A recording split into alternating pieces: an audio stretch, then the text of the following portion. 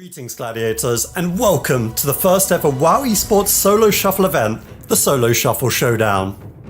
Just like in the Brawl, participants here will compete as individuals, with 36 players invited from Europe and a further 36 from North America. These players are split into damage dealers and healers and will duke it out for 3 days to win a share of the combined $100,000 in prizing and the bragging rights of becoming the first ever Solo Shuffle champions. The tournament is divided into 2 stages. During the knockout stage, each of the 36 players will play in 3 series. In each series, players will be randomly seeded into 6 matches before moving into the next round of matches to play against different opponents. Each player will play 3 total matches. Each individual round 1 in a match will grant them 1 point. And after the 3 series, the 8 damage dealers and 4 healers with the highest scores from each region will advance to the finals. The finals take place on September 25th, Championship Sunday, and will start with all points from the knockout stage being reset. Here, the 12 players will battle it out in 2 matches each. After these matches, the best 4 DPS and 2 healers will join the arena for one last definitive match. The damage dealer and the healer with the highest cumulative score at the end of the finals will be crowned the first ever Solo Shuffle Showdown champions. This is all happening live September 23rd to 25th. Be sure to not miss the first ever Solo Shuffle Showdown. For more updates, follow the WoW Esports Twitter, and we'll see you live on YouTube and Twitch. Thank you for watching. Good luck, Gladiators. We'll see you in the arena. Hey everybody, and welcome to Championship Sunday of the Solo Shuffle Showdown. My name is Aya. Once again, we're here with Zico, Brunhity, and Supatees. We saw Europe battle it out on Friday. We saw North America battle it out yesterday, and now we're going to see all of that come to a head today. We're going to crown the champions of the Solo Shuffle Showdown. It's been an amazing weekend so far. Zico, what are you looking forward to the most today? Oh, it's been some exciting games for sure, all the way through, and what do I look forward to the most? Probably the NA region a little bit more over EU actually, because there was, a little bit more diversity in the NA region. We can see already here actually the NA matches, which will be coming a little bit later today. But I just really like that we're going to have potentially Pikaboo on that assassination rogue to see how really far he could go. We have Moonkin with Dipi on that. We got KzFox representing the Retribution Paladins. Just a lot of different classes here and specs. So I'm excited to see, who's going to be the king of the shamans as well. Will Absterge hold up? Or is Brain? Brain is the only paladin here in a sea of shamans. So maybe Brain can squeeze through as well. That would be fun.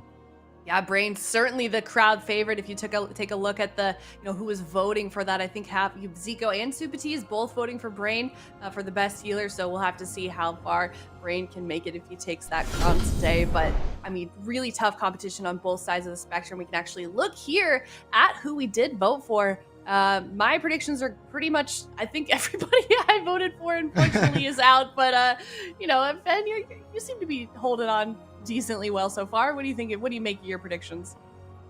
I think I had a little bit too much faith in Feral Druids, I guess, but my other predictions are pretty solid, right? Like Whaazz and Zenlyn, I still feel like, those are some good options. I almost wonder if Zenlyn's going to make a switch. He's been playing a lot of Holy Priest, but we've seen Discipline Priest actually do quite well, so I wonder if there's any chance we see him play that, or if he's just going to keep going with that Holy Priest specialization. And then, of course, Absterge on the Shaman. I think going into yesterday, we weren't exactly sure how the Shaman would do, but it seems solid. Lots of different comp options. The one thing Shaman kind of struggle with, it seems like when we got into lobbies with lots of casters, the Shamans didn't do so well. But when there's lots of cleavers out in the game, so if you get a lot of, Warriors, Death Knights, Outlaw Rogues, Feral Druids, it seems like the Shaman really, really is prevalent. Yeah, who you end up in a lobby with definitely can make a difference, depending on what spec you are decided to bring into those rounds. I mean, Ben already kind of mentions the ones that we're seeing sort of rise to the top in terms of just matches, but I feel like there's been a lot of specs like that, Supatees. Like, what to you surprises you the most about a spec, healer or DPS that has been doing better than maybe you would have initially predicted? Better than I initially would have predicted. I mean, Rogue, I feel like we all, according to this as well, we all thought Rogue was going to do well. I thought it was surprising that Warrior did so well in EU, but then in NA didn't. I mean, there was obviously less volume of Warriors, and arguably, like, you got multi BlizzCon champions playing in EU, whereas for NA we had players pulled from the ladder, so it was a little bit of a difference in overall experience. But I would say the biggest difference for me was just Warriors versus EU comparatively to NA. As a result, I was very impressed with Kasu on the Hunter as well. There was one game in the first day where he had to fight double Outlaw, and he was playing with a Warlock. I think it was Gelu and Kasu in day one, and I was like, this is literally the hardest. There's literally not a harder matchup I could probably conceive for somebody to be able to beat, and he was able to win that matchup. And I mean, I don't know how tight the points were exactly from my memory, but I feel like even just that game could have been the difference maker for getting here now into Championship Sunday. Yeah, we've been seeing a lot of that, a lot of tiebreakers with the DPS and the healer players today, for the last couple of days, and it's all going to come to a head today. We're going to see some, I'm sure we're going to be seeing some tiebreaker situations again. I mean, those points really hard to get, and it gets pretty hard to catch up as well once you fall behind. But we can take a look at the current pick'ems, pick'ems.gg if you want to participate in this. But looks like, Zico, everyone's kind of preferring Whaazz and Zenlyn in this match. Yeah, excellently done here by the viewers. You can tell they've done their homework. They looked at my picks and they copied them, which is exactly what you need to be doing. No, I'm just kidding. We already actually will be hopping into a lobby here with Whaazz and Zenlyn. Take it away, guys. I am excited for this one. I think, like I said, in Solo Shuffle, I always look towards when people are playing the same classes to see who can kind of pull ahead. So I'm going to be looking at Whaazz, I'm going to be looking at Brunhity, and see like the little plays that they make to try to pick up points. But we'll have to see this first game. We are going to have the Hunter Outlaw Rogue going up against the Outlaw Rogue Fury Warrior. Now, keep in mind, all of these players are going to have 2 opportunities today, 2 different sets of matches to earn points. So this is going to be their first one. So earning those points is going to be very important as well. I mean, for these healers, this is a very tense moment. They don't get that many opportunities today. So we'll see. I expect these matchups to be very intense, but with both teams kind of sitting back, dampening is going to start ramping really high. So it's really, really dangerous to kind of sit back like this. We have just about 20 seconds until that dampening starts kicking in, but the game will start. Looks like they will be going after Tay. Brunhity getting a counter kitty shot there onto Whaazz. Try to slow him down just a little bit. Brunhity gets the gouge onto Clyde. Tay is taking a lot of damage here, but at the same time, Kasu getting incredibly low. He will trade the aspect of the turtle, so that's a major win there for Tay and Brunhity, getting that major objective out of the way. I was initially thinking that was a great start for Kasu because you got the Door of Shadows onto the Holy Priest, you get the Holy Ward, you got the stun into Freezing Trap. I thought that they would be ahead, but they're actually just so far behind right now with a swap onto Whaazz. Cloak of Shadows forced onto his side as well. 2 targets are vulnerable, and as a Resto Druid, it's a very difficult situation to heal because you need to allocate your heal over time effects perfectly onto 2 targets. Even right now, Kasu is just getting ran down. He might just die to damage. He's going to get overwhelmed in round number 1. Yeah, that's going to be a quick point there for Tay, Brunhity, and Zenlyn. And I kind of wondered, like, who do you favor in these type of cleave matchups as the healer? I want to say Zenlyn might have the slight edge. What do you think? Starting to lean towards Kasu is going to go 0-6. You think so? I think out of all the classes in this match, that he is just the easiest class to kill in terms of defense. But maybe now switching to a Holy Priest, that theory will be tested. Maybe it is just the Resto Druid can't keep the Hunter up through this type of damage. Maybe a Holy Priest will. I feel like it's still going to be pretty tough. Obviously, it's actually a good comp they have, right? Like that, the Hunter Rogue Priest. It's a comp you see every once in a while, the Thug Cleave. Maybe they can pick up one. Yeah. I guess we'll have to see. It could be difficult. I mean, in Europe, at least, it's really seemed like the Outlaw Rogue and the Fury Warrior have been prevalent. We'll see if Kasu can actually put some points on the board. It's going to be a full trap on Clyde early on as they look to get aggressive. Kasu kiting away. That's exactly what he's going to have to do. Just create as much space as possible. Try to avoid damage. And damage is really powerful in this version of the game. You know, people are asking me about Solo Shuffle yesterday, and I think Kasu, let me table that thought for 1 second. Kasu taking a lot of burst damage in this kidney shot. will get the Feigned Death off, and it looks like Zenlyn will be able to keep him alive, trading the Fey Guardians, the Guardian Spirit, and aspect of the Turtle Exhilaration. Okay, that's it. Kasu is in a lot of trouble. I don't know if he's going to survive the next attack. Yeah, it's not looking very good for Kasu in this lobby overall. I almost wonder maybe if he was Beast Mastery, it could have been better. Just run around the map in circles, cleaving both targets, barb shot bleeds, and just keep like pumping out maximum damage. Because the Survival Hunter, it has to get close every once in a while, and every time he gets close, he gets shredded, as he is right now, down below half HP. Feigned Deathing trying to get a shield up. Zenlyn gets gouged. This could be it for him. You can see cheap shots coming out from Brunhity in desperation, but I'm not sure if it's going to be enough, as Kasu is cut down once again in round number 2. And yeah, I don't think Survival is going to be able to survive in this is type even of worse. lobby. Yeah, this is okay. Yeah, I mean, the one thing though, there's a mechanic. I don't know if it's been fixed 100% with Fury Warrior. Their mortal wounds, how it stacks to 40. If you have another mortal strike in your game, you have to make sure that you remember to like take your wound poison off, or get a non-MS pet, because it won't actually stack to 40. So like remembering to switch that. I'm not sure if that got fixed or not in a recent patch, but I do remember that being a problem when I was playing my warrior, having to remind my partner. So if either of these rogues are running wound poison, they should actually be switching that off or something else whenever Tay is on their we team. actually did that, if I recall. I think I was playing with you. Yeah. I was ruining your Mortal Strike when I was playing my Outlaw Rogue, but yeah, this is I think this is going to be a hard one as well. Double Outlaw seems like if I could think of like the perfect solo shuffle composition, it would be Double Outlaw Rogue. You just have so much crowd control, so much damage, so much survivability.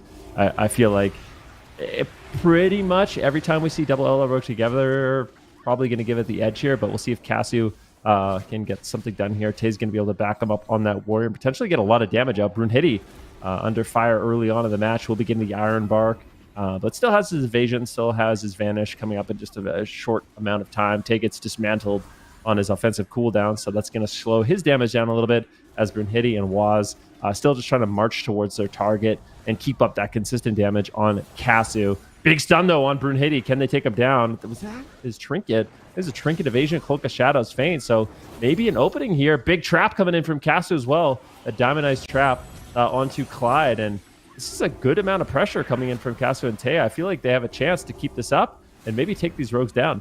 Yeah, Kasu really needs to get like at least a few points here and keep it even, because right now no one's really running away with a massive advantage other than Tay. Potentially, if he wins this, it'd be crazy if the warrior comes out on top, right? Like Tay, I think we pulled him from the ladder. He's a top player there, and he actually qualified over Blizzo, and right now he's the point leader in a bracket with Whaazz and Brunhity, these outlaw rogues. So this is very impressive, and if they can win this against double outlaw, like that is going to be excellent for his possibilities to qualify into the final group staging of Championship Sunday. And the thing is the intervene from the warrior is actually way better than anything else we've seen. You just intervene Kasu every kidney shot, give a little bit of mitigation, but nice now, clone. oh no. Oh, Brunhity, is he going to die? Doesn't look like it. Evasion's up, and the entire team is getting cleaved. This could be a triple kill for the side of Brunhity and Whaazz, as Tay is on 10%. Zenlyn's trying to pick him back up. Will he manage to recover him at 30% dampening? It doesn't look like it, as he will fall. And now Kasu is just so far now out of the running. Like, if he doesn't win the next 3 in a row, I don't know how you make it out into the next round. Yeah, it's going to be rough. I mean, just even looking at those final moments, Zenlyn is playing the talent where he can fly up in the sky. He actually flew up in the sky, and he was just free casting on Kasu and still couldn't keep him up. So a bit surprising there, but yeah, Kasu just seems to be kind of a flimsy target. Hunter's most viable composition we've seen in threes is with the Feral Druid, and the Feral Druid provides a lot of kind of like peels, a lot of assistance with cyclones and off heals and stuff like that. And I think maybe Hunters maybe need that little bit of extra support. So we'll have to see how Kasu is going to navigate this game, try to avoid some damage. His crowd control is pretty strong, right? If he can land the traps consistently, it's definitely going to help his team, but he's just constant. Look at him. It's just Trinket Turtle. He gets out of his camouflage immediately, having to use his will to survive and his turtle. I mean, that is a disaster for Kasu. Also defensively blind the warrior. So like he's still just dying, even using the blind defensively. They have to trap the warrior. Oh, interesting adaptation, going after the healer, putting crowd control into the damage dealers, and then trying to attack the priest. I'm glad that they're mixing it up, because the last 3 rounds have just not been working. So breaking out a new strategy here to try and get some points make it into the next round. Just avoid damage, land a freezing trap and a kidney on the healer, and then go after the healer instead. I think killing the healer is going to be way easier than a Fury Warrior or an Outlaw Rogue as well. Dismantle on Tay, they're going after Zenlyn, but not finding any crowd control. Now Kasu in trouble in a kidney shot. Clyde's trying to recover, but even through Cenarian Ward, he's having a tough time healing Kasu. Zenlyn is still being pressured decently hard. Brunhity gets gouged away by Whaazz. Kasu grappling hooks in to go after Zenlyn, trying to take him out. If this ends up working, it's going to be so good for the possibilities of Kasu to get at least 3 points from this round. It is getting them ahead on mana, but their cooldowns are so limited. Clyde's in a stun. He can't heal. Is Kasu going to be able to survive that stun? He's trying to disengage away at 10%. Clyde doesn't really have any emergency heals. He gets a Swift Many Proxy's Tree of Life right at the most opportune moment. Zenlyn up in the skies, about to hit the ground. And if they have a kidney shot and a freezing trap for the warrior, this could be a great setup. Yeah, Zenlyn's silenced up right now. If he gets stunned out of that, it could be a disaster. Dismantle coming in from Brunhity. Beautiful chastise. Zenlyn's going to... Oh, he gets kicked. Nicely done there by Brunhity. Zenlyn, if he gets stunned out of this, it could be dangerous. Is he going to be able to land it? Where's the kidney shot from Brunhity? There it is. A full kidney shot lands. I think they shred through the Guardian Spirit, but Zenlyn, he's known to always have the Resurrection Legendary. So if he doesn't have it, it'll be the first time I've ever seen. So you can pretty much count on it with this priest. If you take him down, he's going to be coming back to life. And that's a bit scary of a thought, but I feel like this strategy for Brunhity and Kasu has been the best we've seen so far. Yeah, I mean, putting just the crowd control on the damage dealers, attacking the priest. Dampening is going to CC the healer. You don't need to stun the healer. Like, they're just 50% less healing output. So just attack the healer and stop the enemies from attacking you. Seems to be a great adaptation. And Zenlyn is going to have his Guardian Spirit procced. Kasu has aspect of the turtle. This is where we need to maybe follow Zenlyn to check if he is running it. It doesn't look like it. I would be surprised if he was, just because he hasn't been targeted a single round. But now moving into the future, he would likely switch that, and he is not. That's the first win. They found a strategy. That's literally the first time I've ever seen Zenlyn not use the Resurrection Legendary, ever. Like, in the hundreds and hundreds of games I've seen him play. So that's really, really interesting. I mean, I think it's interesting that they're able to punish it. And that actually, believe it or not, is a big win for Brunhity, right? Because if there's someone who's not, like, if the series goes where Kasu just loses every game, then all the other DPS are tied, right? But if you're the DPS that can actually make the weaker DPS, I would say, like, if you can actually get Kasu wins, it's massive. So now if Whaazz isn't able to pull off a win with Kasu, that puts Brunhity even further ahead here, and he'll be basically the first in his group. I don't know if you can do that to a druid the same way as a priest. I mean, maybe it's possible. Without a stun, bear form, is he really gonna? I mean, maybe Survival Hunter can do a lot of magic damage to get through the bear form, but the Outlaw Rogue is almost all physical, so it's gonna be a little bit difficult. We can see Kasu is just trying to stall in camouflage. He wants to spend as much time not being attacked, because any second he's getting attacked, he's kind of losing the game. So he's literally just sitting in camouflage at the back of the room right now, not even attacking, waiting for dampening to get it a little bit higher, and then maybe gonna go after Clyde. As he Door of Shadows in, stuns Clyde. Are they going to go for Freezing Trap? Looks like they're going for Freezing Trap, and they're going to be attacking the Fury Warrior. So not doing the same strategy as we see in the last game, instead going after the Warrior. Zenlyn in position, gets a Psychic Scream. This gets the Enraged regen, but Kasu is still very low. Will he go for the kill at the same moment? Tay, mind controlled at low health, trying to mind control that Nature Swiftness heal. Is he going to fall? NS is up, he gets silenced on the NS, and looks like he went down at that last second. A huge amount of burst. Wait. Wait, I might have missed that. Wait. Kasu went down? I was literally just staring at Tay and looking at the NS situation, and Kasu died. Yeah, a bit unfortunate. That is so awkward. Like, I'm literally thinking, like, this is their best situation ever to win. I'm literally tunnel visioning Tay at 10% with his mind control on him. His NS gets silenced. I'm thinking, like, oh my god, this is the chance. Like, he's gonna die here. And then Kasu just falls over. Very unfortunate. It's looking good for Clyde as well. I mean, you can see Clyde is picking up a lot of points, and this is, I would say, Zenlyn, this is a pretty good opportunity for him in this game with the double Outlaw Rogue. But I don't know, Clyde in that Restoration Druid has been really solid so far. It seems like the healing he's able to put out is solid for his team. Let's see if he can actually pull out another win here for Kasu and pick up 5 wins for himself. Tay's going to be leaping away, but a big amount of damage here from Whaazz and Brunhity to get the sap on Clyde. Really aggressive plays from the right side.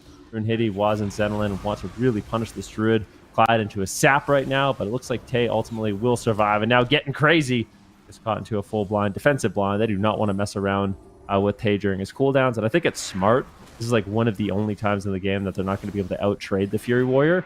So just crowd control him on his cooldowns, and then you can kind of wait for that storm to weather, and you can do some damage. Tay right now in another stun, the sap on a Clyde. So Whaazz and Brunhity really just focusing on control. They get the trinket from Clyde with the blind, and Tay is just struggling to survive.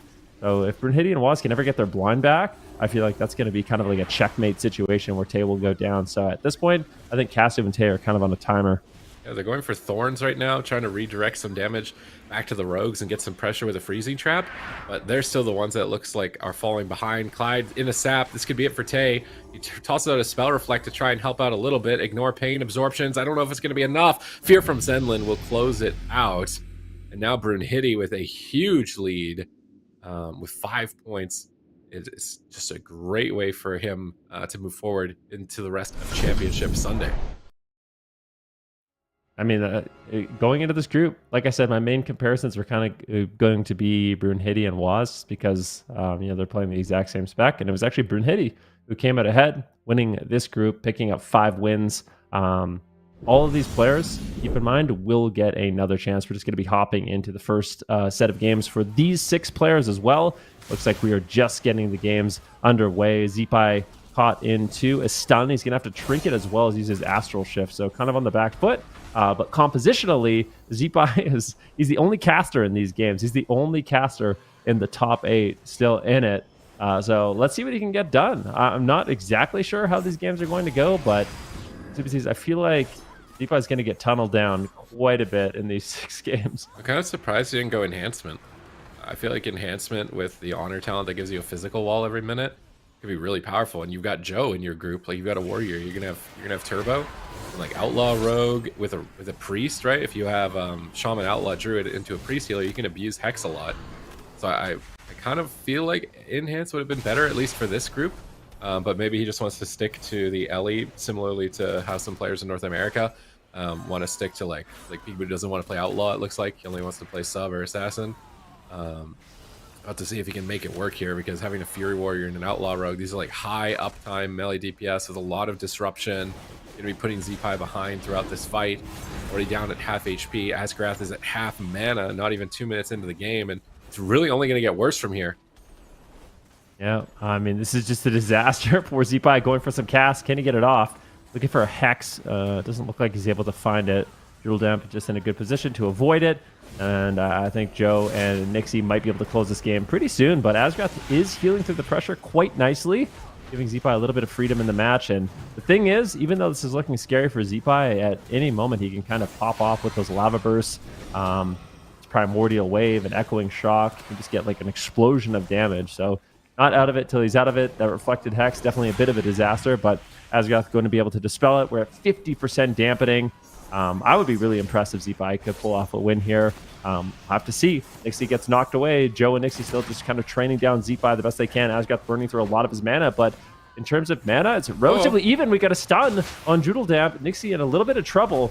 Looks like he will trade out the pain suppression to live. Zeepeye, this is a disaster situation for him as well. Astral Shift going to be used as his last line of defense. Got the Hex. He actually he gets the Hex. A beautiful Hex there by Zeepeye. Sneaks in, and Niksi now is the one that is in trouble. Trillebartom all over him.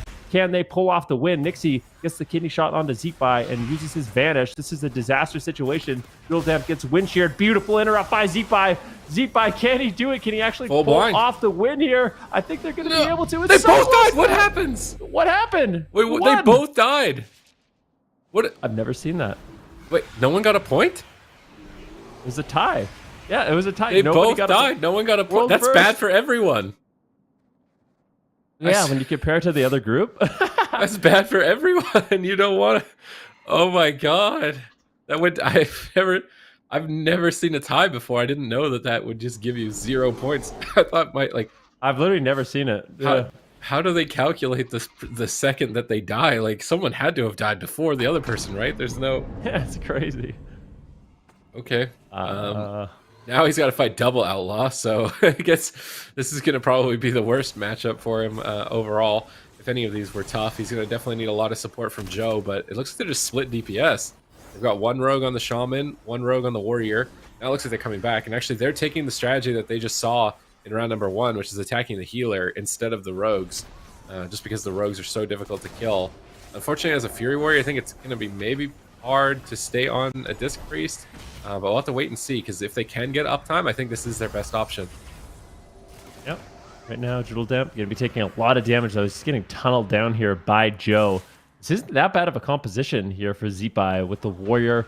I think it could be solid. Joodledump taking huge amounts of pressure. Zeepeye's all over him, spamming out the purges on those rapture shields.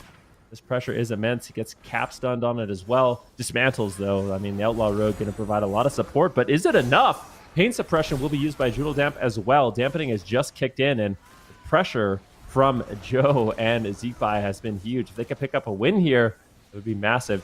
I still can't believe what we saw. Like the round number 1, a draw for all of these players. I'm sure the players cannot believe it as well.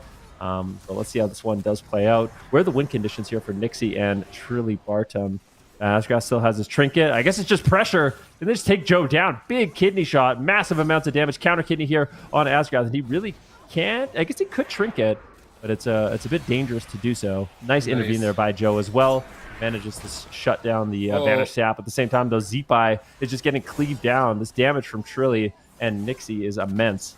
Come on, Asgarath. If Asgarath manages to win these matchups with the Ellie Shaman, like, surely he's going to get the most points here and get through. Basically, any healer that can get any wins with the Ellie Shaman, I think, is going to be in a really good position. And he's my bet right now, so I really want my prediction to come true. You guys, Zenlyn only got away with 2 points in that first round, so Asgarath, please, no draws, because there's no way that happens again. Niksi into a Cyclone at the moment on the kidney shot, gets Mass Dispelled, but Mass Dispel is very expensive, so Joodledump might regret doing that with his mana already not in a great spot, and actually fully hexed.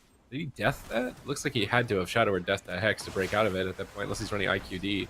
Zeepeye and Joefernandes trying to pull away from that barrier so that they're not taking the damage reduction. This is going to allow Zeepeye to free cast a bit, get some lava bursts out, but Joe is just taking so much damage. The Outlaw Rogues just maxing out their damage and just finish him with a mind control onto Asgarath. Massive pressure out from both Niksi and Trillebartom. And finally, we're going to have a point lead to some of these players. Zeepeye is going to get the Outlaw Rogue again with the Resto Druid. We're going to see if that makes any differences for him here in this round. I think Zeepeye... Here's the thing, though. Zeepeye is getting... I want to say in these kind of cleave games, having the Restoration Druid, in my own experiences on an Elemental Shaman, having a Restoration Druid heal you is like the best, right? Because Restoration Druid has really, really strong single target healing, and it's very constant. And as the Elemental Shaman, you're constantly taking damage. So the healing is just, it feels really good when a Restoration Druid is backing you up. And Zeepeye, he's already played 2 games with Resto Druid. This is going to be his 3rd. So I wonder if the games kind of get really scary when he has to play with Joodledump, or how that's going to go. But I really feel like Zeepeye needs to pick up a win here with Asgarath. It's his best chance, I think, to actually get a point. It's just such a tough bracket as an Ellie Shaman. Like, melee cleaves are already very powerful into your specialization, and you know, some ways you'd counteract it is to have like another caster on your team, but there's no other casters in Championship Sunday, so trying to get that as an option is just not going to be there. He's going to have to deal with being brutalized by every kick, every stun, every gouge, and he's still playing it out, trying to finish off Trillebartom, managing to get evasion and rapture from both those players. Now swapping to Joefernandes, getting the power word barrier on that kidney shot, so they are starting to break through some cooldowns. Trillebartom cloaking. Not sure if he was trying to pre-cloak a stun or something, but he doesn't have Cloak of Shadows now. Joodledump is in a stun. He's going to vanish off, get a sap onto Asgarath, cheap shot onto Niksi, move forward onto Zeepeye. No Astral Shift. I'm not sure if that trinket is off cooldown or not for Asgarath, based on like it not coming off cooldown from the last round. But we'll have to wait and see if that pressure actually results in a serious situation for him in the near future. He is ahead on mana at this point. Definitely the single target healing going to be a lot better. Zeepeye gets a Tremor off on that fear. Now Asgarath jumps in to get a Cyclone. Trill jumps over. He's too late though. He doesn't stop the Cyclone, and now he doesn't have Cloak of Shadows or Vanish. He's down at half, but oh, Joodle got a Pain Suppression in between the Cyclones, reducing damage on Trillebartom. Really well done. The only Disc Priest in Europe at the moment, and I think he was our highest point earner coming into this. Of course, those points are now wiped, so he's going to have to earn that first place slot again. He wants to have some certainty of making it to the finals. Yeah, definitely. All these points are going to be really important. Trilly right now, taking a little bit of damage, and I'm kind of surprised at the lack of pressure here onto Zeepeye in this match so far, but dampening is getting high. 30% dampening. This is where things get absolutely crazy for both of these healers. They're both burning through their mana very quickly as well. Asgarath has a slight mana lead here, but I think Joodledump will be able to kind of sustain for a while. Just using his penance defensively and stuff like that. Hopefully he can hold on for a little bit longer. Joe actually popping all of his cooldowns and will be put into a full blind, so a defensive blind there by Niksi, and really, really important, I think. Zeepeye doing an excellent job, too, with his Thunderstorm, going for a Hex. He gets interrupted by Trilly, kidney shot on Joe, and it's just all about peels here for Niksi. Luckily for Zeepeye, these Outlaw Rogues are quite strong at actually assisting and using Dismantle and Blind and Kidney Shot to keep you alive. Joe trying to connect to his target, and I feel like if Trilly and Joe can connect to Zeepeye for an extended period of time, especially at this point in dampening, it could be the end of the game really quickly. But at the same time, a beautiful Hex sneaks through. Full Hex, 2 targets at 50% HP. Joodledump has basically no mana. If there was a game for Zeepeye to win, this has got to be it. He wind shears the healer, blasting out Lava Burst, and Joefernandes is going to go down. Zeepeye gets his first point, showing that there is some signs of life, and see how many points he can ultimately get throughout this entire set of rounds. Now he's going to have the Discipline Priest and a Warrior on his side. Like Disc Priest, not the best healer to deal with this type of crowd control. You basically have like 0 output when you're crowd controlled, and there's a lot of crowd control from 2 Outlaw Rogues. So with 0 output on the Shaman, he's basically not going to heal himself. He's not an enhancement Shaman. He's not going to get healing surges off instantly with 2 Rogues on him. So this is going to be a really tough round for him. If he can win this, it would be absolutely crazy. But Niksi takes the lead now with 2 points. Yeah, let's see if he can do it. Like I kind of mentioned, I mean, on Shaman, I feel like a Druid is the best thing that can heal you, and a Discipline Priest might be the worst. So we'll see how Joodledump's going to navigate that situation, if he's going to be able to keep Zeepeye alive on that Elemental Shaman. Full Cyclone goes out onto Joodledump, and Niksi and Trilly getting aggressive early on. Beautiful double fear there by Joe, and it looks like they're just going to be going after the healer, essentially trying to land hexes and fears on the rogues, and then just going all-out aggression on the Restoration Druid. Asgarath handles the situation, though, with just the Barskin, the Overgrowth, and it looks like he will be able to hold on. Some beautiful peels coming in from Niksi and Trilly to slow down that initial damage. The other thing, too, for the Druid versus the Priest is you have to fight Mark of the Wild as an Ellie, which is just reducing your Flame Shock damage, which is a significant portion. And trying to purge it off, you're gonna always run out of mana, especially if Asgarath is rebuffing it throughout the fight. So it seems like the odds are stacked against him here. Nice barrier though on Zeepeye during that stun. Joefernandes actually gets swapped to for a moment, just cleaving 2 targets, trying to stack them up for Blade Flurry. Seems to be the main strategy for Niksi and Trille, to do as much damage as they can, run the Priest out of mana as the main win condition for them, as we're a minute in, 7% dampening. Zeepeye still has his Astral Shift, still has some options, but he's caught in a Kidney Shot. Joe is trying to pressure Niksi away, actually disarms him, but then gets dismantled himself, not able to get any pressure going. And anytime the Fury Warrior gets crowd controlled, they're basically going to lose all pressure, because the Mortal Wounds effect is going to fall off, and then the Druid is going to immediately recover the rogues back to full health. So this is really tough if Joe, like, this is no good target. If he attacks the Druid, he's going to get rooted. If he goes on the rogues, he's going to get disarmed and stunned, and he's not going to keep his MS up. This is probably the hardest round they're possibly going to have in this group. Yeah, I think that could be true. 22% dampening as well. Joodledump burning through that mana really, really quick. But there has been signs of life here for Joe and Zeepeye. The pressure isn't too bad. Kidney Shot now on Joe as Nixi's just putting pressure on the Warrior, forcing Joodledump to kind of split heal here. And that could be difficult on the Priest if he's lots of Radiances. Maybe a little damage out onto Asgarath. He's just trying to line of sight right now. Avoid the fight as much as possible. Just basically allow his rogues to be tanks. Allow them to kind of be the bruisers in this game. Get the stuns out. And I think as long as Asgarath takes like no risks, it's going to be really difficult for Zeepeye and Joe to actually take them down. And you can see this damage is just crazy, but dealing with really not many defensives. There's no evasion, there's no vanish. He could be vulnerable here. Our barrier drops down nicely down there by Joodledump, just trying to prevent the damage before it happens. And I'm impressed. I really thought that Zeepeye would kind of just fall over in this match, but he's been doing a great job with Joodledump and Joe to actually stay alive and bring this into the late game. Yeah, I mean, anything can happen in dampening. If they get a big Conk banner, as I say, that Joefernandes gets dismantled on it and is not going to be doing any damage. Now he's getting cut down. Joodledump has to trade out Fey Guardians. He's trying to get mana back from it as well. Will he get enough to save Joefernandes here? He's so low. Pain Suppression and Rapture have to go at the same time. Not the position you want to be in as a Disciplined Priest, but it does at least keep him alive for now. Where are there opportunities for victory? Trillebartom with no evasion, but his Vanish is coming up. He just cloaks. He pre-cloaks the Stormbolt. That's going to negate all of Zeepeye's damage. Now Zeepeye is bashed as well. Niksi is tearing in. Niksi has Adrenaline Rush. He's going to be doing so much damage. Zeepeye's cloned low HP. Joodledump has nothing, and Joe will fall. Niksi now establishing a significant lead at 3 points in this round. Yep, 3 points in the round. And just keep in mind, if you're just tuning in and the score doesn't really make sense, had a draw in game number 1, which is the first time we've had that. And what happens with a draw is nobody gets a point. So going into round 2, everyone still had zeros. And actually, surprisingly, Joe, I think this is an opportunity for Joe to start picking up some points. I think his last 2 games are with Asgarath. So there are options or opportunities for him to actually pick up a few points here on the Warrior. Let's see if he's going to be able to do it. Joe right now putting a little bit of damage out onto Trilly. And we'll have to see how Joodledump can navigate this situation. In the early stage, they have a kidney shot now onto Joe. Asgarath just in the back line, playing this matchup kind of defensive, and I really don't mind it. Just trying to utilize kind of the powerful healing that the Restoration Druid has. Let his melee DPS kind of get in there. They get a lot of pressure out and just don't take too many risks, and it's worked out so far. Let's see if Asgarath can get a bigger lead here. Actually gets hexed, ends up breaking.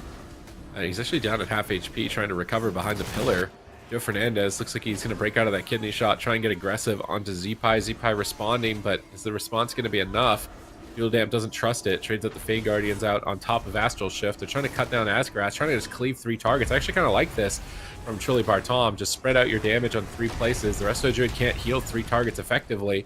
And eventually, you should be able to find an opening if you can keep swapping targets effectively. Asgarath needs to spread away from his teammates, but he's not a viable target. And with that blind sap on Trilly now, the pressure is gone. They're just all over Zeepeye. Asgarath charging in, getting a bash out of the gouge. This could be it. Double fear onto Trilly, trying to slow him down, but Asgarath actually gets feared. He's not able to get a Cyclone. A little bit surprising. Now mind control. Joe maybe in trouble here. Can they pull off a win? Trilly's dismantled. He can't do any damage. Zeepeye got kicked. They're trying to crack some Earth Shocks to take down Joe, but that enraged regeneration, it looks like he's going to stabilize. Now Niksi getting cleaved down a bit, decides to trade out the evasion. Trilly getting cleaved down. I don't think he's even the main target. It's just these blade flurries and cleave damage just taking an off target down really low. Asgarath has to trinket, gets a big nature swiftness onto Joefernandes. This is the round where I really feel like if Asgarath wants to maintain a lead, he can't lose. Yep, let's see if he can do it. Gouge right now on Asgarath. The Zeepeye and Trillebartom trying to get some counter pressure here. This powered barrier going to be soaking up a lot of the damage, but once that fades, I am very afraid for Zeepeye. Blind goes out from Trillebartom. They might be able to do it. Can they take down Joe? Do they have the burst damage? Unfortunately, no. Zeepeye gets caught into a counter kidney shot, a disaster. It's just not enough pressure to take Joe down. This match is looking very good for Joe, Niksi, and Asgarath. Zeepeye in a lot of trouble. I don't know if Joodledump's going to be able to recover. He's spamming out the Rapture. And the Astral Shift. That Cyclone. No, devastating Trilly. At the same time, trades out Feint and Evasion. The pressure from the Rogue Warrior is just immense in this match. Zeepeye still getting cut down just a little bit. Joodledump almost completely tapped. He does have the Fey Guardians. More than likely going to have to trade that out soon. This kidney shot, there it is. Reducing as much damage as possible during these final moments, but there's just not enough throughput. Zeepeye will go down, and that will be another point earned for them. Niksi actually in the lead right now. Has a clear lead on that rogue. Yeah, Niksi and Asgarath definitely in a good spot here. And now we've got the same situation where it's like Outlaw Fury versus Ellie Outlaw. And Joodledump is just running out of mana, running out of cooldowns faster than his opponents. So what are they going to do to be able to pull off a win here? We saw Trilly trying to swap to the healer and get pressure. So maybe Niksi does that strategy. Definitely you don't want to attack into Cenarian Ward, especially if a Druid uses Flourish, because that extends the duration of it. And Cenarian Ward is a heal over time effect that I don't know how much DPS you'd really have to do to kill through it, especially with a full row of hots on top of it. Basically, unkillable target. So you're going to need to swap. They blind Joefernandes very early, getting rid of that conk banner. Cheap shotting him afterwards, just totally trying to negate that pressure for as long as possible. Zeepeye getting barriered during the initial assault. I really like what Niksi is doing right now with the crowd control he's utilizing onto Joe. Totally nullified that, but he kind of baited him because he didn't pop Recklessness. So Joefernandes is actually splitting his cooldowns, and now he's going for Recklessness, and there's no crowd control. So this was a really heads-up decision by Joe, rather than combining your cooldowns together, is to split them up, and then when the CC is gone, you at least get some value. Maybe even a kill. Can they do it? Zeepeye pops the Astral Shift. Dude, when I play Shaman, I just die. Like, I don't know how Zeepeye does this. I don't know how he's surviving in these moments. But yeah, it's really, really impressive to see him on that Elemental Shaman. Let's see if they can actually pick up another win here in round number 6. This is their last chance for this match to actually pick up points. Asgarath would love if he could get 4 points on the board. See if they can do it. Good pressure right now for Zeepeye and Niksi as Joe gets mind control. The beautiful mind control, just taking him out of the fight, leaving kind of Trilly exposed by himself. I really like that crowd control. Stun now over onto Asgarath as they try to make a swap onto him. This is the Rock Elemental for Zeepeye, going to bolster his health and allow him to access that Rock Wall as well. So he's a little bit tankier right now, but using it at this point of the game could be a bit scary. But at the same time, Joe, he has his cooldowns. That banner is going to be coming up in 29 seconds. I feel like if they can hold on for 25 seconds, a little bit longer until that Conk banner is available, that's when they're going to be able to get really aggressive. And I fear for Zeepeye. Yep. Let's see if Niksi is prepared to crowd control that with like a kidney shot or a dismantle, because it's impending. They have decent pressure onto Asgarath. Joefernandes actually getting critically low here. They do not want to lose this matchup. I think the Discipline plus the Elemental has to be the weakest of all the combinations of these classes. So if they lose that matchup, it'll be devastating. Bash onto Joodle, but he pre-barriers Zeepeye on the bash. That was really well done. Now Asgarath getting blasted away. He gets the Cyclone, though, and now Zeepeye in trouble. Here's the Conk banner. Joefernandes getting a Recklessness proc, but they decide to Cyclone Zeepeye. It was on his Astral Shift, but he actually gets Mass Dispel. He might regret that Mass Dispel. At the same time, both sides getting cleaved down. Are we really going to see another tie between these teams? It is so dangerously close at this point with Zeepeye 30% remaining health, trying to escape, but he's got nowhere really to go. He gets gripped back to the pillar. Shadowman gets disrupted, and Zeepeye goes for the last-second lasso, but it might not matter as Trilly's got him in a kidney shot. He's trying to get away. Trilly has to cloak, but that is it as the rally falls. And it looks like Zeepeye not going to have a great run in this group, but the points overall, I think that means that Niksi and Trillebartom are tied, or did the points update at that point? Is this the tie at the first game? Are we going back to calculate who died first? Yeah, we have a ruling on it. We're going to be able to see it here, but we freeze framed it and concluded that Niksi actually died first. No way. It was like, yeah, it was just a fraction of a second. Niksi falls 0.234 seconds earlier than Zeepeye, as we'll see here. So that means Asgarath, Trillebartom, and Zeepeye will be awarded 1 point for this round. But you can just see how close this is. Just absolutely ridiculous. We're at 65% dampening, very back and forth. And at some point, you just kind of got to go for it, right? When you're low, it's like, okay, this is just a race to the finish. Try to get them down. Niksi just so incredibly low. But we'll see. It's ultra slow mode. Where's the pause button? Because this was like the closest it's ever been. Oh, right there. Yeah, that is clear. When you're watching it in Omega slow mode, it's a lot more clear. It's easy to tell, yeah. that he died first. So, well done. I actually got Zeepeye 2 points, and it actually denied Niksi of getting 5 to tie with Brunhity. So, even if Zeepeye doesn't end up getting enough points to qualify, he's playing spoiler for some of the Outlaw Rogues potentially. Yep. And so these are the current standings right now. So the current top 4 is Brunhity, Niksi, Trillebartom, and Tay. But keep in mind, everyone is going to have an opportunity to earn more points. That was just the first of 2 sets of matches. And then for healers, they're looking to get top 2. And right now, that's Asgarath and Clydey with a massive lead on that Restoration Druid. And it seems like in these finals, the Restoration Druids are looking really good. Here, Sid. Yeah, definitely. I'm interested to see. I can't remember exactly what our second round of groups look like. If we have that, to see like is the possibilities going to be higher likelihood for some of these players at the bottom end. I do think that Brunhity is kind of running away with this, with 4 players kind of at 2 points, or 3 players at 2 points and 1 point. It would be really difficult for them to even catch up, because Brunhity could win 2 rounds, only 2 rounds, and still be really ahead.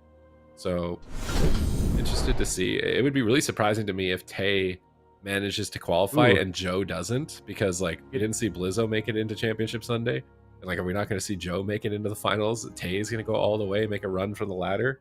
Like that's kind of the cool part about the solo shuffle, is that it's not based on like team synergy or like a click. It's like, how well do you perform with the most variety of people? Are you like flexible? Can you adapt to personalities and playstyles easily? Can you play a bunch of different compositions? It's kind of like the ultimate test of a World of Warcraft player. It's not just like who's the best rogue mage priest or who's the best whatever the comp is at the time that's meta. It's like who's the best overall, best awareness, best flexibility. It's a really cool way to assess.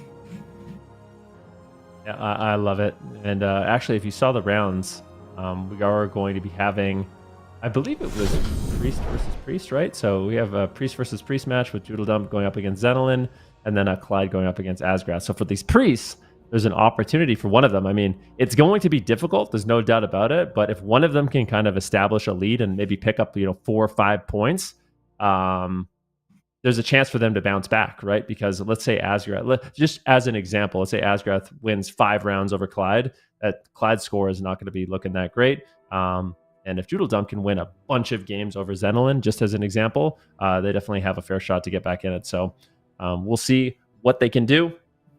Because right now, both Clyde and Asgarath have kind of a commanding lead. So I think Zenlyn and Joodledump, either one of them is going to need kind of a standout performance in their next set of matches. Yep, they absolutely will. I mean, we've seen just how quickly you can fall behind here in terms of points. But, regardless of where they are in terms of points, I know that a lot of people have been really impressed with their performance, especially when you look at these players that maybe aren't so well known. We don't really see them in the AWC or in the WoW esports tournaments, but it's cool to see here that them here performing really well and kind of keeping their own against, these players that we've seen around for quite some time, like Whaazz and Zeepeye there.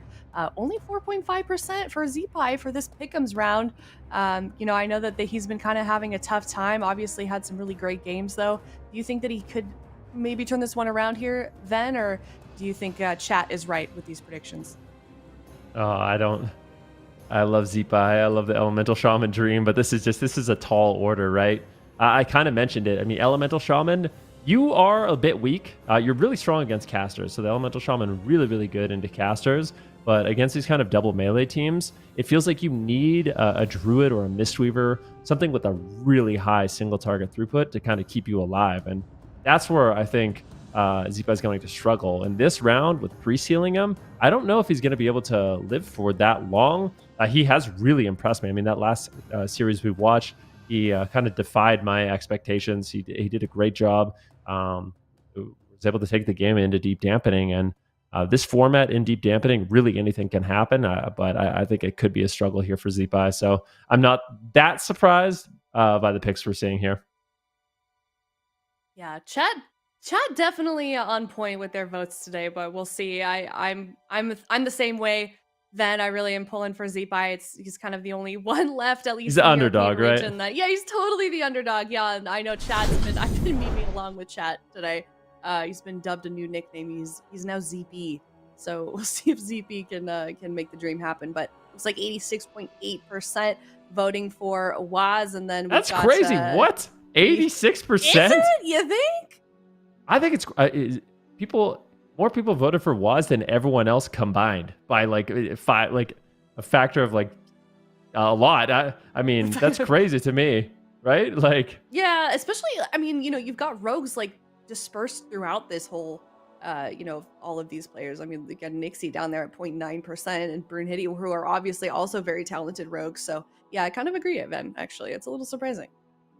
It's definitely surprising. But, Whaazz, obviously, I mean, that's who I picked was going to win it all. But these other rogues are stepping up. I mean, Brunhity did better than Whaazz in their group. So he actually managed to pick up more points. So I think at this point, Whaazz actually has to play catch up a little bit. He's got to manage to get back in.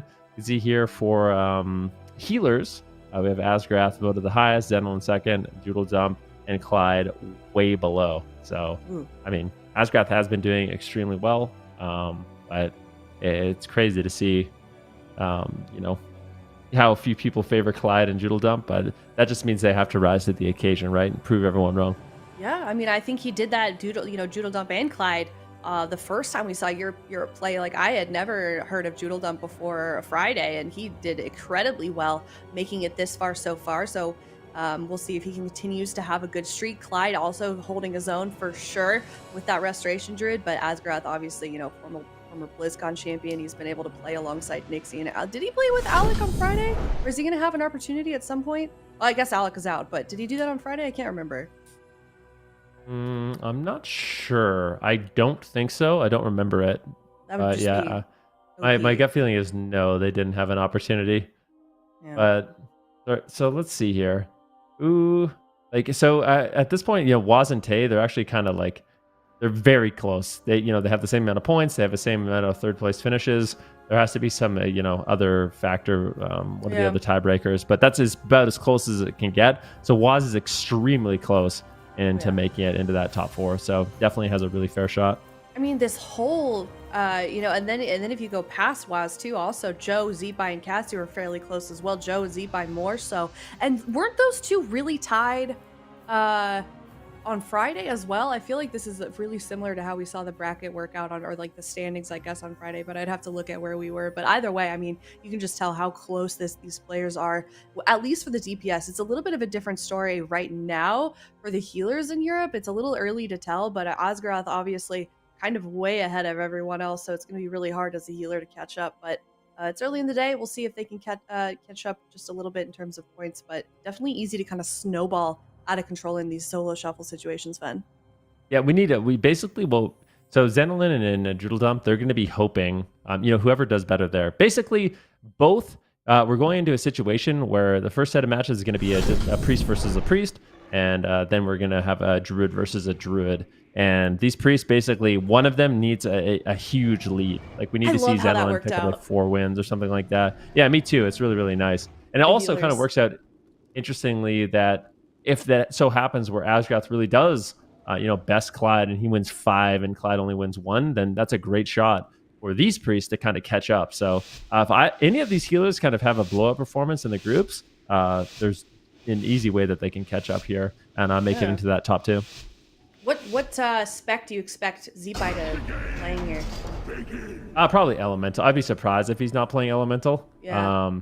It seems like he's kind of ride or die on that spec. That's his main. And yeah, with the Lightning Lasso, you can see that he is going to be playing that caster. And like I said, I mean, I play Elemental Shaman. It's not easy to survive against these cleave compositions, and Zeepeye is consistently doing it deep and dampening. So it's been really, really impressive to watch. Yeah, I was listening earlier. I was cracking up. I don't remember exactly what you said, but you're like, yeah, Zeepeye, just so good. I just die when I play Ellie Shaman. It's true. It's absolutely true. It could be a nightmare to heal a shaman. But yeah, we're seeing a lot of initial pressure here on Zeepeye. Yeah. Just kind of getting surrounded by these melee classes. We'll see if he can kind of hold his own here on Blade's Edge Arena also. So a lot of weird map angles that you could kind of be doing here. It's the most unique map that we're seeing in the pool for Solo Shuffle. So glad that we're going to be back here with this match on Blade's Edge Arena. Zeepeye dropping down low just a little bit. Whaazz is as well, but Zenlyn going to be topping them off pretty soon. Here you can kind of see him in the back, recasting just a little bit. Joodledump, however, not so much. He's definitely got a couple people sort of chasing after him. And Trill also going down just a little. I think he might be okay, but things are looking a little dangerous so far. Just a reminder, dampening does start at a minute, so things quickly can kind of get out of control. No one is safe in this solo shuffle competition.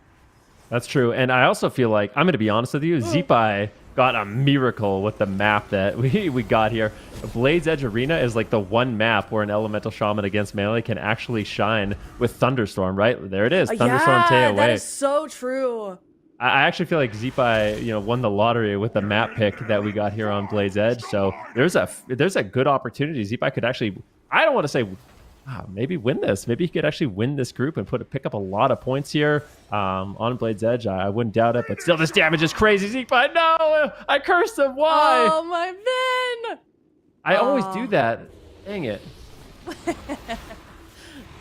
Well, I mean, it might just take some finessing on Zeepa's part to sort of get that down, because I feel like that's not often something that you get to utilize very much, that skill as an Ellie Shaman, unless you're just like sitting in the middle of Eye of the Storm or something. Those are the days in RPGs when you just get knocked out. Maybe I'm just reminiscing. That's PTSD on my end, getting knocked off by Ellie Shamans and dying. But anyways, we'll see if Zeepeye can make it happen once again. He is going to be alongside the Rogue this time, so yet to have a win under his belt, and we've got 2 Rogues also against this, so it might be a difficult moment for the caster class. What do you think, Ben?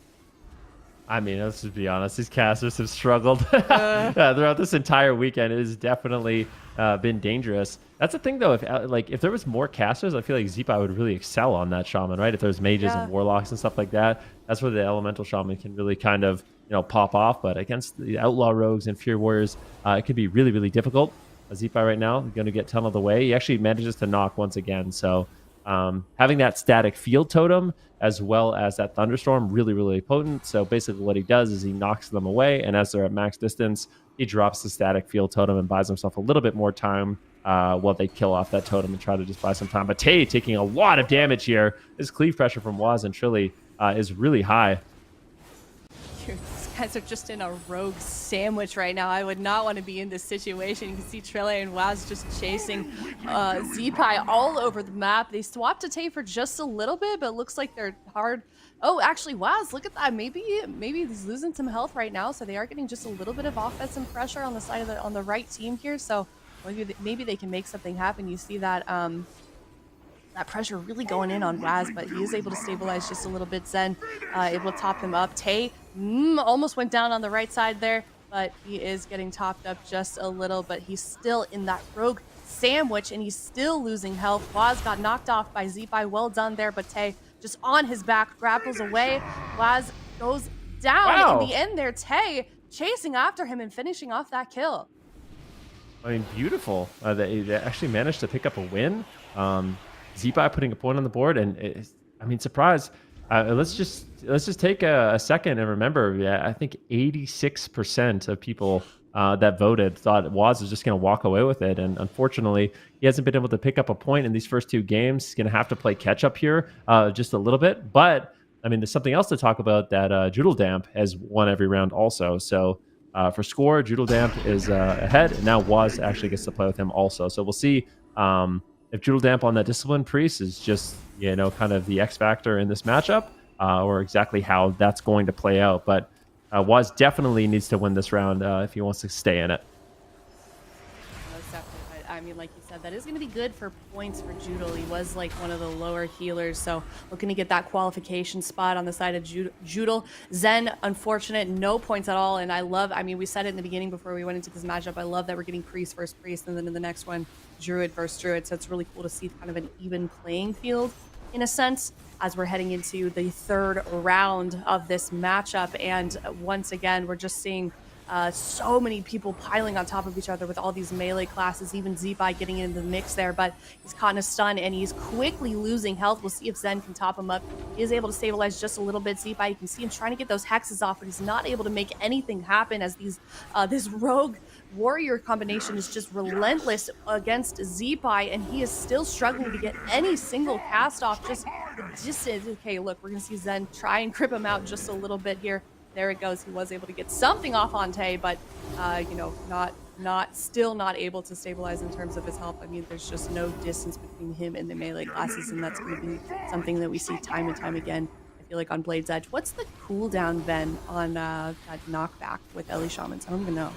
Oh, you're putting me on the spot. Oh no. Sorry. I want to say it's like around 30 seconds, but don't quote me on that. It's something like 30 seconds, I believe. So he's going to be able to use it quite frequently. Every couple kidney shots, he should be able to use it as a knock. We have a kidney shot on Zeepeye and a counter kidney shot from Trill onto Whaazz, just trying to slow down that pressure.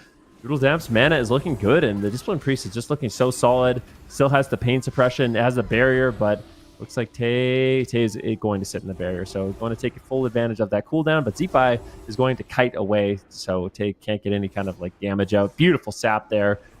Beautiful intervene by Tay, but Trill still gets the sap. That is very unfortunate for Tay. The sap, Joodledump is forced to trade out the trinket, and they keep Tay alive. He's got the pain suppression, will use it. Big pressure coming in from Zeepeye and Trill, but now a sap on Zenlyn. Zeepeye could easily fall. I don't think he's going to be able to live, and he does get dropped. And I mean, all I'm going to say right now is Joodledump. People did not have faith in him, but he is absolutely owning on the Discipline Priest. He's won every single round so far, but so has Tay, right? So it's like the Fury Warrior and the Discipline Priest both have won every game, and now they're split up for the remainder of the games. We'll see if Joodledump can kind of keep this up. Yeah, he's got double rogue on his side this time around, so we'll see if he can make something happen with this one. These matches go so quickly. I can't actually even remember if they won the first time we saw these two together. Sure. am I putting you on the spot again? With a double rogue, Have did we they not play seen it in double this rogue? round? Yeah. Right? No. Sure, I no, think- they I haven't. think- No. Okay, well, if they have, they lost. Either way, Tay yeah. right now. Yeah, so if they did play together, they lost because that means they would have played with Zenlyn, and Zenlyn hasn't been able to get a Right. point yet. But yeah, good damage out onto Tay right now as these rogues trying to get some cleave pressure out. Let's see if Joodledump is going to be able to do it. And I mean, Joodledump, if he can win even just a few more rounds, if he gets like a 5-point win, that's going to be massive for his chances to actually make it into the top 2 and into the final. So let's see if they can do it. Zeepeye taking quite a bit of pressure right now. Joodledump's getting very aggressive, and Zenlyn struggling to keep him alive. This is the Astral Shift, trying to prevent a lot of that incoming damage. And it looks like he will survive, but I don't know for how much longer he's going to be able to keep it up. Yeah, I don't know. Really getting unstable there on the right side, but Zenlyn doing a good job so far of keeping them stabilized. Trille just dropping a little bit in health here. Also, something interesting to note, a little bit of an ironic situation. Joodle actually said that he really didn't want to see any outlaw rogues in this competition when he submitted his bio to Blizzard, and here he is playing alongside 2 of them and doing, decently well. But Trille continues to drop low in health. Both of them getting knocked back by Zeepeye, both of them grappling back almost instantly, just maintaining that pressure against the enemy team here. Zeepeye gets interrupted with the Hex, Tay dropping down in health, and everything looking okay so far. But Tay is absolutely relentless on Trille right now, but he's still losing that health. Okay, we're gonna see a Fleshcraft from him, so he's gonna pop up just a little bit, but doesn't look like he has too many defensives left also, and Zen kind of out of mana also, so I think this might be the end pretty soon here. What do you think, Ben? I mean, definitely is getting so high. Zenlyn is completely tapped on mana. Joodledump just looking like an absolute monster on that Discipline Priest, keeping his team alive. But Trille, could he fall? Nope. It's going to be Tay that falls first. And right now, Joodledump undefeated. I mean, I think that has been the big surprise of the tournament. First of all, Discipline Priest, how well it's doing, but Joodledump in particular, I think he actually won, right, as the healers in the qualification stages to Championship Sunday. He had the most points, now going undefeated here against Zenlyn so far. He's got Whaazz and Zeepeye on his team. Let's see if they can keep up that trend, because if he goes 6-0, that's going to be looking huge. I mean, obviously Zenlyn at this point pretty devastated. I think his chances of making top 2 aren't really there, but Joodledump, you can keep picking up these points. I'm going to be very impressed. Am I like misremembering things? Wasn't he Joodledump yesterday? Now he's Joodledump. Sure. He's just trying to and like on the document that we have, he's Joodledump. So very very new versatile naming conventions from Joodle. But that being said, at the end of the day, he's still got 4 points. He's still absolutely kicking butt in this match, and that's going to be very good for standings because he wasn't in the top 4 just before. He hadn't quite made it, but this is going to be really good for him if he continues on this winning streak. And I feel like momentum might be a big thing in this. What do you think, Ben? I mean, I know they're switching up games a lot, but do you think that momentum kind of has a play in this, or is it kind of just ruined every time you switch up your teams? No, momentum is definitely a thing. I think you get kind of inspired. I mean, Whaazz and Zeepeye, they're like, okay, we have the healer that hasn't lost a single game yet. This is our chance to like pick up a point. And Joodle's like, I can't lose. You do get confidence. You do get momentum. Tay right now, though, a Hex sneaks in on Zenlyn, and Tay gets dropped. A beautiful push there by Whaazz and Zeepeye teaming up there. Whaazz is going to earn a point.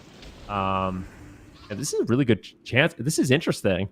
So another thing that's really interesting when one healer just kind of wins every game is everyone else ties, right? So this is a chance for Trille, Zeepeye, and Joodle to pick up a point. And if that happens, Trille, Whaazz, Tay, Zeepeye, they're all even.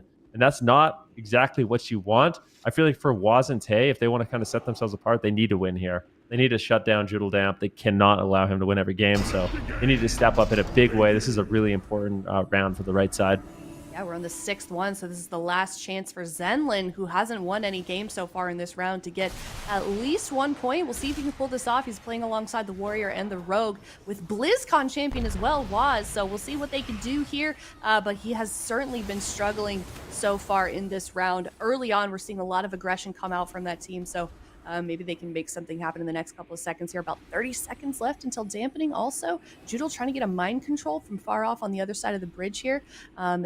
Just trying to kind of control things from afar. Zeepeye already dipping a little bit low in health. I think he didn't use his fleshcraft already, right? That's from the UI not resetting. So I think he's actually maybe good there, but he's still dropping low in health. So we'll see if they can stabilize in just a minute and see what's the play that happens here, Ben. I think they're just going to go after Zeepeye. I think Tay and Whaazz, they just need to keep up this pressure on Zeepeye. I really like that they're playing aggressive. I think that's what I want to see Zenlyn do also. Just like play aggressive onto Joodle, but at the same time, Tay might go down. Big damage on him. Let's see if they're going to be able to stay alive. Beautiful, intimidating shout coming in from Tay, getting a Joodledump in crowd control. Zeepeye, I don't know if he's going to be able to survive. A beautiful interrupt there by Whaazz, really putting the pressure to the left side, and there's not many cooldowns left to work with. There is a pain suppression. Joodledump does have that if he needs it. That's kind of the last line of defense. They can shred through that, or the Zeepeye can buy a little time. Maybe they can rotate to the Astral Shift, but that is going to be the pain suppression, dampening at 15%. And this is looking good for Tay and Whaazz to potentially take down Zeepeye. They just need to keep up the pressure, keep up the crowd control on Joodledump, keep up the interrupts on Penance if they can, but are looking kind of stable at this point. A few seconds here on that Astral Shift, but the pressure for Trill and Zeepeye just hasn't really been there yet, and Zenlyn does not want to go out of this thing with no points in this final round. We have a kidney shot here on Joodledump. This is going to be massive for Whaazz and Tay if they can take down Zeepeye, not allow Joodledump to go undefeated, but the power barrier drops. Zeepeye survives, and this is just so back and forth. Wow, that was incredibly close. He got Fleshcraft just at the last minute. You could see him desperately trying to top himself out, but he's got about half health right now. You see him trying to run away, just line of sight a little bit under the bridge, but Whaazz instantly chasing after him. Tay going to catch up too in just a moment here, using all of their cooldowns. So much aggression coming from Zeepeye towards Zeepeye, and he is going to go down in the end. That's going to be the first win as well for Zenlyn, beating Joodledump's winning streak. Well, it's a huge swing in points too, right? Mm-hmm. So instead of Trill and Whaazz going 3-3, Whaazz gets 4. That's a big swing, right? Like Trill goes down 1, Whaazz goes up 1, and also for Tay picking up that extra point as well. So good performance there by Tay, by Whaazz, and as well by Joodledump. I think that's the main story of that pre. So we are going to be jumping into this next set of games here. Let's see what goes on. Kasu, can he survive? Oh no. Oh, my heart really goes out to Kasu. I feel like I was watching his last games when I wasn't casting. It just seemed like he got tunneled every single time. It was kind of breaking my heart a little bit. So maybe we'll fare a little bit better here. It's all melee once again. Is he playing survival again this time? Yeah. He's going to use that aspect of a turtle, though, to try and top himself off. Stabilizes just a little bit, but Brunhity instantly closing that gap. Joe instantly closing that gap as well. You can see Kasu just trying to get some distance between him and the melee players. He's not able to make it happen.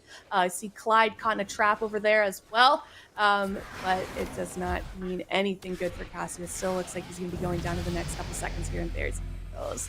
It's not a good day to be a hunter, Ben. It's rough.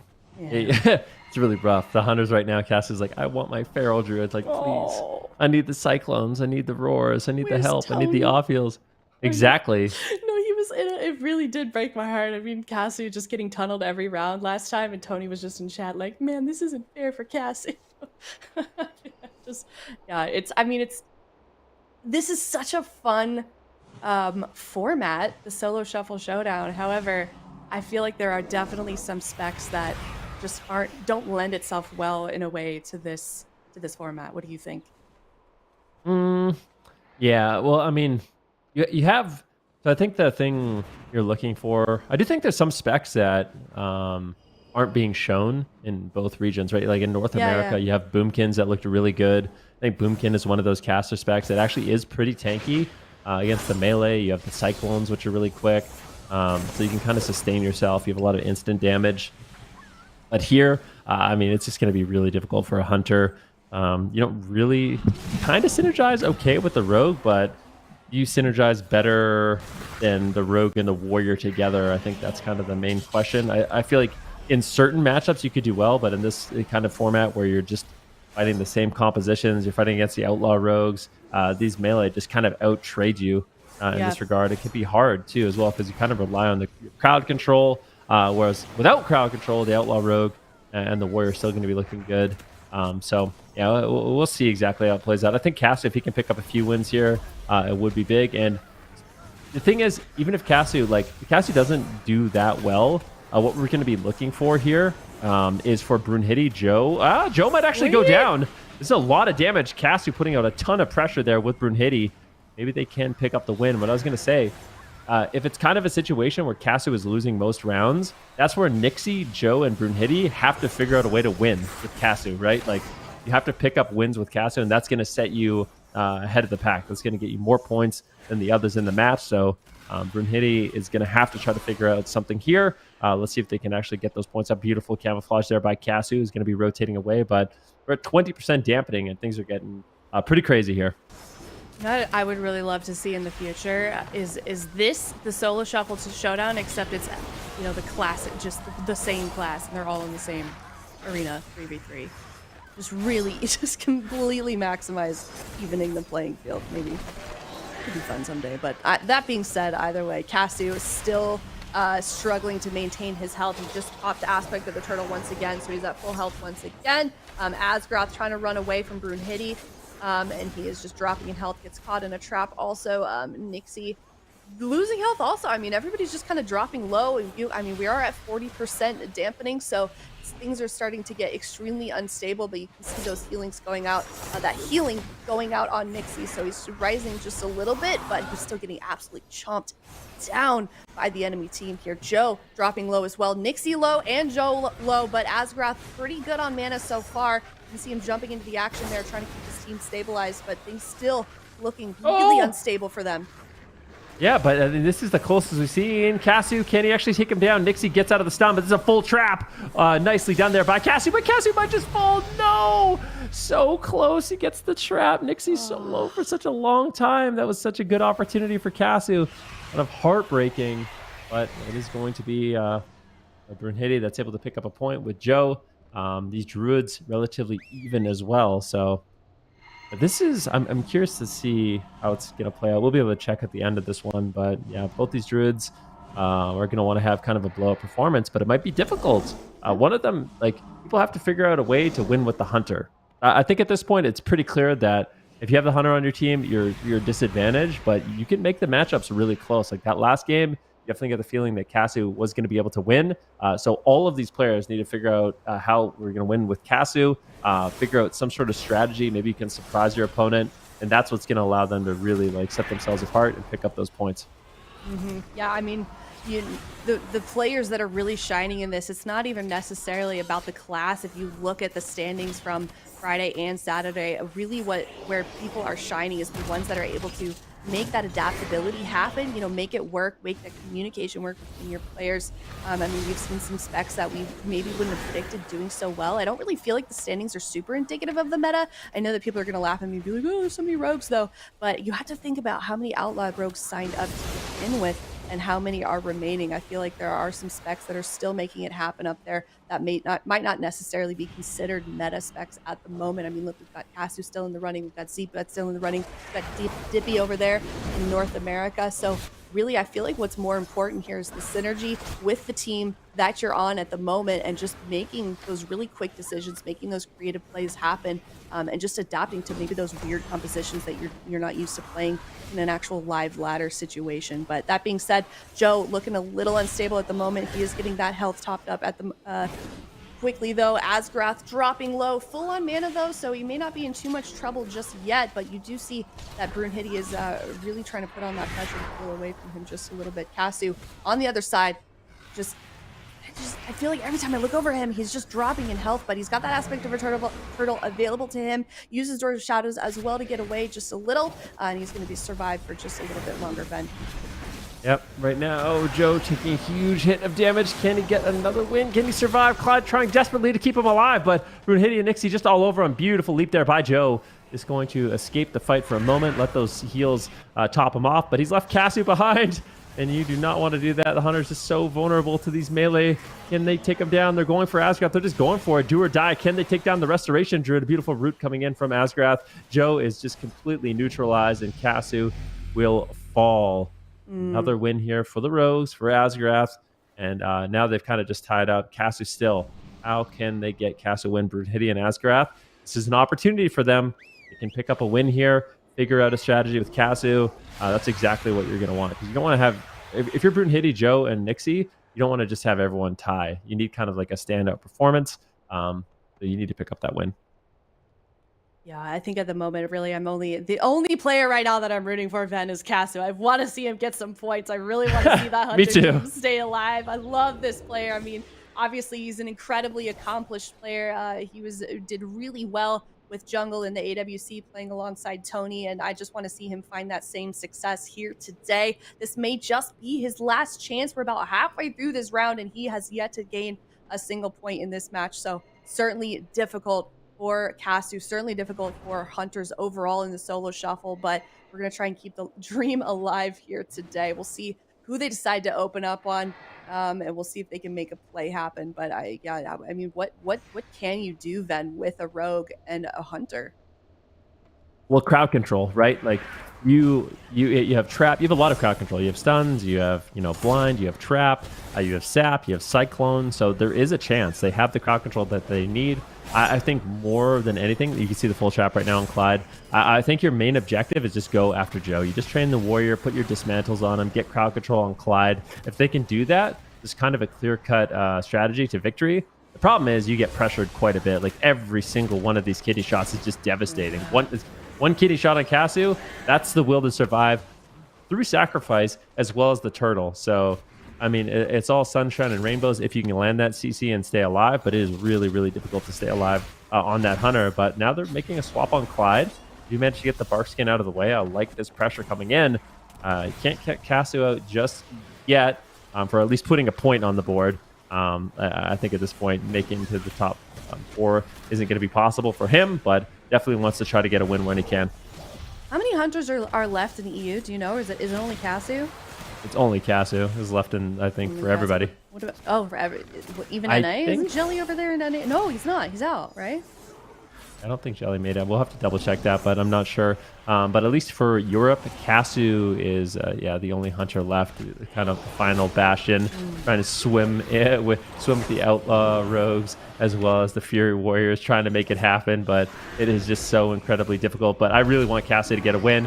Can they do it? They're going after Clyde right now. He's going to harpoon in. He's playing at distance. Doesn't want to really trade. Trying to play at distance as much as they can, avoid the kidney shot for as much time as possible, and don't allow Joe and Niksi to connect at the same time. That's going to be the big kind of objective here for Kasu. Yeah, definitely keep an eye out on the left side of the team and what they're doing in terms of CC and just trying to keep, that peeling away from Kasu. You can see how much he's being tunneled down. I mean, Niksi just chasing after him all over the map. There's not really ever a time that Niksi isn't just right up in Kasu's face, and you can just see him wailing down on him right now. But Kasu so far has been able to withstand that pressure, about 50% dampening as well, so it's extremely impressive. But Niksi dropping in health as well as Kasu, and both of these druids trying to keep their team members alive.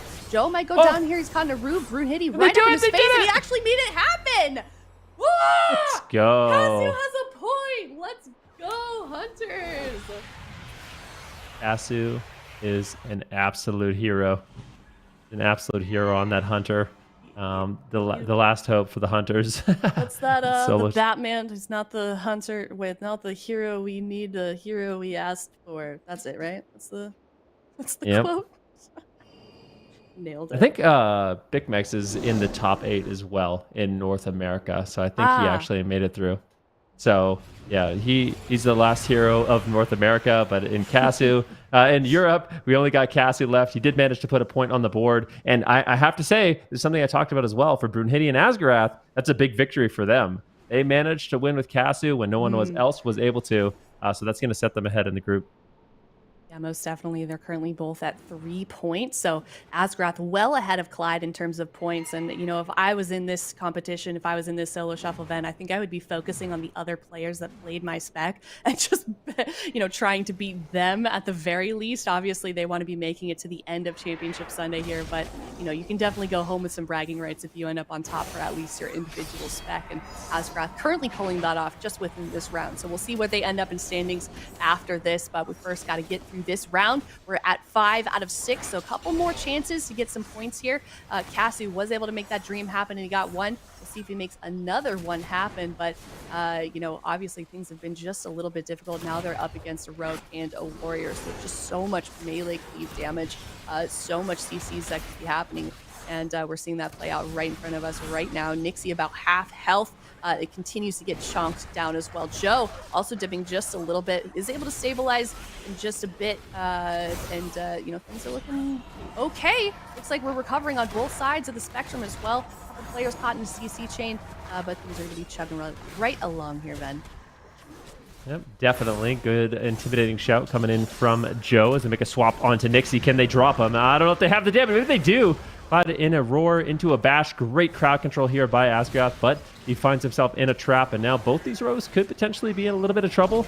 Brunhity getting rotted down, Asgarath finally out of the trap into a full kidney shot. The crowd control from Niksi and Kasu has been looking good. Kasu, is he going to be able to kind of reverse sweep here and put, you know, a couple more points on the board? It is looking better for this Hunter as these games go on. He's kind of catching his own stride, finding the strategies that work, and this is actually looking like it is going in favor of Niksi and Kasu. Can't speak too soon though, dampening is high and really anything can happen, but Kasu with all his defensive cooldowns, this isn't looking too bad. No, it definitely isn't. It looks like there's a bit of a change in momentum here. I mean, look at Joe dropping extremely low, seeing that pressure absolutely relentless from Niksi, and he's gonna actually just swap off of him just a little bit for now. So Joe maybe be able to top up his health, but I mean, look at the health on the right side of the team. Every single person is dropping low. Someone may go down in just a couple of seconds here. Asgarath has got to top not only himself up, but his team members, Brunhity and Joe. Asgarath caught in a stun, may give them just a little bit of time on the left side to make something happen here. Asgarath now in a cyclone, just the CC chains coming out left and right. Joe continuing that aggression on the Kasu, even though he's dropping down in health, he is not letting up. He wants to make this happen. He needs another point, and he knows that this might be his last chance to gain some points to get back to those standings, and we'll see what they can do here. But everybody just quickly losing their health, and someone may be going down very shortly. Oh, it's inevitable. 55% dampening, spiraling out of control. Clyde, can he keep himself alive? Big nature swiftness at the same time. Brunhity is low. Are we going to see a potential cross kill here? Brunhity just running down. Kasu, can he do it? They do manage to pick up another point. So Clyde, Niksi, and Kasu. Kasu gets his second point in this series. And now it's actually going to be good. It's definitely possible. I mean, I think Asgarath would love it if that happened, because that's going to put him clearly ahead of Clyde and kind of solidify his place. But yeah, I mean, Kasu, I feel like on that Hunter, just so impressive that he's able to go toe-to-toe in these games. But now potentially his toughest match yet, going up against the double Outlaw Rogue. Oh my gosh, yeah, we'll see if he can fend off the pressure, but I don't know. You tell me, Ben. I feel like it seems like Kasu's kind of maybe figured something out with just, you know, there's almost like its own meta with each of these rounds, with how these players are being swapped around, especially since we haven't been able to, you know, the healers are the same. It's just the DPS that's switching. So maybe Kasu's kind of finding a little bit of comfortability within these specs as they're swapping around, because, you know, that game, that last one looked completely different from where we started off, even where we started off in the first round with Kasu. But it just, you know, really, really impressing me so far. We'll see if we can make a third point happen, though. Yep, definitely. And I think Kasu is focusing on a lot of kind of defense, just kiting, trying to just avoid the fight when he can, when he gets left alone. Like, look at him, he's just playing at max range. I think that's like kind of the difference I've noticed from the beginning games, is he's just really trying to not take too many risks, just get out as much damage as possible. And damage is, avoiding damage and dealing damage is very key in Solo Shuffle. You have to be really careful about pushing in for crowd control. Kasu right now, big intervene from Joe will prevent a lot of the damage during that stun, but a cyclone coming in from Clyde will prevent any incoming healing. Asgarath should be able to top him off, but now has to worry about Joe, who's dismantled, taking quite a bit of pressure, down to 5% health. Do they have to? How? Everything isn't even high right now. This is damage from Brunhity, and Niksi is just so high now. Full kidney shot onto Joe.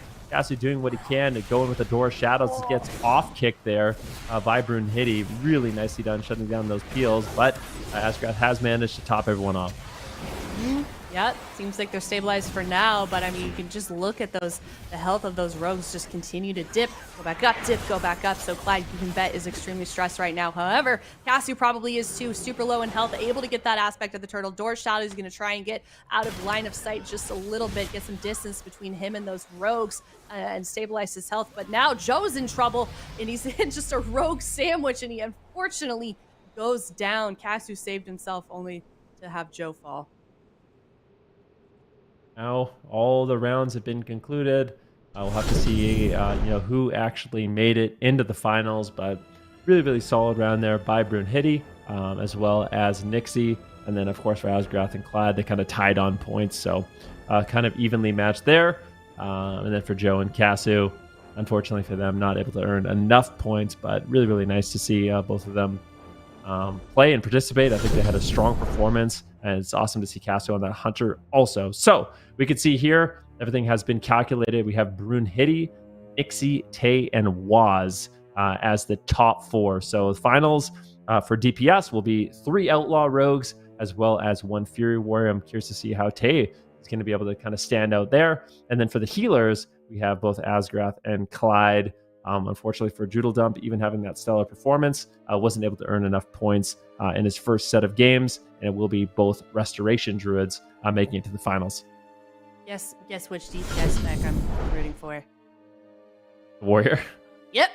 Rooting for the Warrior. Rooting for Tay. Oh my god, there's too many rogues in here. But obviously Niksi, Whaazz, Brunhity, AWC veterans. We've seen them here in this competitive setting for quite some time. Tay, was he one of those players that was pulled from the ladder? I'm assuming so. I don't feel like I remember seeing him in AWC, but... Yeah, haven't seen too much from him, but yeah, apparently he's been a really solid warrior for a long time. And we've seen it, you could tell this is a very experienced arena player from his performance here in the Solo Shuffle. But this is stressful in a lot of ways. I just imagine myself, like if I was playing the finals and it was against 3 or 2 more of the specs that I play, it was 3 Frost Mages or whatever it may be. You have to think, like, how am I going to set myself apart? Like, if everything kind of goes standard, then all the rogues should go even, right? But one of them needs to figure out, some extra win conditions. Where can they pick up the wins with Tay? What are they going to do? And same with Clyde and Asgarath. I mean, they're both Resto Druids, right? Very evenly matched in terms of skill. What is going to be the difference that actually puts you ahead and allows you to get a win? Be very stressful. Yeah. It is unfortunate as well that we lost our priest, but you kind of already said it. In a way, I'm glad that we have both Resto Druids, because it does sort of even that playing field in a way for the DPS specs, and we get to see who sort of the best Resto Druid is as well among the healers that made it. So really unfortunate for Joodledump. I mean, you can see how close he was making it to that top 2, and then obviously Zenlyn, very amazing competitor as well. But those priests are going to be knocked out. Only Druids left remaining. Only Outlaw Rogues left remaining, except for Tay in that Warrior Dream alive. Also, he submitted some information to us. He said it's really wholesome. You want to hear it, Ben? Want to hear what Tay had to say? He says, "I love this game. I played since vanilla as a kid, watching all the WoW greats. I'm so happy and excited to compete and be a part of this." And then he ends it with, "This is for Queen Elizabeth." Wow.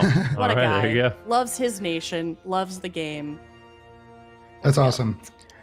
So one thing that first of all, everybody head over to pickems.gg, cast your votes. Who do you think is coming out ahead in this lobby? That's the first and foremost order of business. Yeah, go and vote, Van. And you should too, and Super Tees.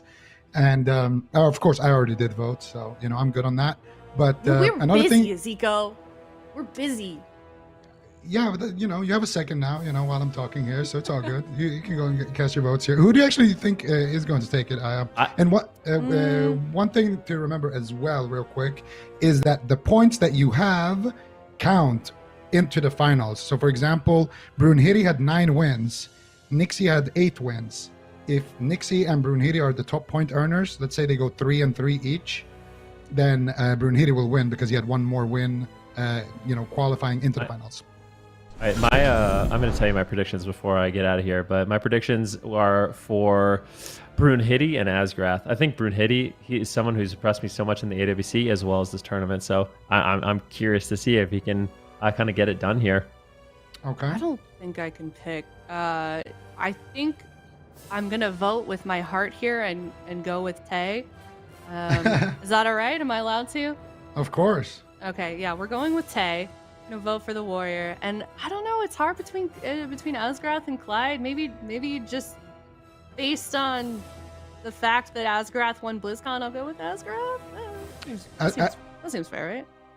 Yeah, Asgarath has 8 points as well, so Clyde needs to win 2 more than Asgarath to beat him. Well, he might be able to beat him in a tiebreaker otherwise.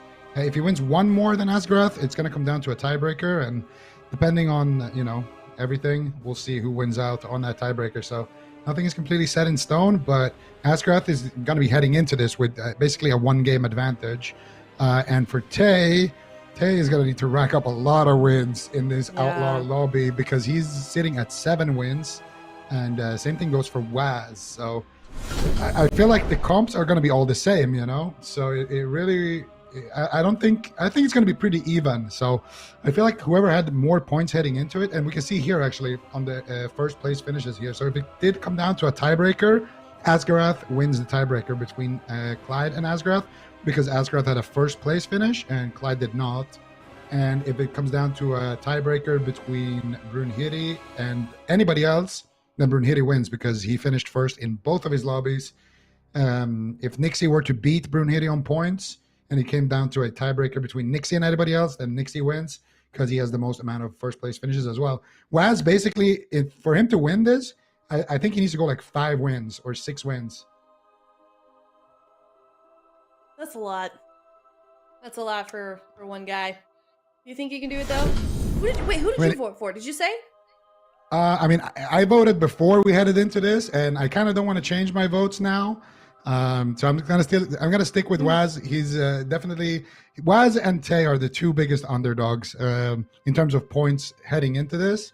So you go with Tay, I go with Whaazz, and we can kind of have our own underdog each. And between the healers, it's rough. I feel like Clyde and Asgarath are both just insane, but Asgarath also has that 1-point lead, and he also has a tiebreaker lead. So I'm gonna go with Asgarath. I'm gonna vote with my brain on that one. Okay, I think that's fair. I get really emotional with these voting situations, Zico. I just want everyone to win. I just wish they could all win. Wish we could all go home with a trophy, and then we could just be friends at the end of the day. Yeah, that would be awesome. Yeah, everybody just gets their own little trophy for participating. Everybody gets a free Wrath key, and we can just all go home and level together, play some dungeons together. Did you have field day in school growing up? It was probably called something. You did? Yeah, we did. Yeah, you do fun little obstacle courses, and then you go home with a little trophy. Yeah, exactly like that. Yeah. We have different versions of that though. We had the like treasure hunts. We had you kind of had to find obstacles in the woods and solve like riddles and stuff. It was a lot of fun. Well, that sounds way more fun than the American version.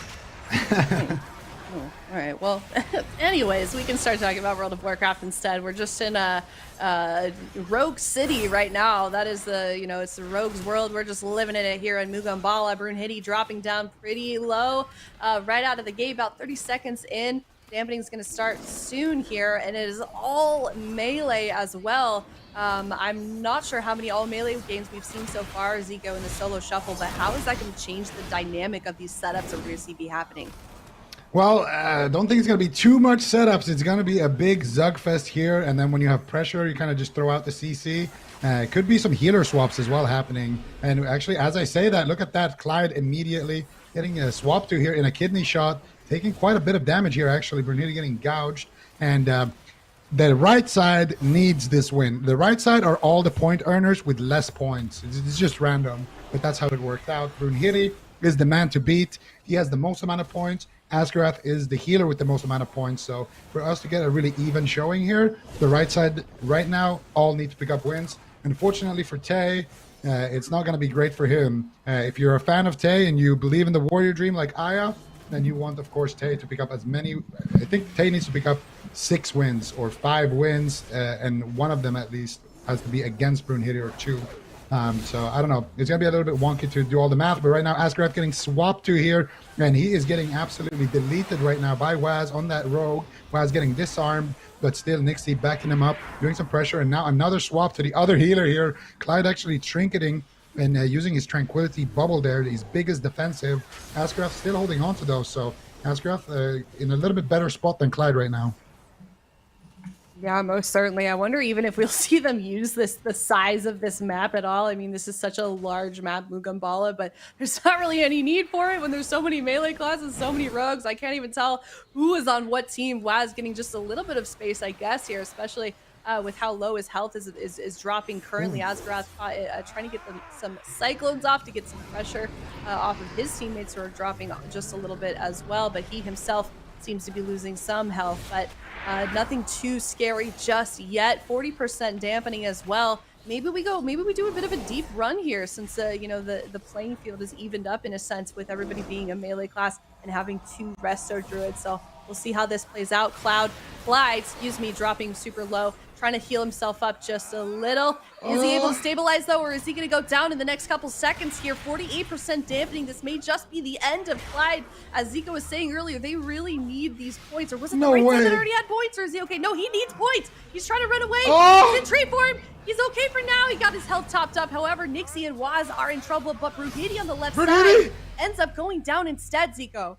What an insane amount of peels there. What a live lord Clyde is. He actually manages to survive there on like 1 HP. It was a nice gouge there by Whaazz onto Brunhity, and I think Niksi threw out the disarm there on Tay. Right with, like, if you're Tay, you got to be so frustrated. You just hammering your execute button there, trying to get the kill, and you just can't because one of these pesky rogues got in there and disarmed you. And that's a big win for all of these players here. Now, healers tied up between Clyde and Asgarath, but Asgarath is ahead in the tiebreaker heading into this. Unless Clyde actually gets first place in the lobby, then I didn't see the other tiebreakers, but then Clyde might be able to win the tiebreaker. We'll get to there when we see it. Right now, we're in the next game. There's no time for that. And now this is the reverse here. So if they can win with the Warrior, I feel like the Warrior is the liability right now. But that was extremely close. So I feel like whoever has the Warrior on their side and can pick games up is going to be in a pretty good spot overall here. Yeah, that's very true. It was kind of the same with Kasu in the last round. You know, if you can make it work with one of those specs, that's the name of the game. You're going to be in a really good spot. So we'll see if Whaazz can make it happen here. Former BlizzCon champion as well as Asgarath. So Tay is certainly in good hands in this round. Niksi dropping down just a little bit. You can see Asgarath up the top of the stairs here, trying to mitigate some of that pressure. Niksi dropping low, Whaazz dropping low, but Niksi 1% dampening. Looks like he was in trouble, but he gets topped up very quickly, and he's going to be living for just a little bit longer. However, you can see the Tay is just chomping down right now, just trying to get some kind of play happen, trying to get some kind of damage happening here, because he knows that the pressure is really on him. I feel like he knows that a lot of eyes are on him, so I hope he's not letting that get to him, as you know, we kind of know how the rogues are going to play out in this matchup, but we don't know how the Warrior is going to be able to make this happen, and I'm certainly curious if he can get some points in this round. Yeah, absolutely. And I mean, regardless of what happens here in the final, Tay is the only Warrior who made it to the final here in Europe. And there was Blizzo, there was Joefernandes, there was a lot of big name players here. So he's definitely been performing very well. And right now, looking to take down Clyde. Can he do it? Big damage coming in here with the Recklessness. Clyde running for his life here. Whaazz also getting cleaved down though in the midst of things here. Needs to be very careful there on the other side. Can't really connect there onto Clyde. Now finally getting some heals from Asgarath and connecting onto Clyde. Clyde though trinketing out there, doing a great job. Whaazz actually has a blind coming up here with the sap available. They could try to go after one of the rogues with a long CC chain, or they could try to just blind maybe one of the rogues and go for an all-in onto Clyde. And those are the big windows here. Whaazz has the vanish, and he has his evasion. He has everything he needs to set up this kill. 34% dampening. There's a defensive blind onto Tay. Full kidney shot here onto Clyde. And where is the blind going to be allocated here by Whaazz? Full kidney shot onto Tay. Tay, how are you going to stay alive? They're trying to do what they can. Asgarath trying to keep him alive. Tay getting disarmed here. He can't access any of his heals, but he does catch a big heal right there. And he has the Necro banner up, actually getting double disarmed on it. Kiting away right now, doing a phenomenal job there. Whaazz with a big save there with his blind there as well. And now trying to lead the charge here onto Clydey, but Tay gets dropped in the back line. Oh man, so far Tay not able to make the dream happen. He said he was doing this for Queen Elizabeth, and apparently that is not a good enough of a motivator. I feel like we need Supatis out here with his flute to play like God Save the Queen or something for some inspiration. Tay, see if he can get some points on the board here for his late majesty. But yeah, it's not looking good. Asgarath, he doesn't have any points as well either, and he was the crowd favorite. Clyde not getting nearly as much votes for him, but he said that he has 2 points already. He is heading into this third match with both rogues on his side, so things looking really positive for Clyde at the moment. We'll see who his team decides to open up on. The thing is, though, Clyde hasn't played with the Fury Warrior yet. He's been just living the dream right now, playing double Outlaw, Resto Druid every single match. And one of those matches were extremely close. So for him, he's going to need to pick up some wins against Asgarath with Tay on his side. So that's going to be the big challenge for him in that next lobby, assuming that they win this one. But of course, this is a solo shuffle. You can never assume anything. And Tay on that warrior has been an absolute monster right now, charging in, trying to deny Clyde. They got a full blind here onto Whaazz with the sap. Niksi with the cheap shot here onto Brunhity, controlling both rogues. And now comes the kidney shot onto Clyde. Clyde triggering out using that tranquility bubble right there in trade for the Necro banner. So a nice trade there by Clyde, but he gets feared by Tay, and Tay's looking like he wants to actually stay on the target here for a little bit, trying to power through Clyde's tree of life right there, but doesn't look like he's going to be able to just yet. Dampening just kicking in here for Clyde, so his healings are still very powerful for now, but for how long is the question. Oh gosh, could you imagine a situation where all you can do is queue into a double outraw? It does not matter who you are. For Tay, he's gonna every single round. It's just 2 more rogues. I mean, this is, I feel like, if any World of Warcraft player imagine their own personal hell, this would be it. And Tay is living it right now, but he's holding his own fairly well. Unfortunately, still not getting another win. Was Niksi that went down there in that last one? Was I looking correctly? That is correct. Niksi did go down. Clyde sitting at 3 wins. Now for Clyde, he needs to pick up, if he wants to win the entire lobby, he needs to pick up 2 wins. Then he's done. He's going to be the healer champion here in Europe. And if you're just tuning in, guys, this is the grand finals of Europe. And after this, we still got plenty of more games over in the North American region. Clyde right now battling out against Asgarath for that top spot, and of course all these other DPSs battling mostly against Brunhity right now. Brunhity looking very solid so far, picking up 2 wins to his name, and if he can pick up, I think, a third, actually, he's going to be, I think he actually wins if he picks up 1 more. We'll see, actually. It depends on how the tiebreaker goes, but I think he's going to be in the best possible spot. If he picks up 2 wins, he's done. But if he picks up this win, I think that actually might be enough.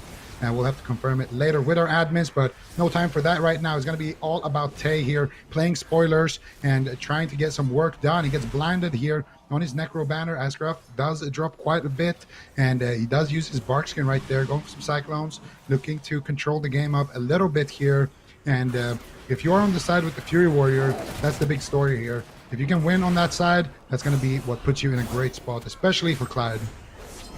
Oh yeah, most definitely. Clyde doing really well so far in this match. This is we're about halfway through, and he's won every single round so far. We'll see if he can make it happen again. This is really like the determining game for him. I'm going to be insanely impressed with him if he finds a way to make things happen with this composition. You know, it's absolutely nothing against the skills of the warrior. Unfortunately, they're just outmatched. They're outcomped. We see it a lot as well in AWC and in the live ladder. Sometimes, you know, meta specs are just going to be the determining factor. It doesn't matter how well you play, and you know, we're seeing that right now. Obviously, all these players at the top of their game, the top 1% of the top 1% in the European region, and we are seeing them battle it out right now in the hopes to get first place in the solo shuffle at $8,500 for that first place position as well. So just a ton on the line. They've been battling all weekend to get to this moment right here.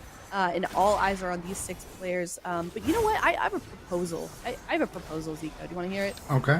Yeah, of course. I think after this, no matter how it ends, we take the 3 rogues. We take Whaazz, Niksi, and Brunhity. We just put them in like a a death match situation and crown the best out of the rogues. I don't care who wins. I just want to see them see them try and play that out. That'd be fun. Yeah, a dual tournament would be fun. But right now, Niksi taking some damage here. Going to be okay with his Cloak of Shadows. And I'm just looking at some of these standings. If Whaazz loses a single more round, he's out. He needs to win every single round from here on out. Clyde just needs one win. If he wins one win, he's done. He will be the healer champion. And Brunhity needs to win 2 more or win versus Niksi and get 1 more win, and then he will be the winner here as well. And right now Brunhity is on the side of Niksi, so not quite yet there, but it's looking good. Brunhity just needs to pick up this round and then 1 more after to be basically guaranteed. And on the other side, if Clyde can just pick up 1 singular win, he will be the healer champion. So a lot on the line right now, and you can see they're trying to deny it. Whaazz, though, getting caught up in the cheap shot. It's not looking too good. Dampening is extremely high. Whaazz, what are you going to do? He gets caught up in the kidney shot, and he will fall. What was that? Did they just level at the end of that? I think it was their talents resetting. Can we get in the chat? Can we get some grats in the chat? Everybody just leveling up here for the finals. We're practicing for Wrath, you know. for when we get our dings. But all right. Well, let's talk about that match. I mean, that was a really important game for Whaazz. Obviously, that was a really important game for Tay, and they just couldn't get that win out, unfortunately. Both of our predictions for DPS are out of the window right now. Whaazz is out. He can no longer win. And same thing goes for Tay. And Niksi can still win. Brunhity and Niksi is the 2 DPSers that are fighting. And they're going head-to-head right now. So this is a big match here. And also for Clyde here, if Clyde can take... this is basically the deciding round for DPS. If Niksi wins, he's done. He's going to be the winner. And if Brunhity wins, he's going to be the winner of the DPS. So it's a lot on the line right now. If Clyde can win, he's also going to be the winner. So there's a lot riding on this one. This one basically decides the entire tournament. Who will take it here? We got Whaazz trying to at least support Niksi here in his kind of quest to become the solo queue champion. Can they do it? Brunhity getting cycloned up here on his Ironbark. Nicely done there by Asgarath. Can they continue the pressure, though, is the big question. Whaazz sitting through a blind right now. They're going for a swap onto Asgarath. 0.1 second blind immediately as Tay pops that Conqueror's banner, but he didn't pop his recklessness, so he did space out his cooldowns. He's gonna have that recklessness to generate a lot of pressure on that next kidney shot, and there it is. He still has his Conqueror's banner, and there's the recklessness. Big hits onto Whaazz. Whaazz kidneying Tay. Tay actually trinketing out there with his human racial will to survive, and Whaazz once again on the run here. If Tay can secure the game here, it's going to have ramifications for the entire bracket.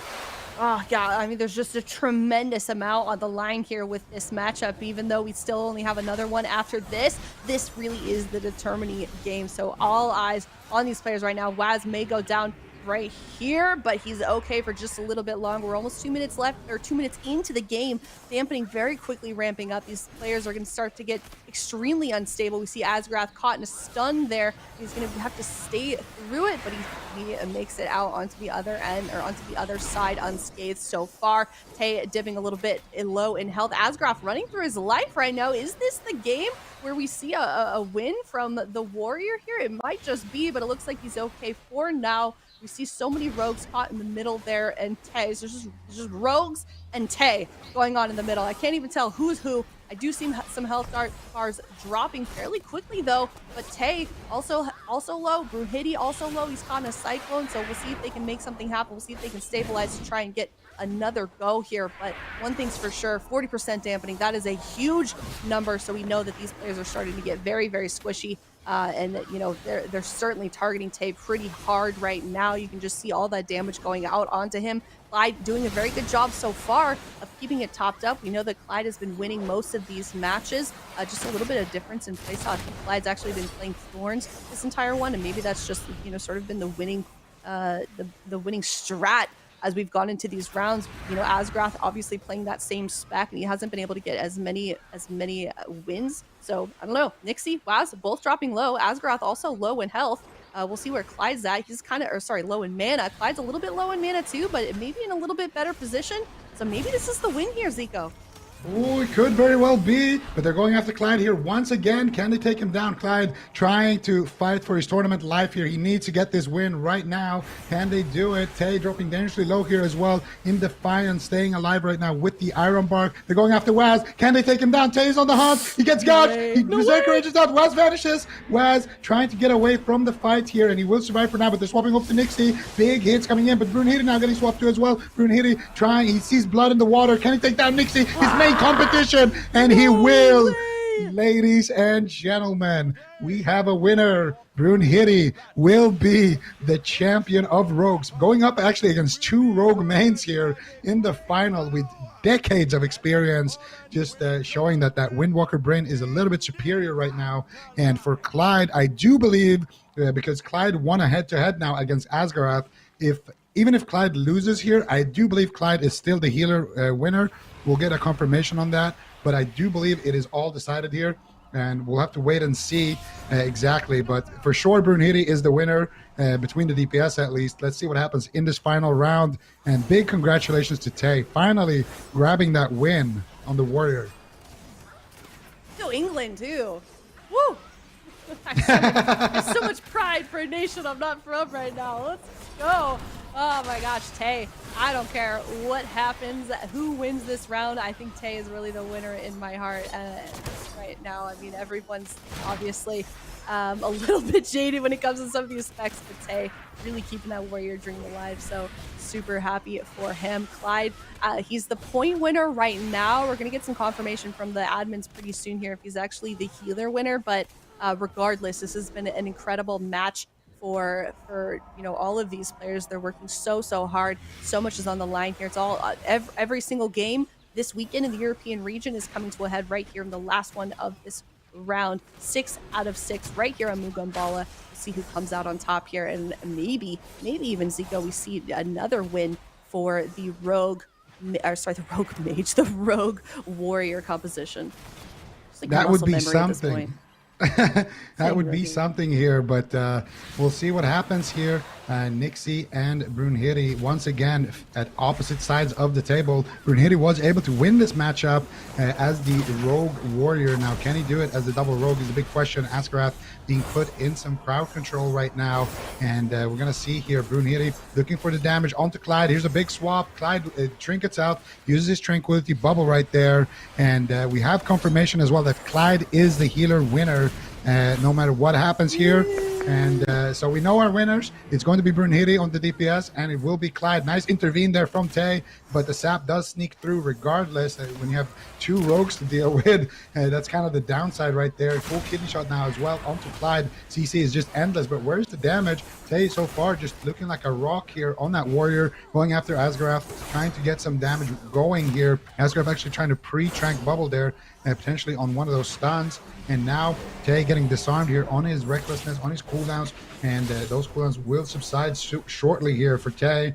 And now he's gonna not be as scary on that warrior. And I think this is an opportunity for double rogue to go for something. They're gonna go after the warrior right now. They have a full blind sap for Clyde.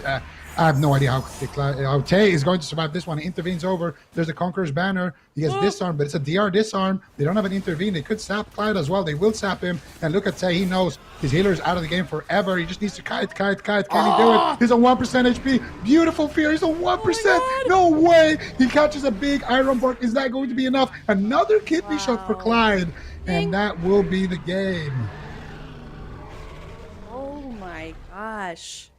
Woo, look at Brunhity with 5 points, Clyde with 4.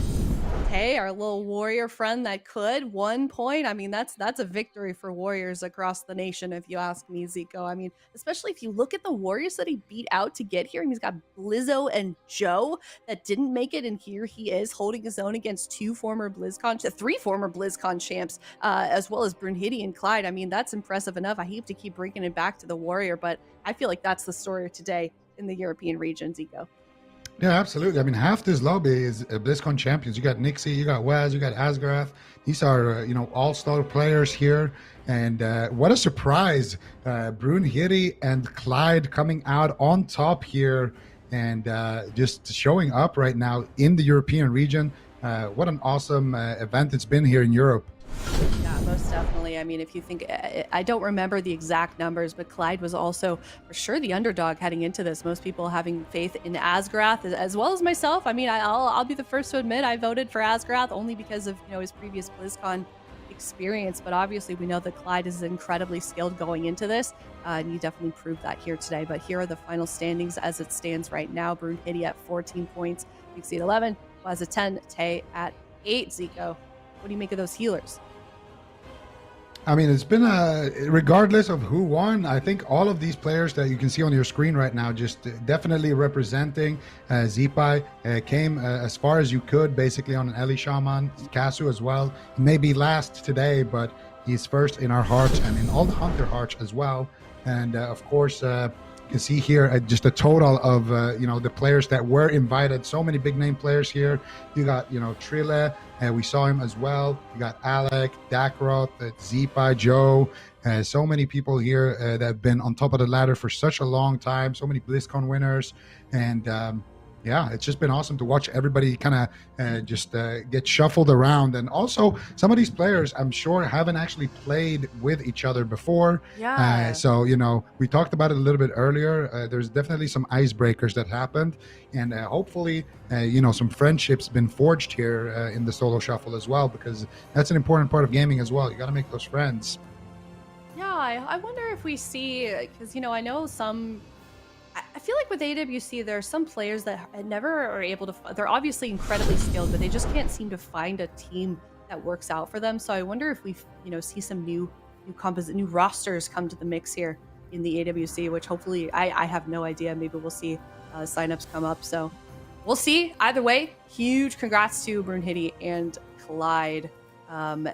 Definitely the underdogs going into this as well and just kind of proving everyone wrong. I mean, it's absolutely, incredible how many BlizzCon champions we had compete today in Europe, and we have Brunhity and Clyde just kind of proving their own here, holding their own. So maybe we'll see them come back in AWC and do it once again, Zico. Yeah, absolutely. And I think we're actually prepping an interview right now for Brunhity and Clyde here to hear it, on the from the winners themselves. I'm sure they're feeling fired up right now. They just got those wins. And look at those beautiful little avatars as well. Look at those mugs. I know you're a big fan of mugs, Aya. What do you think here? I am. I'm a big fan of mugs, but I'm definitely not like an Asmongold type of person where I can be like, oh yeah, that's like season 1 set of the Gladiators. Da, da, da, da, da. But I just know that if they look cool to me, that's a good mug, and I think those look pretty cool. What do you think, Zico? Except that's like, does Clyde have a shovel? Is that a shovel? Wait, I just noticed that. That's really funny. He's got this really cool transmog. He's got the tavern and then just a shovel. Yeah, I mean, the shovel, you got to respect the shovel. It's a classic transmog. And I kind of just... That's old. That's very old. Thank you. I'm glad you caught that. Yeah, I actually did for once. I usually don't get those references that you guys always... I'm always the boomer in the gang, but for once, you put an old reference, I'm with you. Yay. Sorry, I didn't mean to go off track there, but yeah, let's get some hearts in the chat for Clyde and Brunhity, as well as all of the other players that we did see in the European region compete. A lot of people worked really hard. I know it just based on some of the limited feedback I've had from the players that have been competing, they've had a really fun time with this. You kind of already said it, Zico. I think they have been making friends. From what I've heard, the comms have been really wholesome. They've all been really positive and really vibing off of each other. And I really hope that this is an event that we can see in the future and see, more signups, maybe a wider variety of players. It's cool that we saw some veterans competing kind of step into the fold, as well as some new players. So maybe we'll throw you guys in. We should throw the casters in. Not me, but you guys. Now we're way too washed up to compete with these guys. These guys are the young bloods here coming in and just owning. And let's be honest, most of the casters are playing mage here. We didn't see a great showing here from the king mages that did compete. So I don't know. Maybe in the next one in Dragonflight. In Dragonflight, we're getting rated Solo Shuffle, so that's going to be very exciting as well. to see, how the ladder shapes up, how the meta shapes out, and what kind of classes we'll see kind of perform in that. It's going to be very awesome to see as well. What okay, so then given that, like a follow-up question for you, Zico, while we get these interviews sorted out, hopefully, what would you play if you were competing in the Solo Shuffle, if you had your pick of any spec? Arcane Mage all the way. Always. All right. Okay, well, that being said, I think they're here. Hello? Hello? Anyone can hear me or no? Wait, hello? Yeah, we Hello? can hear you. Hello? Okay, good. Hello. Wait, can you hear me too? Hi. Or just Thomas? Yeah, we can, We can hear hear you. you, No, we can Adam. hear both of you guys. Yeah. I have no idea which of you is which, so maybe you guys can introduce yourself first. So I played the Outlaw Rogue. I'm Brunhity. And I won and as I'm- DPS. Yeah, and I'm Clyde, the druid that wanted healer. With the shovel. Yeah, the shuffler. The Solo Yeah, Shuffle. okay. The Shovel Shuffler. Shuffle How are you guys Zico, I'll let feeling? you- It's for me especially. I think not that much for Cloud maybe, but for me especially, it's really crazy because last year was actually my first year I competed in AWC on retail. I actually before Shadowlands I never played any retail before, never touched any other expansion. That was more of like a private ND, if I can say it like that. But this is like my first thing I really won, and it's like a really huge win for me. And I already thought that my AWC start was really good this year, and now this happened. I couldn't believe it. I knew I'm playing like a good class, but I'm legit checking RL right now. It's really crazy for me. That's awesome. You got the nerd shakes going. And yeah, you did have an awesome performance. I know Venruka was a big fan of your monk plays, Brunhity. Oh yeah. So yeah, definitely nice to see you kind of branching out to the outlaw as well. It's kind of similar a bit in the way you play it. It's, two melees, and you kind of have, some in-caps for both of them, stuns and stuff. So yeah, it's been awesome to see you in the AWC and here as well. Congratulations on your first tournament win. Thank you. I appreciate it a lot from everyone who was supporting me, and especially from Gelu, if I can give him a shout out, because I think he was the only one I know who picked me on PKMs actually, so I gave him like some free game time at least.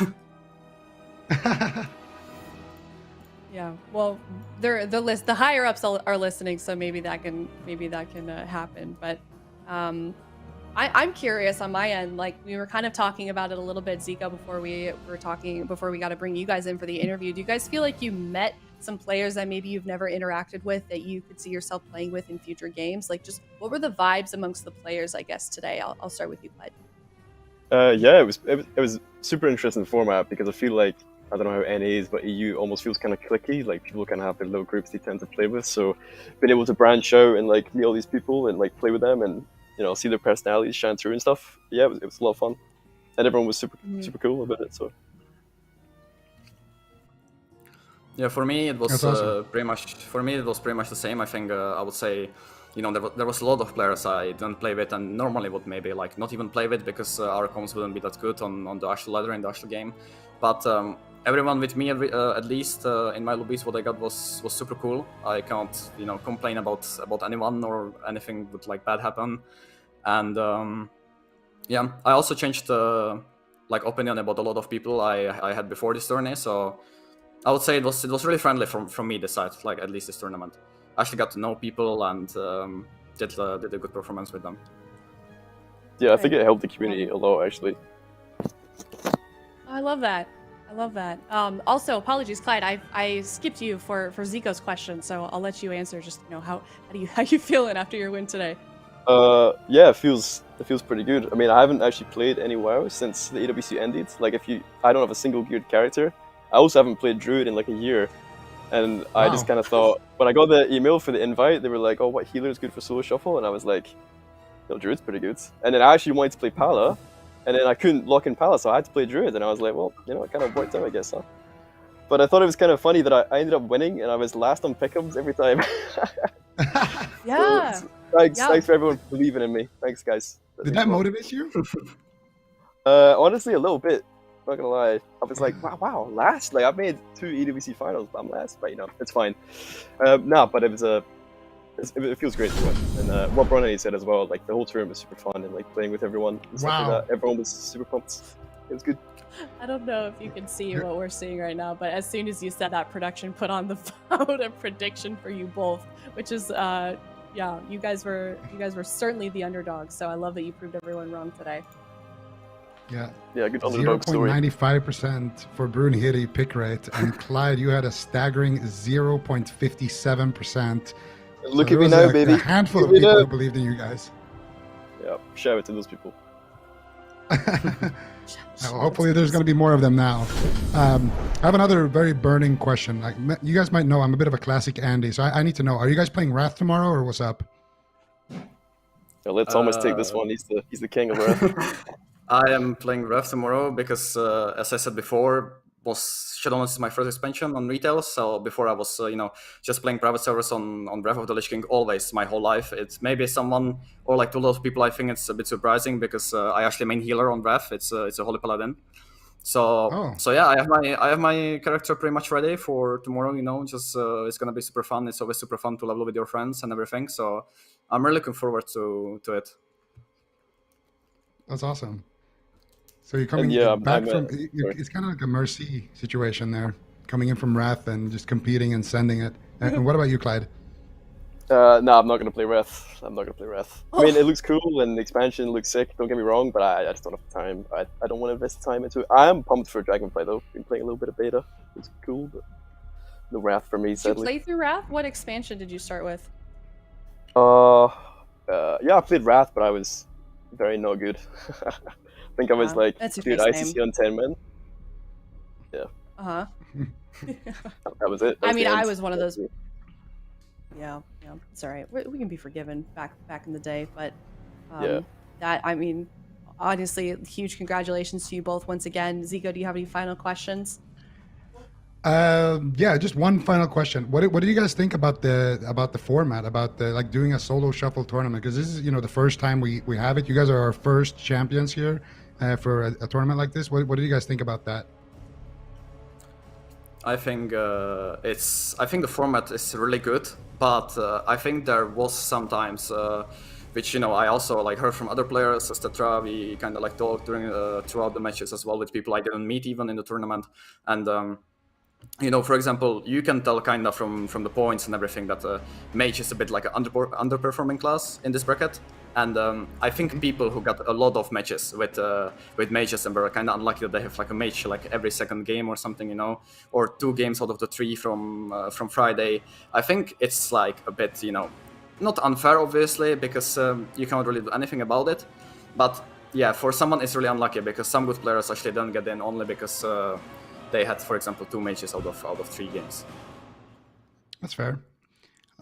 Yeah, Mages didn't have a great showing, but yeah, it was a fun event, and it's going to be rated Solo Shuffle as well in Dragonflight, so that's going to be awesome as well. And Mages, at least they're going to be shining in Wrath, I think. Oh yeah, I think Mage and Wrath is super fun, especially I think every class on Wrath which can gain like a lot of haste, even like basic haste if you are jamming haste, or your class is depending on haste, or you have like Icy Veins as Mage on Wrath, it's super fun to play, your casts are super fast, everything really matters, every global, it's really fun to play. Yeah, I'm excited. Any final words, Aya? Yeah, real quick, I just want to give you guys the opportunity to sort of shout out your, your Twitch streams or Twitters or anything like that if you do your own content on the side since you have this opportunity. Start with Brunhity. Yeah, I can shout out my Twitch and Twitter. Both of them are just Brunhity, just as my name was in this whole tournament. So I would appreciate every follow and stuff. I'm planning to actually stream Wrath of the Lich King until Dragonflight comes out a lot. So I think it's gonna be super fun. What?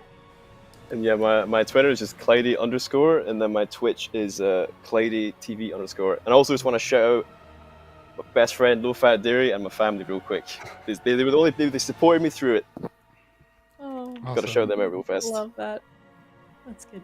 That's a good call. Yeah. You gotta throw that one in. All right. Yeah. Well, thank you guys so much once again. Congratulations. Hopefully, we'll see you in the next one.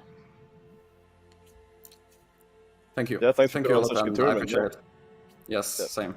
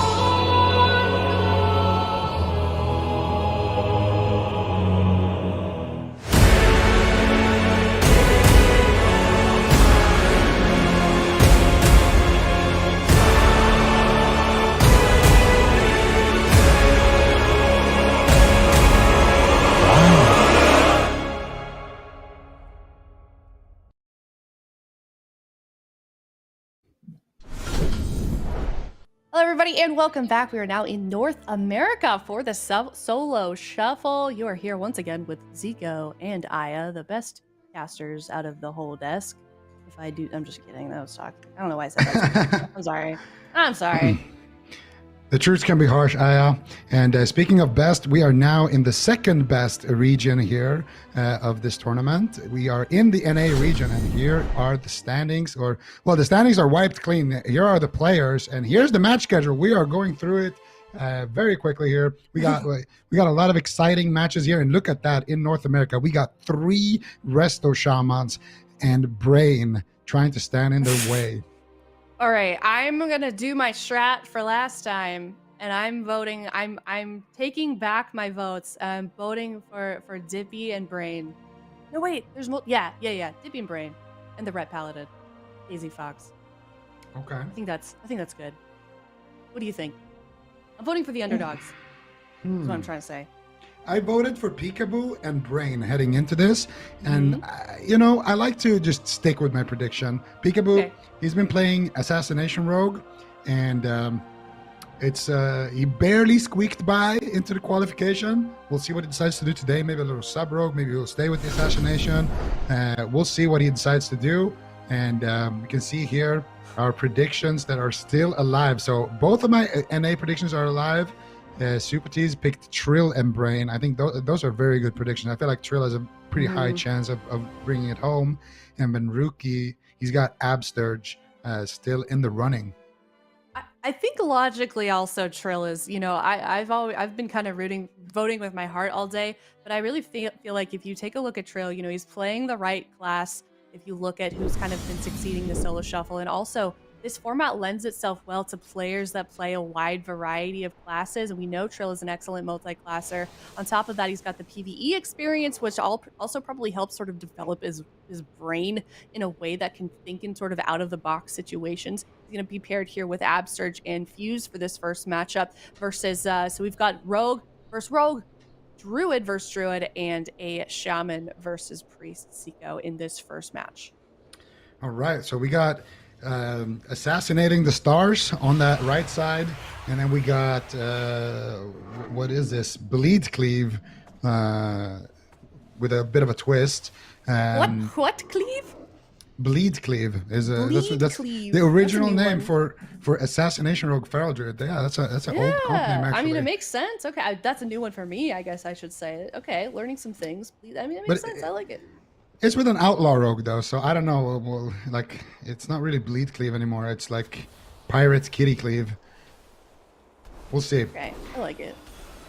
So I saw a big Moran, he tweeted the other day. He's like, I feel like we need to stop giving people, I don't know what it was verbatim, but we need to stop giving these silly nicknames to comps or something. We've moved past that. I disagree. I think they're fun. What do you think, Zico? I think Big Moran is wrong. We're bringing them back in a big way, and I like those names. Some of them are really clever too. I think like Cupid Cleave, because you have the wings and the arrows. I think that's a fantastic name for like a Red Hunter. It's a lot more fun calling it Cupid Cleave than Red Hunter. It's also, if you're playing Cupid Cleave, you're like, yeah.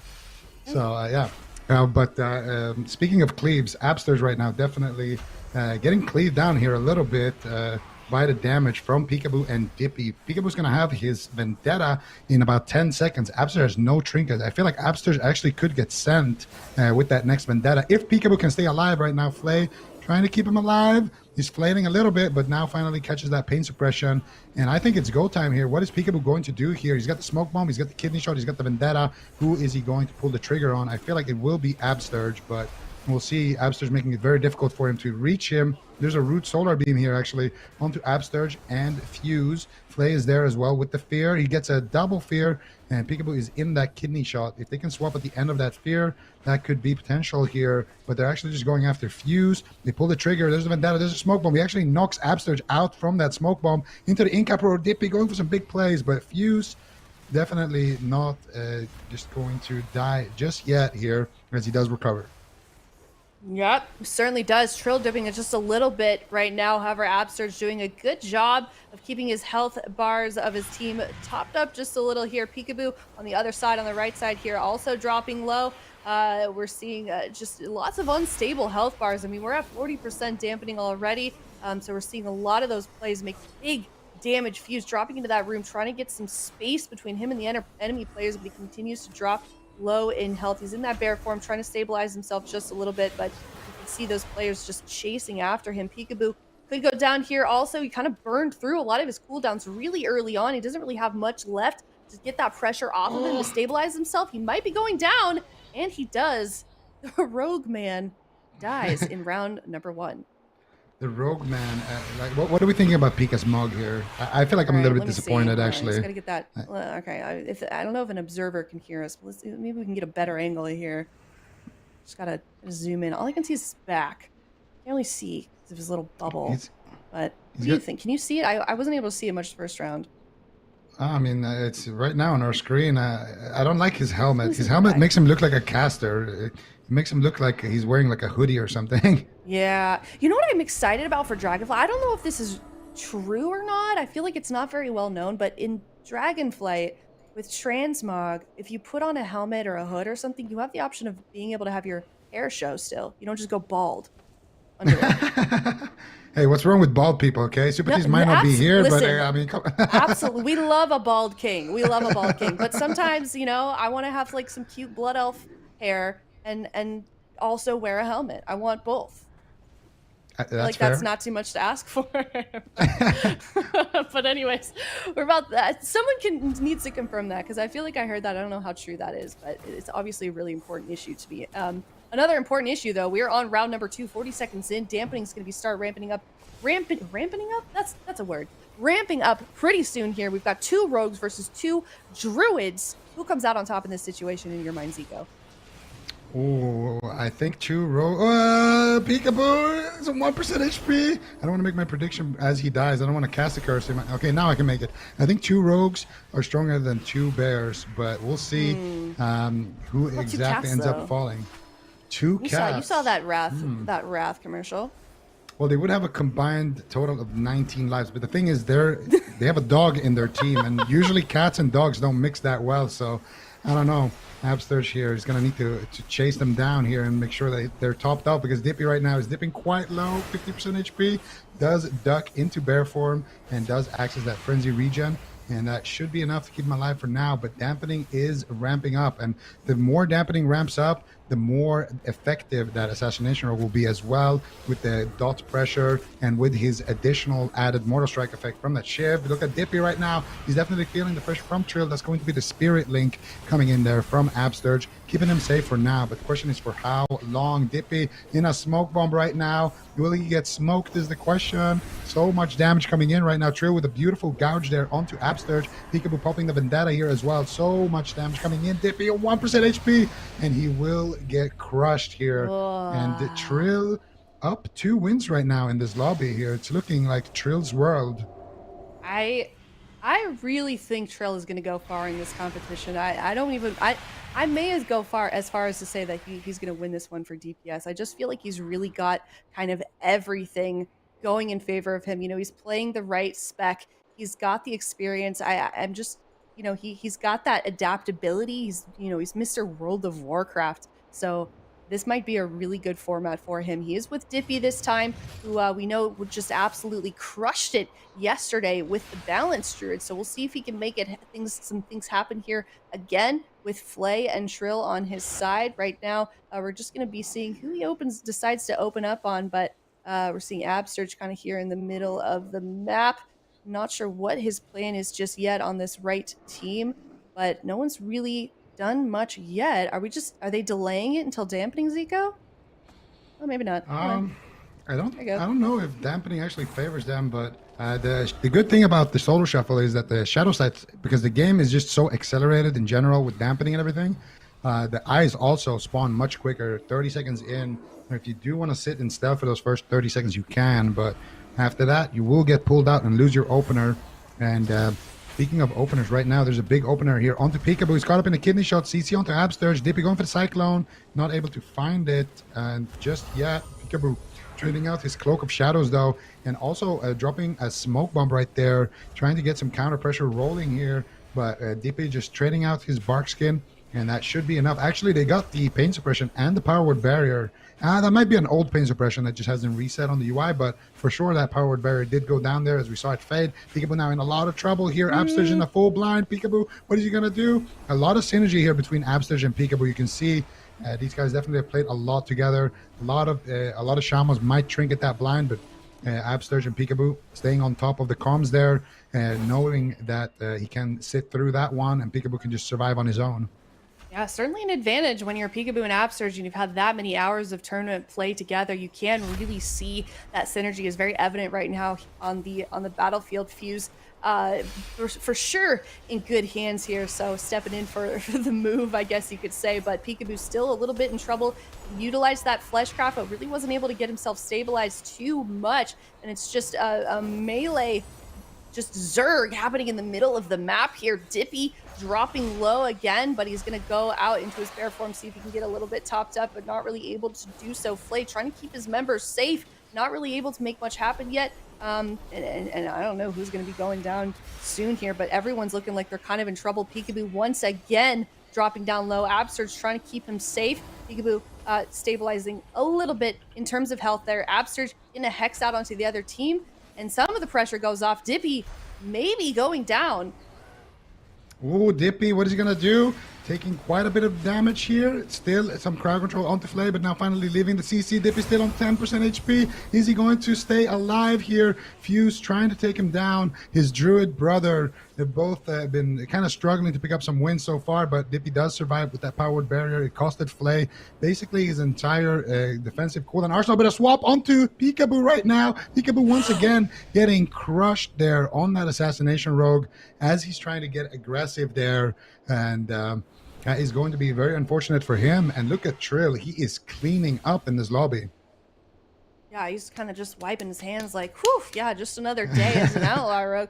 But Trill and Pikaboo now on the same side here with Absterge. That is a lot of AWC experience going in on this fourth round in the solo shuffle. Fley, Dipi, and Fuse, they're going to have to really work together to make this happen, because we know from experience from watching those earlier rounds on the European side that double rogue is not something that is easy to go up against Zico. So what do you want to be looking out for if you're watching from home from those druids? What are they going to be trying to do to mitigate that pressure from the rogues, do you think?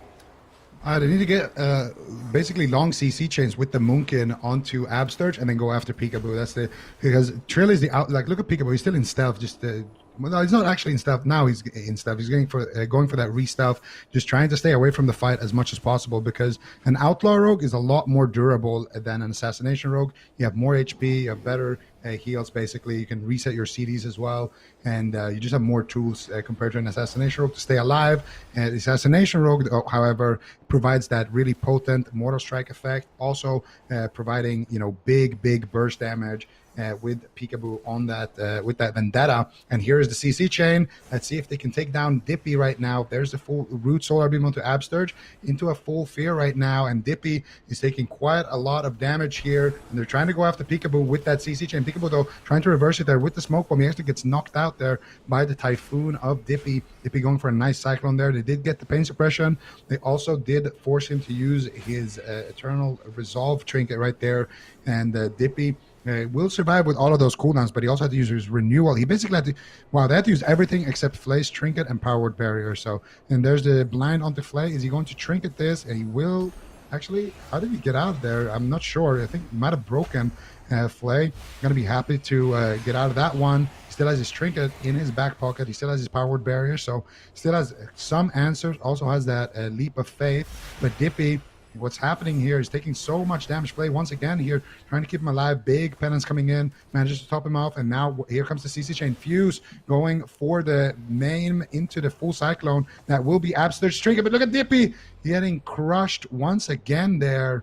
And that's the danger when you have that assassination rogue and you have that outlaw rogue combined. You have basically one guy that holds and the other guy who punches, and Pikaboo definitely going to be doing a lot of punching right there. A little punch, a little left, right, a little boxing rat match that we're seeing happen here. Do you ever do that workout? That looks hard. A little. No. What is that called? That thing that like bounces back at you? Yeah, I know. I know what you're talking about. Like the little bag that you have to You know, hit really rhythm. fast while Yeah. you're spinning your hand. I feel like I would be Yeah. good at that because I can clap with one hand. It's called a speed bag. You do yeah, that Zico clap at the Yeah, back. I just do the Zico clap on it, and I'm chilling. I have really big hands too, so I feel like I'd be good at that. All right. But, yeah, maybe we'll put some of those training in. But yeah. So is that what's going on here? That's what I was going with. I'm thinking more of like a wrestling like tag team match, Okay. where one guy is just holding and then he just tags the other guy in.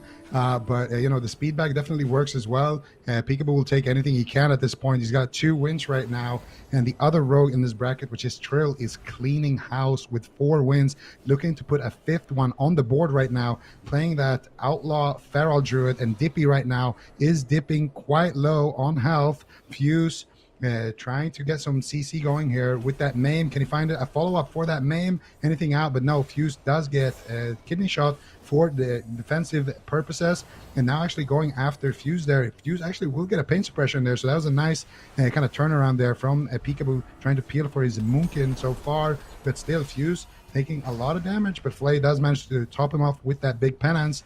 And now finally Fuse gets to go on the attack here. Let's see if they can get something done. Fley now caught up in another root solar beam here.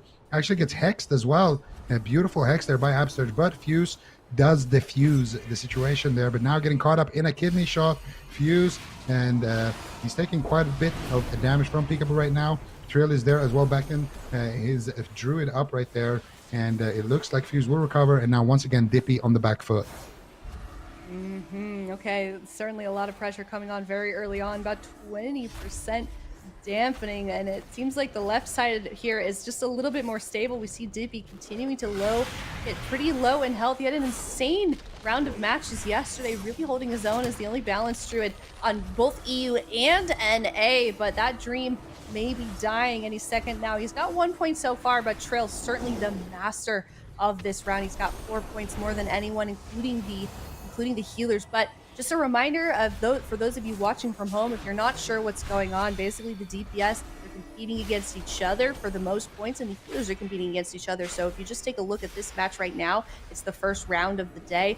Fley, Absterge, they're tied right now in terms of points. Fuse dropping a little bit low there. Not really a lot of defensives. He did use that bark skin, but it's not enough to really keep himself super topped up. But Fley is going to do that work for him anyways, and it looks like they're going to be fine for now. But also, I'm seeing some questions going on about like how comms work in these. They do have the option to talk to each other. Obviously, there's in-game voice, so there's nothing that we could really do to be controlling that. So obviously, they have the option of the Discord that we provided them. So they have been talking to each other. They have been switching every single game. So you can bet there's a lot of communications going on behind the scenes. Yeah, absolutely. And right now, Fuse is not looking too good here, taking a lot of pressure. But Pikaboo gets caught up in the kidney shot. How is he going to stay alive? Big swap. And they will be able to take down Pikaboo once again here. Huge damage coming in there. And Trill going for a clean 6-0 here. Can he do it? Can they take down Pikaboo or Fuse? That would be a perfect lobby here for Trill, which is not what you want to see if you are the remaining competitors here. Definitely a tough spot to be in for Fuse, for Pikaboo. You're going to have a big deficit there that they need to make up for in that next lobby. And Trill, how many points did it require to qualify for the finals in EU? I believe it was 7 points that Tay and Whaazz had. Math equations? Come on. No, I jokes aside, I think we can get some admins maybe on that just to see kind of where we are in standings. I think there's also a website if the mods can link it of just like where everybody is right now in terms of standings. But the competition is super tough, Zico. We saw how it worked out in EU. I mean, some of the DPS ended up just to like the last possible tiebreaker situation to determine who came out on top. So you can bet the qualifications for North America are going to be just as tough. Yeah, absolutely. I'm pretty sure it was 7 wins that Tay and Whaazz had to qualify in there. So that's something that you can look at. If you get 7 wins in EU, you would have qualified. Might not be the same story in NA, but it's a kind of a good indicator that you can use to see, who is going to be qualifying. This is still just the first round in NA, so by no means we don't know anything about qualifications just yet. But right now, Dipi trinketing out of that kidney shot, using his trinket there defensively, trying to stay alive right now. Pikaboo is trying to hunt him down. And look at Pikaboo, he's in big trouble here. Powered Barrier comes down here from Fley. Fley doing a great job so far in this matchup, picking up 3 wins. If he can win this round right now, it would be massive because they would, not shut down. Well, they would shut down Trill's 6-0 attempt, and it would just be better for everybody else in the tournament if Fley's side wins here. And this is the original Bleed Cleave, by the way. Disc Priest, Feral, and Assassination Rogue, and they're going after Absterge. Absterge, feeling the pressure here from his teammate in the AWC, will trinket out there and trade out the Astral Shift. Now Pikaboo is going to have a blind before that trinket comes back up, but Pikaboo in a lot of trouble, goes for the Fleshcraft, does get gripped back from Fley, catches a massive penance there behind the wall there in the room, and Dipi left in midfield here, actually getting cycloned here by Fuse. Fuse is looking hungry, trying to take down Absterge, but Absterge very, very slippery. Pikaboo at the same time taking huge damage. There's the Rapture coming out from Fley, trying to keep him alive with that Pain Suppression Rapture. It should be enough. 26% dampening, and they're trying to connect onto Absterge. And here we go. Fuse, can he do it? He's trying to hunt him down. Absterge, though, looking quite fine here. He's playing that Dark Iron Dwarf, and he just used that Fire Blood Racial, removing every bleed in the game on himself with that Vendetta, basically negating every single thing that the Rogue and the Feral can do. And now they're turning their attention over onto Dipi. Absterge is in a full blind. This is the window we're talking about. Pikaboo can sap it. He goes for the Vanish early on, goes for the sap. Fuse, the fuse is lit. Will the dynamite go boom here on Dipi? That is the question right now. Still a couple of seconds left on that sap. They get the full fear as well onto Absterge, but no, it looks like the chain has been dropped here. I don't know if Absterge has enough heal. Actually, Rakestone coming out here. Fuse looking for the boom, and he will get it. Beautiful shutdown coming in from Fuse and Pikaboo. Feral and Assassination Rogue, 2 of the, I would say, weakest representative classes we've seen so far in the Solo Shuffle, pulling up a big upset right there.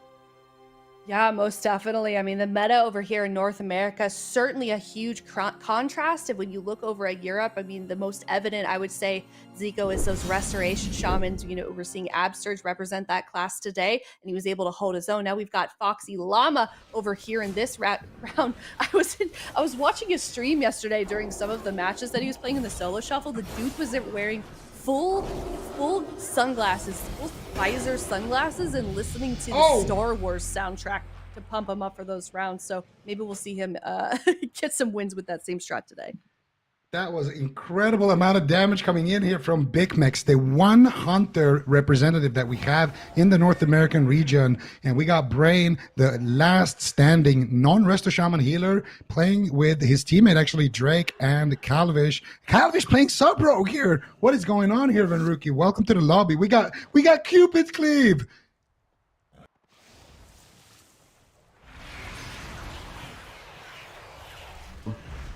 Bit curious as to why, maybe in this particular lobby, he thinks it could be strong with the Hunter, with the Rep Paladin. I'm curious to see how it does end up working out for him. He has picked up a win in game number 1.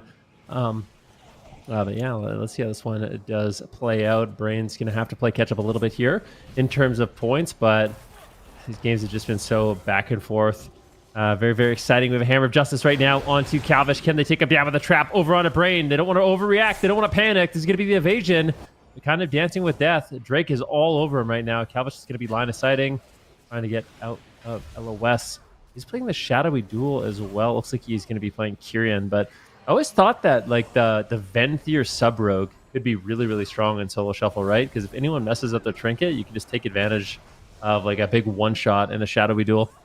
Yeah, it's interesting. We haven't seen a single. We've only seen Pikaboo playing non-outlaw, and now Kalvish will be joining him here. Definitely could be, something that you can take advantage of with that Venthyr. But Kalvish, definitely a better rogue than me, will be deciding to go for that Kyrian.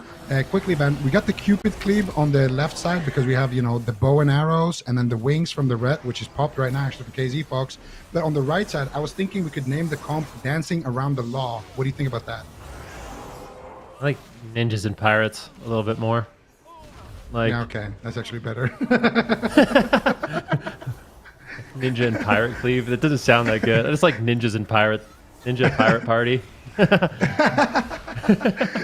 Well, KzFox is definitely kind of the last one to be invited to the party right now, as he is forced to use his Divine Shield right there. Kalvish going to be dancing his way back to the corner here. Oh my goodness, Kalvish getting destroyed here at his own party right now.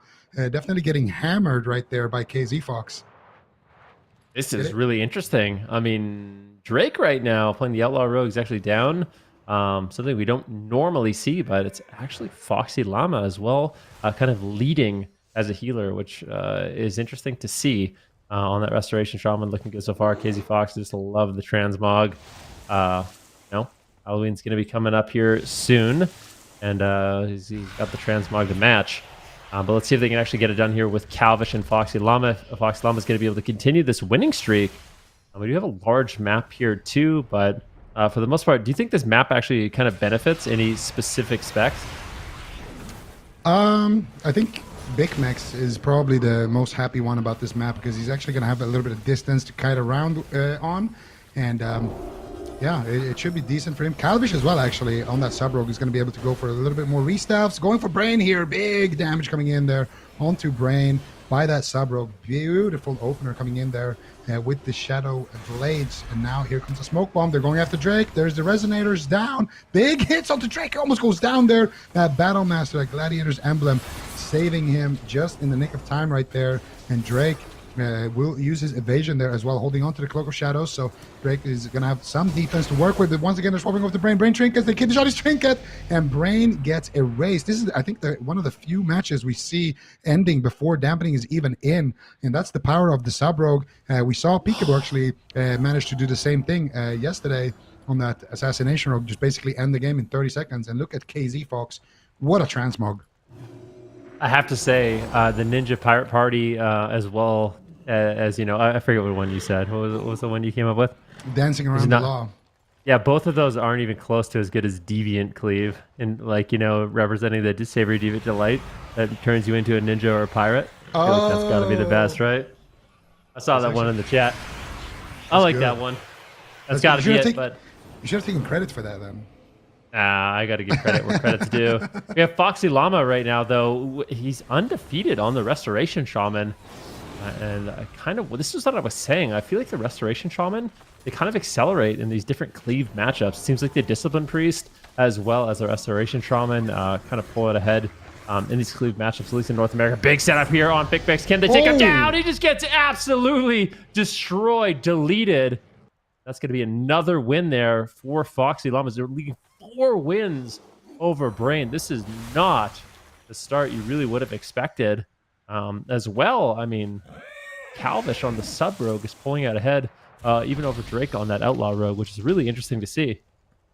Yeah, that's very, very interesting to see. Kalvish kind of back in his element right now, and he's looking quite good here on that rogue, actually leading the lobby here between the damage dealers, and Foxyllama bringing in that Resto Shaman, looking good so far as well. 4 wins here, looking to pick up, looking to clean sweep this lobby here, and we're gonna get to see finally Kalvish do some work here with the Hunter on his side. Brain yet to pick up a single win so far in this solo shuffle. Very, very unorthodox here. Foxyllama going for the Aura Mastery Hex, actually getting knocked into a trap right there. Beautiful shutdown from Bicmex, and they get some more pressure though is the question. Hammer of Justice coming down here onto Brain. Foxyllama looking for the Hex once again. Gets dodged there by Kalvish there, I think. And Kalvish still holding on to some of his defensives as well. He's caught up in a kidney shot behind the pillar, though. He could get crushed here. And Kalvish will get a couple of big heals there from Brain. Will survive, but still has to trade out the evasion.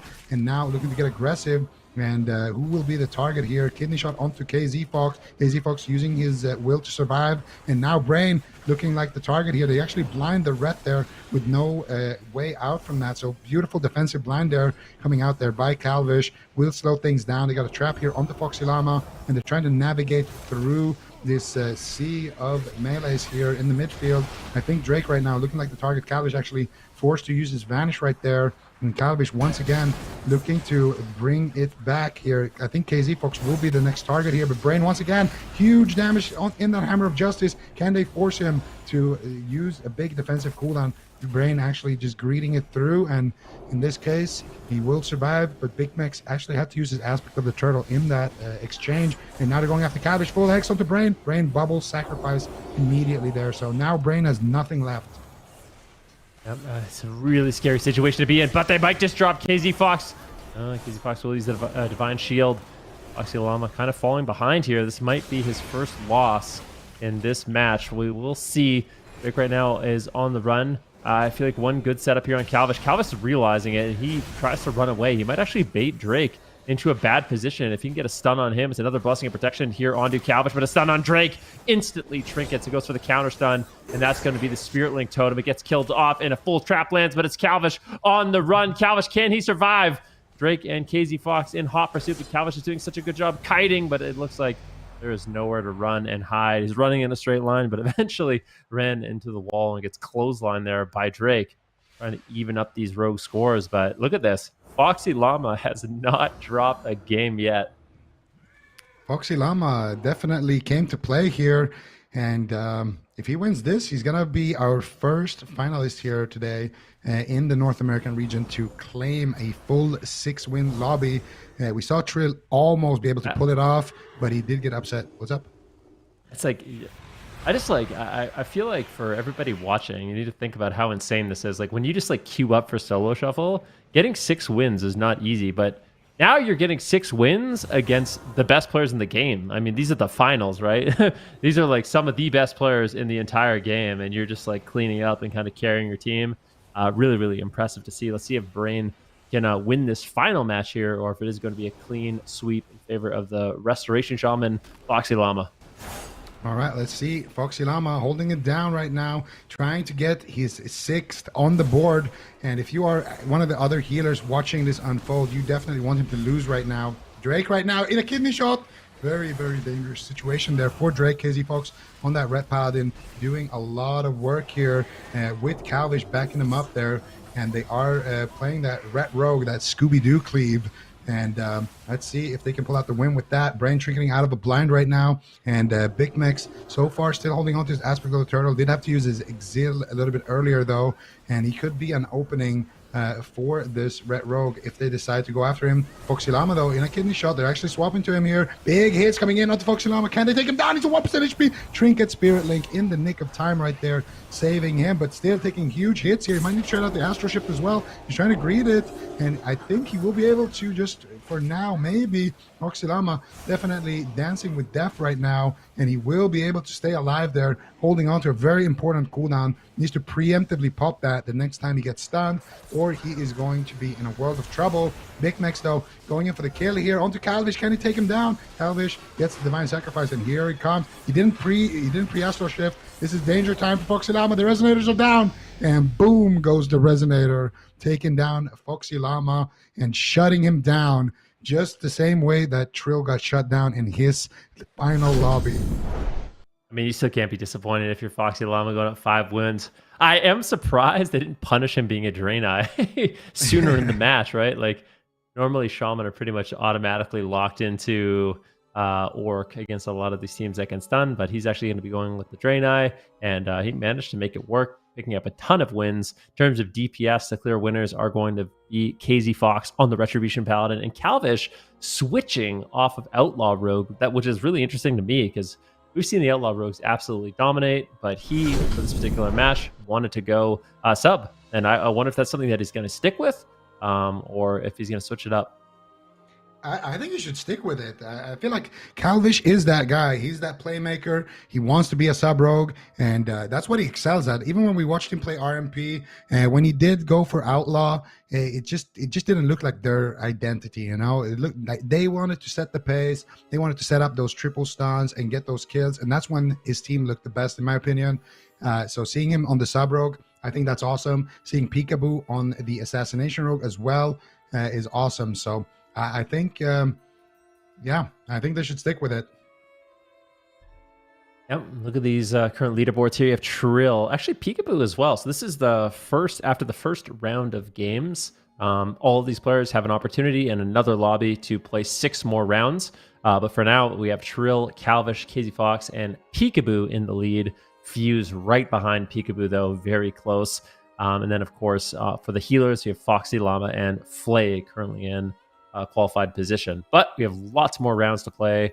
I wonder if we can take a look at what the next lobbies are going to be and kind of just see, kind of anticipate how that is going to go. But for this next match prediction, we are going to be having Brain going up against Fley. So the Dissolute Priest versus the Holy Paladin. We have Fuse, 2 Outlaw Rogues, as well as a Survival Hunter. So Drizzy and Trill on the Outlaw Rogues, Fuse on the Feral Druid, and Bicmex on that Hunter. So this should be a really, really interesting lobby. And of course, in our final lobby, we're going to have Absterge going up against Foxyllama. And this is going to be a head-to-head between these 2 Titan Shamans. Absterge is going to have a great performance if he wants to actually qualify into the top 2. He has to deny Foxyllama wins. He has to pick up a bunch for himself. And then we might actually see Pikaboo and Kalvish. And this might be one of the few lobbies where we see some rogues, but we don't see any outlaw rogues. Yeah, that match 4 lobby looks absolutely insane. You got an assassination rogue and potentially a sub rogue. They are allowed to swap their specs right now. So if one of them sees the lobby and wants to decide to be the outlaw, they could do that. Or if Pikaboo wants to go for sub and make it all a sub business against Kalvish, he could do that as well. And they're, of course, both competing against each other. They were both, I think, 3 wins for Pikaboo and 4 wins for Kalvish. So Pikaboo has a nice opportunity there to kind of deny Kalvish and try to get ahead in that regard. And same thing goes for Absterge. Foxyllama had such an insane performance here. So Absterge definitely going to need to make it count in that lobby.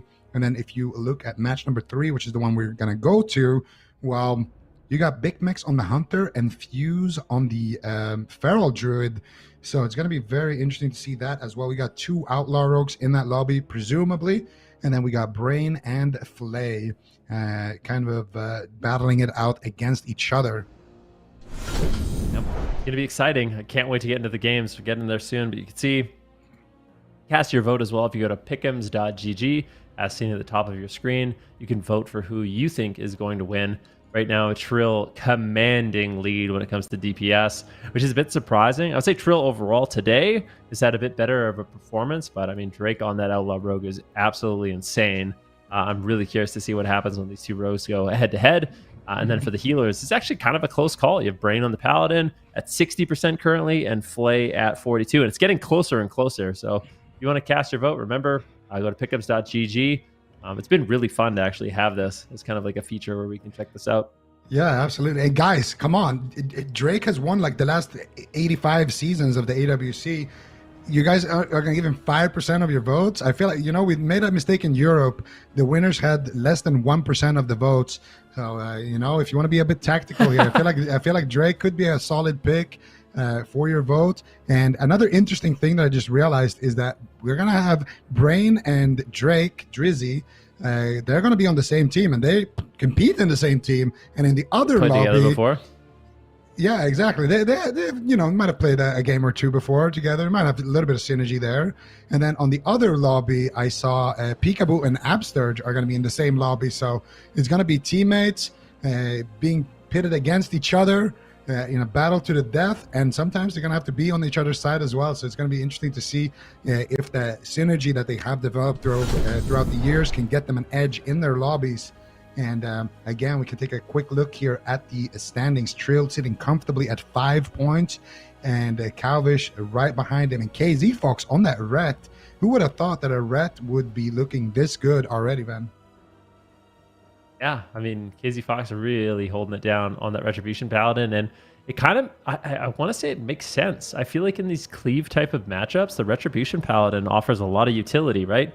Like you have the Divine Shield to keep yourself alive, but you can keep your team alive with off heals, a Blessing of Protection, as well as that Blessing of Sanctuary. So I feel like you pair really well with a lot of the melee that have been strong, like Outlaw as an example, like Fury Warrior. So I just think it's just one of those things that has a lot of versatility, and KzFox has really kind of stepped up on that Retribution Paladin, been doing a phenomenal job, and he's got a very fair shot at winning this thing. Like if the final lobby is, what we see here, I mean, it could obviously change, but if it is what we see here, I feel like KzFox isn't going to be kind of like out of his depths like we saw, unfortunately, for the Fury Warrior. Like I think he's going to have a really fair shot in there. Yeah, and we can see here the Pick'ems once again here. Drizzy, Drake, picking up a few more votes. A few technical he voters basically out there. told everyone. Great work, chat. Great work. Yeah. Just telling everyone who to vote for. Just rigging the vote. That's okay. But yeah, this is exciting. So we have the jungle cleave, the thug cleave on the left side of your screen, and then kind of like a bleed cleave a little bit. Trill's actually going to be switching up and going Venthyr on the outlaw rogue. So did he play Venthyr in his first series of the day? I didn't get a chance to see that. I don't know if he was Kieran or I want to say no. Okay, so yeah, I think he switched it, but I could be wrong about that. But yeah, switching it up, he's going to be going for the Dread Blades, the Venthyr. It's a lot of burst damage. If you can have uptime with that ability, you just shred people. So we'll see if they're going to be able to get that done, or if he's going to get denied. We get an early sap here by Drake, because it looks like they are going to be wanting to start onto Trill, immediate trap onto Brain, and this is just all pressure in favor of the left side of the map. Trill's in a little bit of trouble, trades out the cloak and the evasion, holds on for now, but definitely a good start for Bicmex, Drake, and Fley. Yeah, definitely getting some big pressure here, but now Bicmex in some trouble. Fley does get the pre-Fey Guardians out there onto Bicmex. Will it be enough defense here? Bicmex trying to hold on, and actually they don't get nice flare right there by Bicmex, denying any kind of sap attempt there. Trill did hold on to his vanish though, but still nice play there coming out. And now Trill getting that Blessing of Protection there out of the stun. Trill getting to stay aggressive here with Brain backing him up, removing some of those stuns. And look at Bicmex taking huge hits of damage. He's going to actually get the powered barrier, overlapping it though with his Roar of Sacrifice. So that defensive overlap will cost him potentially on the next.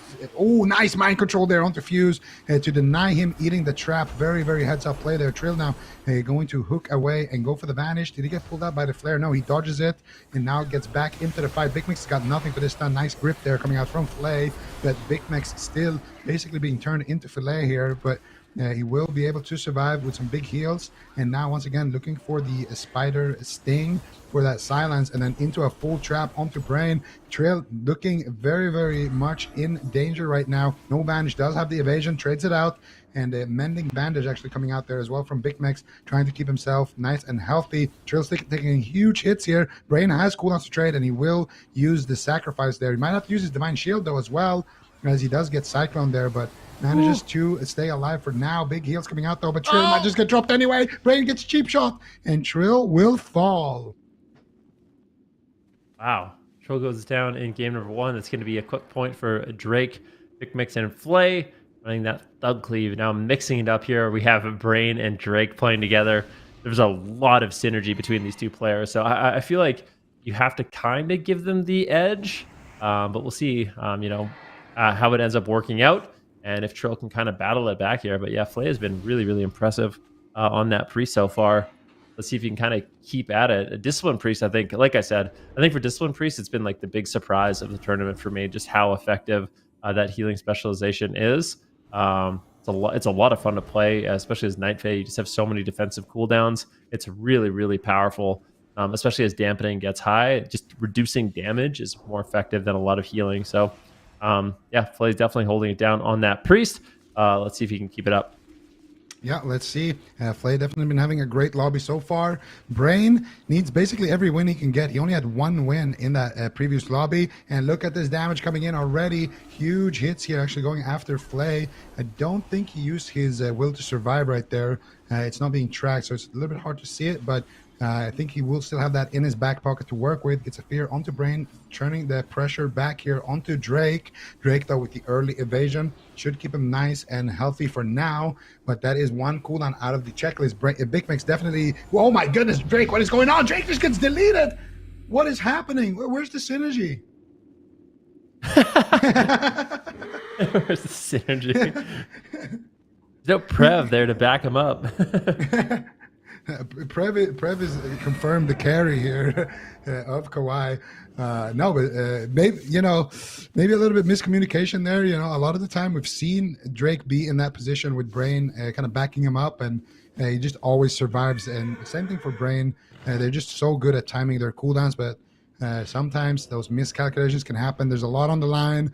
Everybody's trying to qualify for the finals here. The good news is for Trill that he did pick up a win now, and Trill already having such a dominant performance in that first lobby. I feel like if Trill gets like 3 wins in this lobby, he's going to look very good for qualification to that final lobby. I think one of the kind of awkward things about Paladin, and maybe one of the things Brain is struggling with, Trill, but is he going to lose in the opener? This jungle for Fley, I mean, this is unbelievable. Bicmex really just doing a great job on that Hunter as well. I think this is a particularly strong lobby for him. Let's see if he can pick up a few more points. He's taking a little bit of damage here. Ooh, the full blind on a Flay. Brain trying to get in position to heal everybody up. So it looks like they will be able to survive another stun here on a Bicmex. Can they drop him a sap here onto Flay? A lot of crowd control coming in from these two outlaw rogues, as you would expect. And it looks like Bicmex will be able to hold on with that sacrifice, reducing all that critical strike damage. It is enough to kind of bolster his defense. But as I was saying, I feel like for Brain, it could be a bit awkward on the Paladin. You have to be close to your team. That's why a lot of the time when we see him compete, it's often him and his DPS on the pillar because of the positional or the range requirements.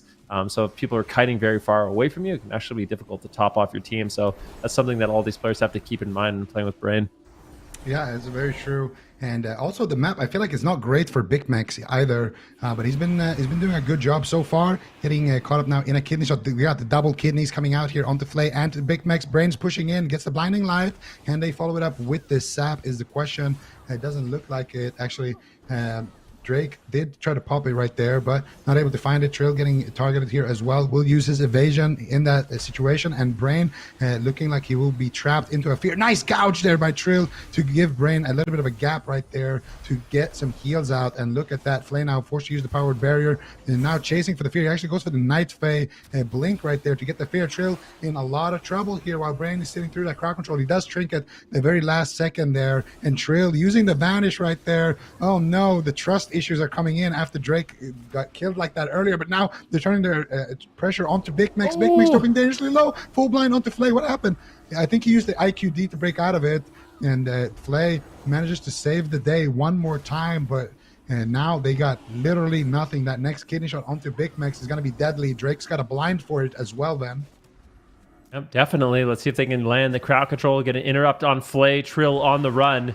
He is in a little bit of trouble, and he realizes it. There's the full trap. Trill trying to run away, but he is caught in the stun, and I think he's going nowhere but down. The blessing of protection. No way, Brain doesn't have the healing. Bicmex died. Oh. Is it actually Bicmex that went down? You're kidding me. Yeah, Bicmex died. Yeah. Oh, he died. What? Trill. Brain saves the day. Wait, what? Trill was actually 1% health. Wait, did nobody get a point again? It's a draw. We need to go to ultra slow motion again. We're going to need to go to the VAR, ladies and gentlemen. That was way too close to call. The game literally bugged out because it was that close. And we'll see. I want to say that Bicmex died a little bit faster because, because I have so high IQ, I can process everything in slow motion. And I feel like Bicmex was the one who went down first, but we'll have to wait and see exactly what happened there. The last time this happened, it's funny to say, this is something that never happens, but it actually was the second time it happened. But the first time it happened, we did go to a replay ultra giga slow motion, and we kind of awarded a point to whoever got the first kill, because otherwise everybody losing basically, an entire round just wouldn't be ideal for, the overall competition. So we'll see exactly what happens with that. But now we are focusing on that next lobby here. Fuse already sitting in a fear, kidney shot onto Drake, trap onto Flay, and decent opener so far. I don't know what happened to that trap though. It looked like it broke, or he might have actually broken out of it, but then there would be a full blind with no IQD. If Flay did use it right there, we're gonna have to wait and see when that blind does come out. But for now, pressure on both sides, man. Definitely pressure on both sides. Hammer of Justice right now into Flay. Big stun onto Bicmex. He's going to get Blessing of Protection out of that. Rain wants to put some points on the board. See if he's going to be able to with Bicmex and Trill. Pressure for both sides. The Strong's a full trap right now onto Flay. But they just can't find the damage. Cheap shot on Drake. Blinding Light as well. Brain playing very aggressive on that Paladin. That's exactly what you want to see. The Hammer of Justice, the Blinding Light, really getting in there so he can keep his team alive. It's just, I think on the Paladin, especially in Solo Shuffle, you have to be really proactive. You can't exactly sit back. Like I said, there's issues with range. So Paladin is, I would say, a really aggressive healer in this mode. We have a stun now onto Flay, who does trade out the pain suppression a little bit early on there onto Drake just to keep him alive. Doesn't want to go into the trap and have everybody low health. So I think the pain suppression did its job there, but they could still end up falling. There's a full blind on Flay. Trill getting really aggressive here with the crowd control. It seems never ending on Flay, but finally out of it. Should be able to top off his team. And now they're making a big setup here on a Bicmex. Full Cyclone on Brain. Nicely done there by Fuse. Really setting up his team Divine Shield is available, but instead they're just going to trade out the aspect of the turtle.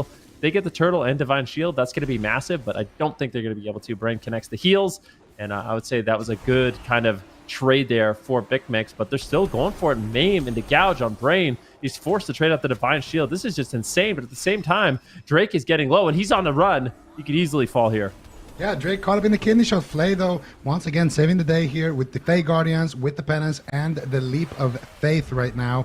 Drake catching some big Shadowmans here, and now looking to get aggressive. Blind defensively there was used onto Trill. Bicmex going to be the target here. Once again, gets caught up in the Rake stun. Do they have any crowd control? They have a gouge into a full fear. That might actually be enough here to secure the win. Do they stop the fear? They stop it with the trap. Bicmex with the MVP snipe there. Manages to maybe keep himself alive. Brain with the hero blind. Can he keep him alive? No. Bicmex will fall. Very, very nice game either way from both sides here. And we can start to see how the points are shaping up here. And remember, we have one lobby that is uncounted for. And that's why Fley has 3 wins and Brain has 0, but we're on round 5. So somebody should have 4 if things... Oh, Fley should have 4 or Brain should have 1. So that's the missing round that we'll take a look at a little bit later. And Brain won? Yeah, Brain has 1 win, allegedly. So we'll see. There's probably going to be a replay on that still, but let's take a look at what happens next here. We got the Thug Cleave with the Outlaw Rogue, and we have the Feral Outlaw Rogue Discipline Priest. Ben, what do you think here? Who's going to take it? I think I'm going with Bicmex. I think Bicmex, Brain, and Drake are going to take this particular round.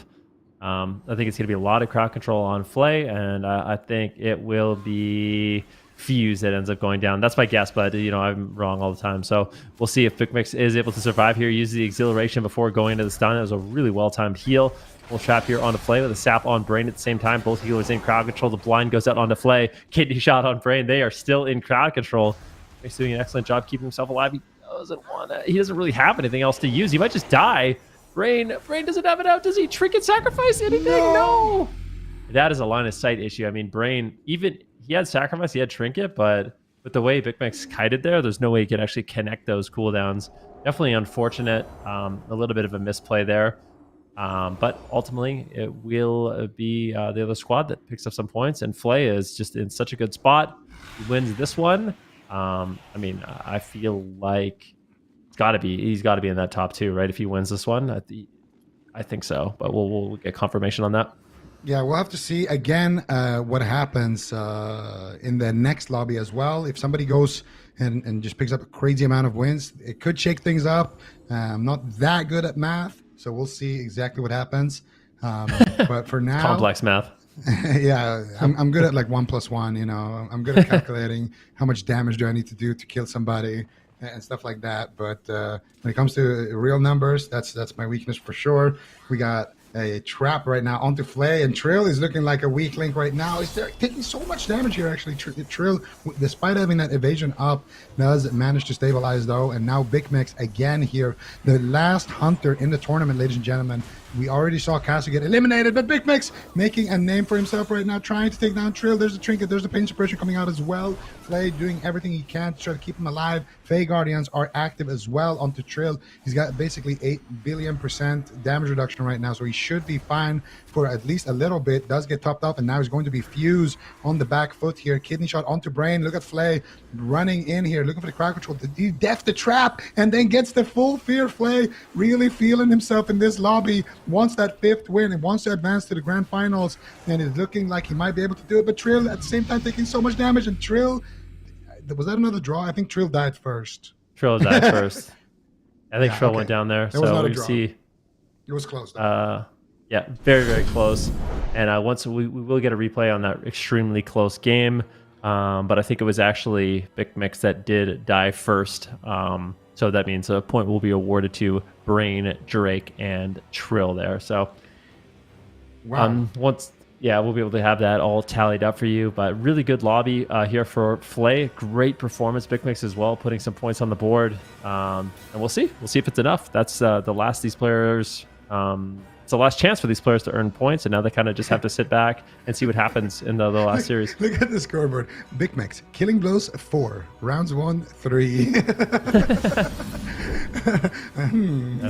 All right, we're gonna jump into the next lobby here. Actually, you are gonna jump into the next lobby here with Miss Aya, I believe. Actually, is that with Super? No, whatever. I'm just gonna stay. Yeah, we're just staying. I think we're you're just not going anywhere. That's fine with me. Let's see what's happening here. What do we have? Foxyllama playing double rogue here. It's assassination and outlaw. No, assassination and sub. And we got Red Moonkin, Resto Shaman. What is going on in here? I actually love that these rogues are just playing like they're kind of like signature specs, right? Like Pikaboo. I want to say he was like the only rogue in NA to get rank 1 as assassination last season. I could be wrong about that, but I think that's a true statement. And you have Kalvish playing the subtlety rogue, and obviously plays a lot of rogue mage priest, but bringing it into the solo shuffle, I think it's a very powerful spec. If Pikaboo and Kalvish on the run together, and when will you ever get an opportunity to see these two play together? And Pikaboo gets a big heal there by Foxyllama. That's going to be the Spirit Link Totem. Absterge wants to take him down. It's Dipi, KzFox, and Absterge right now playing the Red Moonkin. Comp you almost never see, but seems to be working out okay. Yeah, dancing chicken cleave. Nah, that wasn't that good. We'll keep we'll keep guessing, but Kalvish right now is definitely left guessing here. It's on 10% HP, activates the feint. He has the evasion coming up in a couple of seconds, and Foxyllama, man, this guy has been definitely delivering the play so far. What a nice recovery here at 40% dampening. Kalvish coming back from the grave essentially right there, as Foxyllama does manage to pick him up there with the Ascendance. And now Kalvish once again, though, I don't know if he has another miracle in him. Foxyllama trying to get something going. They do force out the bubble there from KzFox. Pikaboo and Kalvish here on the run right now with these ninja party cleave here. It's a double disorienting roar coming in. Dipi maybe look for a cyclone. He gets a full root beam, and Kalvish realizes he's in trouble. He's going to run away behind the pillar, try to go for a re-stealth. No, is he going to come into the fight, get a full kidney shot there onto Absterge? Now they're doing a big setup here. Look at the pressure coming in from KzFox. All 3 members of the right side are running down, but it looks like KzFox is going to fall first. I mean, a bit surprising, but Pikaboo, Kalvish, and Foxyllama are going to be able to claim victory at 60% dampening. Yeah, that is very surprising. I mean, who would have thought a sub-rogue assassination rogue at like 60% dampening claims the win against the Red Pally? And I feel like this map is exactly what Dipi wants. If you're playing that Moonkin, this is the map for you. Oh my God. You're a cat, you have a big sandbox to play around in, and most importantly, you know, aside from the RP reasons, you just have a lot of space to move around on. You can, you know, get a lot of crowd control, get a lot of damage out, and if you're targeted, you can also kite. Now, we got Dancing with the Stars versus Red Rogue, Scooby-Doo Cleave. So let's see here which one comes out ahead. It's Dancing with the Stars, but with Assassination, and it's Scooby-Doo Cleave with, you know, actually the Scooby-Doo Cleave is legit. But yeah, the Dancing with the Stars, not so much dancing. It's more like assassinating the stars right now. Pikaboo looking like a telescope in this game, and let's see if he can get the win that he needs, because he wants to take down Kalvish. Kalvish was 1 point ahead of him in those standings, so he, at least if he can get 4 wins here, he will have that going into you know, potentially the finals. Ooh. Should put him in a pretty decent spot then. Oh, a nice smoke bomb attempt there by Pikaboo, but it gets dismantled by Kalvish, and Pikaboo says, hey, you dismantled me, I dismantled you, and throws one onto him. But we do have an official name, by the way. I've decided this is the official name for the Moonkin Retribution Paladin. It's going to be, yeah, I'll let you know. Yeah, it's going to be Chicken Wings, all right? Chicken Wings is now the official name. Dippy right now taking some damage. I got that one from the chat as well. Big damage here by KzFox with the wings, and they take down Dippy. Absterge getting hexed there. Beautiful hex by Foxyllama, and there's going to be no decurse for Absterge. A beautiful setup. Big lava burst too. I like the aggressive plays of the shamans. 2 lava bursts come in, and as a result, they do manage to get the Divine Shield. Foxyllama with some beautiful setup there, allowing his team to get some cooldowns out of the way, and I'd love to see these healers get aggressive. Yeah, absolutely. Absterge right now trying to pick up some points here on the board, trying to catch up to Foxyllama, and we'll see if he can do it. Right now, Dipi going for some Cyclones here onto KzFox, looking for some damage out of that Cyclone onto KzFox. Actually manages to land some hits, but KzFox with that Necro Shield, with that Fleshcraft, will be able to stay alive. Pikaboo going for that Re-Stealth here, and dampening.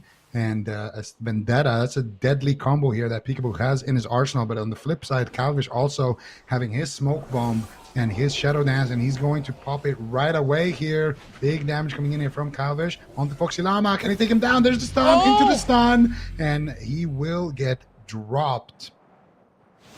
Yeah, he will. And we can see Kalvish now up 2 wins. Now going to be playing with Dipi. So Shamans even things out here as we move into round 3. That game was a little bit quicker than the first one, but yeah, still, I mean, Kalvish has a little bit of a lead here, but I still feel like this is relatively even. Like I don't know who's going to end up getting the most wins for DPS. Seems like Dipi is kind of struggling on the Balance Druid, but we've seen him battle it back before, and I still feel like he has a really fair shot in this one. All right, so we got some updates for the standings here. For the healer qualification, Absterge has to win every single round. If Absterge does not win every single round, your prediction, unfortunately, Van, will not come true. And what about your prediction, huh? I'm sorry, my prediction is already done in the dust. I'm just trying to drag you down with me here. That's what I thought you were trying to do. Foxyllama. Foxyllama having a beautiful performance, but maybe Absterge can do it. He's got to win every single round. You cannot drop a single game, or his chances to make it into that top 2 are going to be completely gone. And for this DPS, I think still anything can happen. Of a Bark Skin being traded out here by Dipi. It's a lot of pressure by Pikaboo and KzFox. That Retribution Paladin and the Assassination Rogue seem really, really nasty for damage. Kalvish, though, going for big single target damage here on Pikaboo. He trinkets and vanishes. Does not want to mess around with the Shadow Dance coming in from Kalvish. Smoke Bomb drops down as well, just trying to deny some heals. Pikaboo getting fancy, but it seemed like it's going to be able to accomplish that much. Yeah, Pikaboo definitely making some fancy moves here. He's known for it. Gets a kick there onto Dipi, and Dipi looks like he will be the target right now, trying to get some pressure going, but he's just tanking it out in bear form. There's the kidney shot, there's the Vendetta, huge damage coming in from Pikaboo. They need to get some CC though onto Foxyllama. There's the Hammer of Justice. Pikaboo doesn't have a Vanish or anything else to follow up with CC there, so they're just going to try to brute force it here. But I don't think dampening is high enough yet, and they will abandon the push there. Pikaboo just going to try to run away and stay alive here. KzFox though trying to chase here as well, or trying to regroup with his teammate here behind the pillar, but Kalvish on the chase, looking for the kidney shot onto Pikaboo. He gets a cheap shot there onto Absterge as well as KzFox, and Pikaboo now answering with his own kidney shot onto Dipi. Pikaboo getting disarmed here by Kalvish, and I feel like Kalvish is definitely going to be the more scary rogue right now, because Pikaboo doesn't have his Vendetta for another minute or so, which is his big hit of damage. If Pikaboo can survive to that next Vendetta though, or if his team can survive until that next Vendetta, I feel like that's going to be a big win condition for them. But right now, Foxyllama definitely not looking too healthy. Does fake cast the Rebuke, and does get a nice Hex there before that stun comes in. Foxyllama actually preemptively reading that a little bit, but he might still go down through it. That Hex definitely the only reason why he's able to stay alive there onto KzFox. Beautiful play there from Foxyllama. And now with the Ascendance should be quite all right here. He's got the Astral Shift as well. He's dying through it. KzFox bubbling for the kill here. Foxyllama going for the fake cast. He's got the Earthen Wall. He's got every damage reduction cooldown in the game on him. He's going for the Hex here, and he landed. Doesn't manage to get it. Absterge coming in with actually the Trinkets, Spirit Links. Foxyllama so low HP here, trying to stay alive. Can he do it? So low. He's trying to fake cast the kicks, but no. He will get dropped. Yeah, that's pretty much what happens. I mean, if you're a Restoration Shaman, you're getting tunneled down by a Ret and an Assassination Rogue. I can just hear Absterge too. Just kill him, you know, just spam dispelling him. Like, you know, see, that's the thing too, is like when you are playing the same kind of spec as your opponent, and I mean, it is Absterge going head to head with Foxyllama essentially as the healers. That's the main competition. Kind of can know like what the weaknesses of the shaman are. You could try to, you know, help your team best your own class, you know, try to figure out the best way to actually take down your own spec because you're so familiar with it. So maybe that's what we just saw there, and I wonder if that's a trend that's going to continue. or we just see the Ret Paladin just target acquired on the blue on the rest of Shaman and just go after him over and over. Yeah, I feel like if you're Absterge, that might be like a good investment short term. But do you really want to get trained another whole season? We already seen Absterge. He made a montage of himself just getting trained by Windwalker DK. I feel like there's going to be more montages like that in the near future for him if he keeps telling people how to kill his class.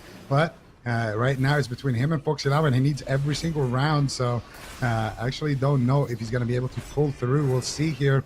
Absterge definitely kiting right now with Pikaboo. They're playing Assassination Moonkin here, and they're going after Absterge. He's going to Trinket. He's going to use the Astral Shift. KzFox is like, wait a second. I can use what you just taught me against you. And all of a sudden, Absterge down a lot of cooldowns. But KzFox also forced to use that Divine Shield on that Smoke Bomb from Pikaboo. Yep, exactly. Absterge may have opened up, Pandora's box. This is not what he wants. He's get trained down on the Shaman, but we'll see if he can survive. He's got no trinket, so the next setup is going to be devastating. Here it comes the Avenging Wrath. Not sure if this is a proc or the actual cooldown. Kidney shot right now. KzFox, and this is an unbelievable amount of damage. Foxyllama in a panic, forced to trade out the Spirit Link. He gets killed off, and Foxyllama might just die. Absterge right now with Ghost Wolf. He could potentially fall. He needs help. Hammer of Justice out of the kidney shot. Can they take him down? He's 1% and gets dropped. And with that, I think Absterge's chances, they're gone, right? He had to win 5, and it's not possible anymore. Yeah, Foxyllama, congratulations. He has advanced to the finals now that we know that Brain had less points and that Absterge will have less points as well, I believe. So I believe it's Fley and Foxyllamas that will advance for the healers. And I'm not sure what's happening with the DPS yet. We're going to get those scores later when we see it. It's still, some more series here left.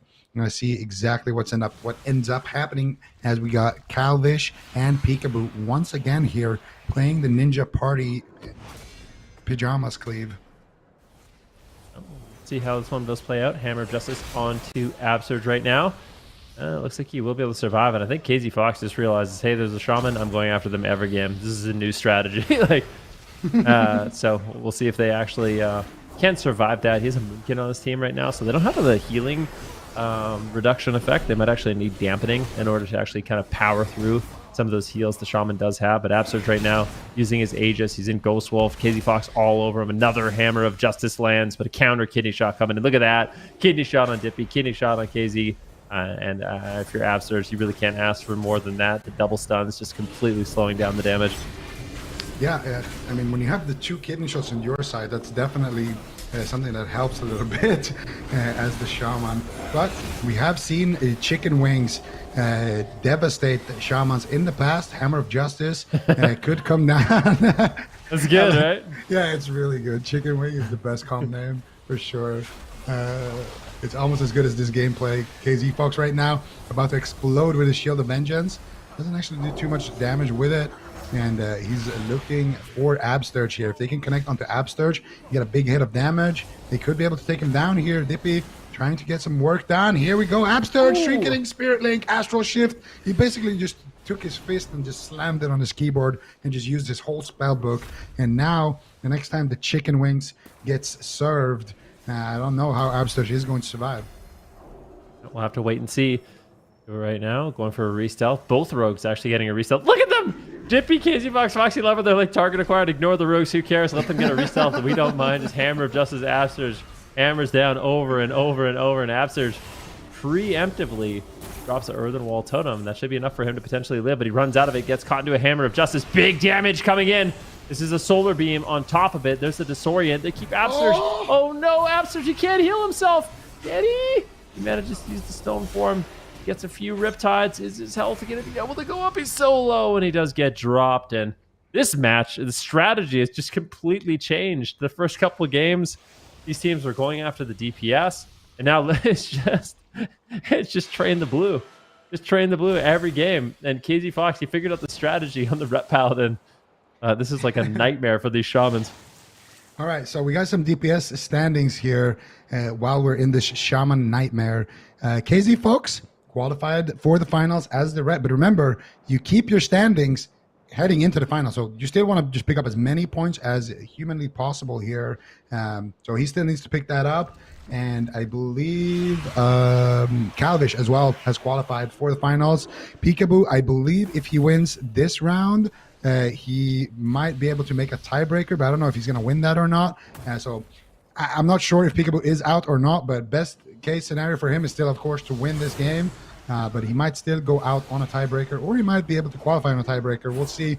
But for sure, Kalvish is in and KzFox is in. And right now, Target is acquired. Wait, what's going on here? Shadowy Duel.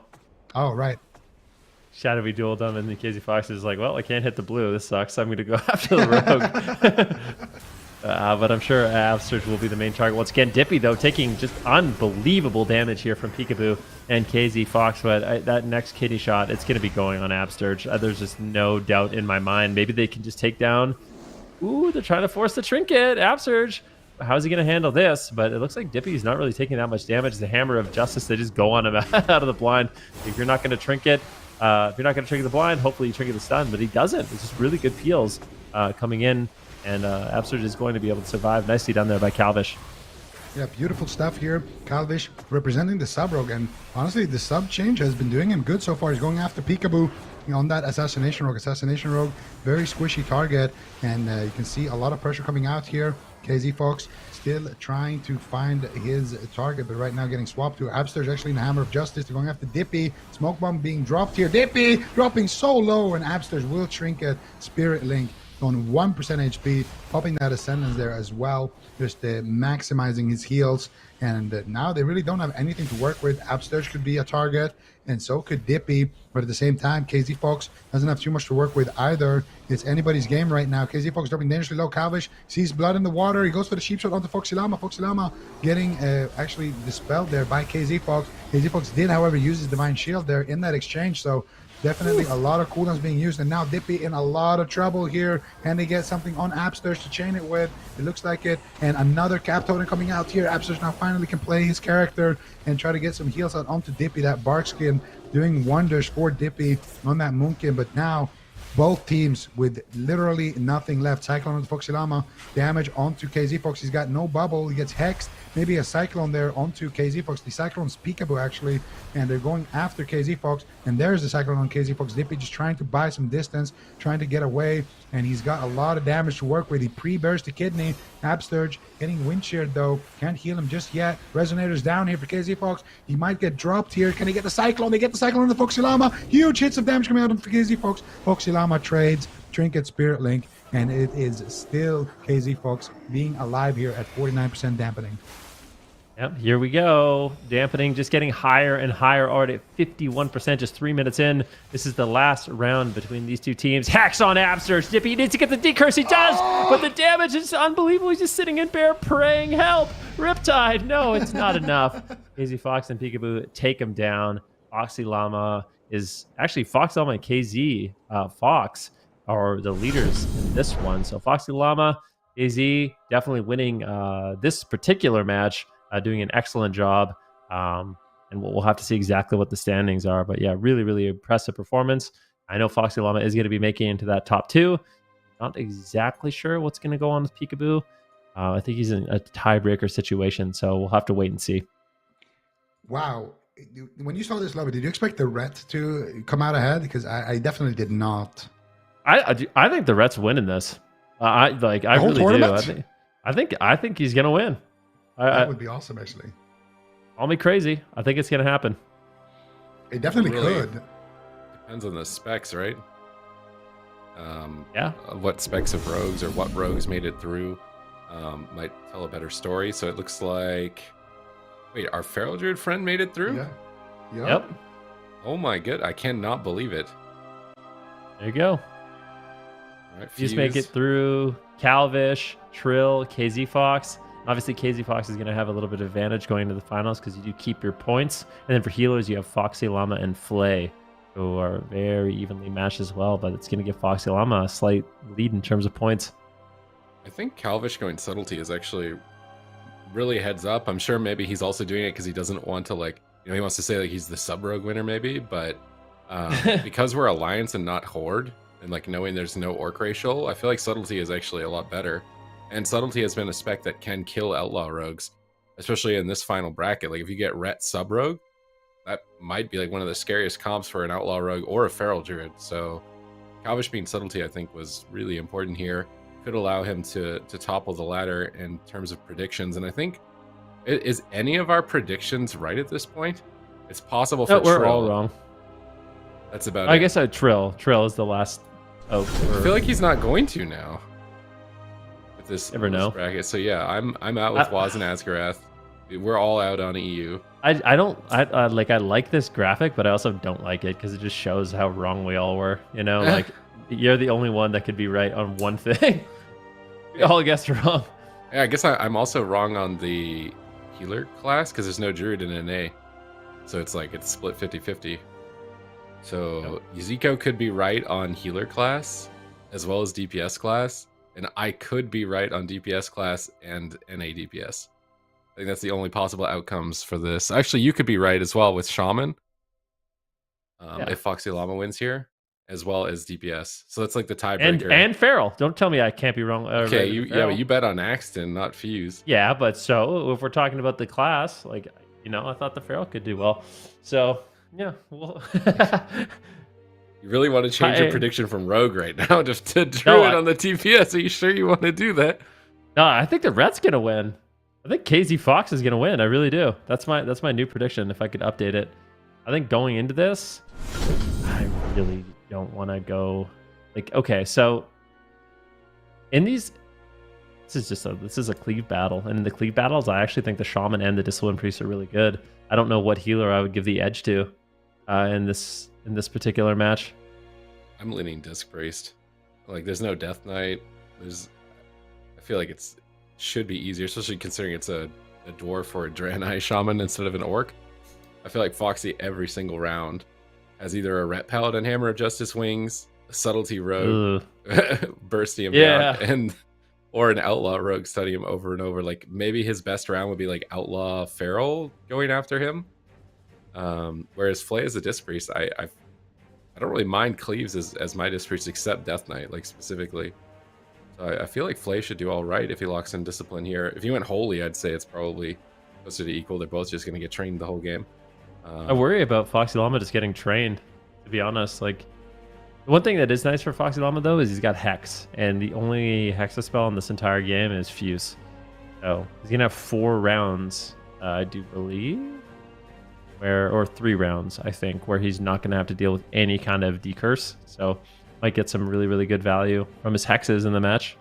You guys were saying chicken wing when they were playing Moonkin Ret, and it made me think of the YouTube meme song chicken wing, something like hot dog and bologna or something, like the lyrics to that. I don't know if anyone remembers that meme. That's an old YouTube meme song.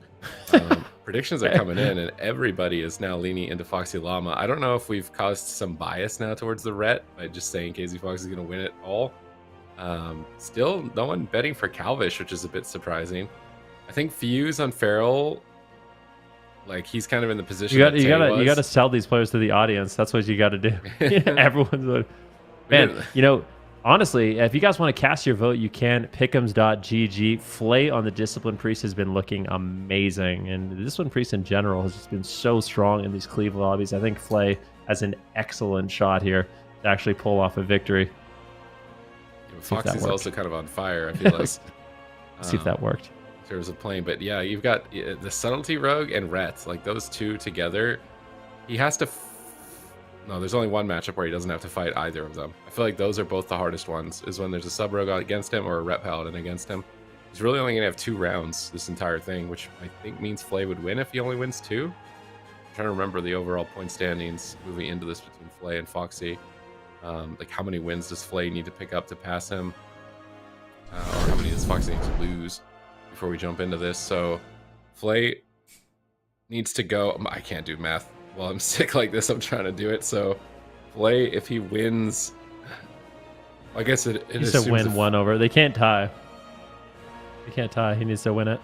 So he has to go 4-2. Yeah, he needs to go 4-2. If they go 3-3, Foxy wins, and obviously if Foxy does better than 3. Because Foxy's only going to have the Feral Outlaw twice, which are I think the rounds where I think he'll win is when he's fighting Feral Outlaw. I think Sub and Ret Paladin rounds, he's going to explode. So I actually think Fley stands a good shot here of actually going 4-2. Whereas for the DPS, Fuse is kind of already out of the running just by only having 6 points. And by, I think, being the Feral Druid in this bracket, like all these classes, I think, can crush a Feral Druid. Fuse has to win every single game to have a chance. I think he can still lose if he wins every game. I think he still loses, doesn't he? Because even if he wins every game, KzFox will also win. And but I'm not sure what the head-to-head would look like. But yeah, in order for Fuse to even have any kind of chance, he has to win every game. In this not lobby. Easy. Yeah. And more and more people are actually betting for Fuse. I don't think Wow, a lot of people are going for Fley now all of a sudden. We just tell chat who to vote for, and apparently that's all it takes. I don't know why they're trusting us, considering I almost think none of us are going to be right on a single prediction. So I don't think you can count anyone out really at this point with all the surprises. I'm still kind of waiting to see what specs people lock in. I'd really like to see Kalvish Subtlety, the Resonator. I think that's going to be a really good way to like one-up Trill, because he knows Trill can't play sub. And there's no orc, so he's going to get clean setups. He has good burst classes. Paired up with him here with like Brett and Feral reasonably well. But here we go. We're jumping into the first round. We can see the specs. Kalvish did decide to stay Subtlety. Trill is playing Venthyr Outlaw, though, not Kyrian, so he's going to be playing for more burst damage. I feel like that ends up backfiring more often than not for Outlaw Rogues. I'm trying to think if we've even seen an Outlaw that went Venthyr actually win or not. It's just Trill. He's the only one. He's the only one that plays it, right? I mean, sometimes people play it on the ladder every once in a while, but I'd say like 90% of Outlaw Rogues are playing Kyrian right now. Maybe more than that. But we have a really chaotic map. I really like how the map adds like an interesting dynamic of like, but I don't know if it's actually going to benefit anyone here. It's going to benefit? No knockbacks, right? Unless the priest... Fley could play it, right? Actually, it might be good. Because you're not really going to knock the Earthern Totem too. Go after Foxyllama and knock him out of his own Earthern Totem. I mean, the Earthern Totem's down right now, so if he is playing the knock, I think he would press it right now. He's got Fey Guardians out on KzFox, trying to stabilize him here. And these are the rounds that are really important for Foxy. If he can win the rounds when a Ret Paladin's on the other team or the Sub Rogue's on the other team, I would imagine him taking this entire series. Full blind on Fley. KzFox the target still. Shield of Vengeance already shredded. KzFox in a lot of trouble. Has to Divine Shield. Not even 40 seconds into the game, and this is great for Foxy. Yeah, I mean, this is amazing. Let's see what they can do. Another kidney shot here on KzFox. He's going to trade out his trinket, but a big amount of damage. Look at this. Foxyllama is really in trouble here. He pops the Ascendance and the Spirit Link, so that's basically all his healing cooldowns. And this is where the game could get crazy, because I don't think with how fast Dampening comes up, he's really going to have an opportunity for any of that to rotate back up. Those 3-minute cooldowns are going to be looking like an eternity here for Foxyllama. Oh, another full blind sap. KzFox in trouble. Is he on Forbearance? He is not. He can get the Blessing of Protection out, break the stun lock, but every time they get a setup here, KzFox has to use a major defensive cooldown. They've got to get some pressure on Foxy. Foxy pre-Astral Shift. That might come back to bite him here as Fuse is chasing him down. KzFox is still reasonably on target. Swapping some damage to Kalvish, trying to spread out the Earth Shield, I think. And then just going after Foxy. Is he just going to die? Earthenwall Totem down. Trying to anticipate the hit. Kidney shots on the whole world from 2 rogues right now. Pain Suppression. Is that going to be enough? KzFox dying through Pain Suppression at the moment. Another cheap shot. An eye for an eye comes out. He manages to stay alive for another setup. But I'd say Foxy is 1 step ahead because he still holds on to his medallion. Yep, at this point, it's not looking too bad, but Dampening is getting high. And like I said, for Foxyllama, his cooldowns aren't rotating back up. And the Train the Blue strategy seems to be working here for Fuse and KzFox with a full blind. Oh, that was such a close call, but it's actually Fley. They completely peeled it. It was a blind on Fuse and a kidney shot onto KzFox. So both DPS were CC'd, and it was Fley with a penance. He got the offensive penance and actually took down Foxy there, and picks up the first point as a result. Okay, so this is Foxy's best matchup, I think. Actually, no, the Sub Rogue is... he has to win one game where the Sub Rogue or the Ret is on the other team. He has to, if he wants to win the whole thing, because otherwise Fley will go 4 and he'll go 2. I think those are the hardest ones for him, is Sub Rogue and Ret Paladin. When they're both together, it's the hardest. But when they're even just one of them, because he can't play Orc, I think it's going to be a lot of trouble. Now here with the Ret Paladin to back him up with Sanctuary, he probably stands the best chance. So this is a very important game for Foxy. He's already sapped. KzFox is feared. And it looks like they're starting on KzFox, now swapping to Trill and a kidney shot. Not too certain where their targeting is, and they're actually going after Fley. I'm not sure if I like this here, considering it's a subtlety rogue. I feel like that's not exactly an impossible target to kill. Going after the priest is a bit reckless, but Ret Paladins are known for taking the reckless route, I would say, in Shadowlands, just tunneling healers start to finish for the entire duration of the expansion, so perhaps it's going to work. Foxyllama still blinded at the moment, and no sap, surprisingly. Kalvish steps over cheap shots, but that's not a big deal. KzFox going to Sanctuary the cheap shot. See an in-cap roar from Fuse. Trying to go for a Cyclone, gets interrupted. KzFox is falling behind. This is an important game for Foxy.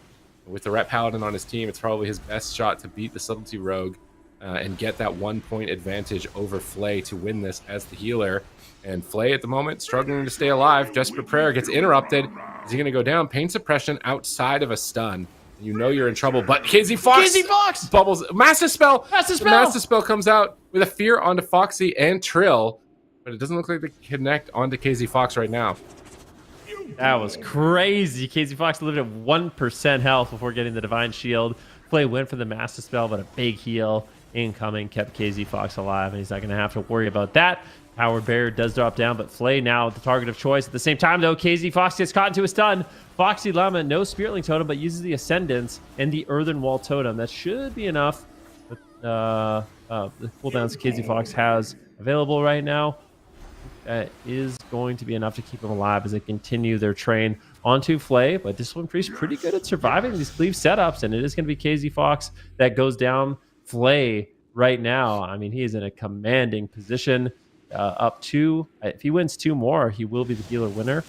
But for the DPS, it's still anyone's game. If Foxy loses here, I think it's over. This is his best chance to win the matchup with only the Outlaw and the Feral. The burst damage is so much lower than the Sub or the Ret. So if Foxy loses here, it's my prediction that he loses the entire thing.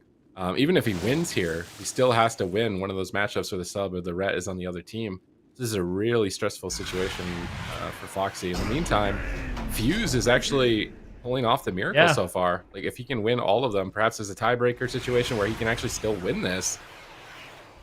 He's also played every game with Fley so far, though, so he's gonna basically use all of his games at this point with Fley, and then he's gonna have to play all his games with Foxyllama after that. So that might actually completely change things up for either Fuse or Foxyllama, depending on what happens. Kalvish right now in a stun. Can they take him down? It's a lot of burst damage. What's he gonna do? Sacrifice trades from KzFox. Feint comes in, and now they're going for a setup kitty shot here onto Fley as they're looking to get really, really aggressive. They're actually just going after the priest. Do we have a Hammer of Justice, a cheap shot? Oh, big damage, but at the same time, KzFox getting punished. They're just ripping into this Ret Paladin. He's got the Eye for the Eye. He's got the Shield of Vengeance. Reduce a lot of damage, kind of counterattack here just a little bit. And it seems like that damage is strong. Disorienting Roar now on Foxyllama has really struggled to kind of keep KzFox up. The time being, can they get the Cyclone? Nice cheap shot there by Kalvish. Shuts it down. A sap. Whoa. Kalvish is just playing this map out of his mind, and they managed to get the win. I mean, if we had a replay for what Kalvish just did, that was unbelievable. A really, really skilled rogue. It's nice to see the rogues that, you know, are subtlety. I'd say they're subtlety mains, coming back to subtlety here on Championship Sunday and getting a lot of wins. It's actually surprisingly the Outlaw rogue that is currently yet to win a round. Now, this is an important game. All Foxy has to do, I feel like he should be reasonably guaranteed to win against the Feral Outlaw. Actually, Feral Outlaw only happens once. This is literally the hardest thing for him. He has to win against a Sub-Rogue or a Ret 5 out of these rounds. Because the Outlaw Feral only happens once with Kalvish being Sub. So let's see how he deals with KzFox and that Ret Paladin here. We can see immediate Berserk from Houston. He just pops every offensive cooldown instantly.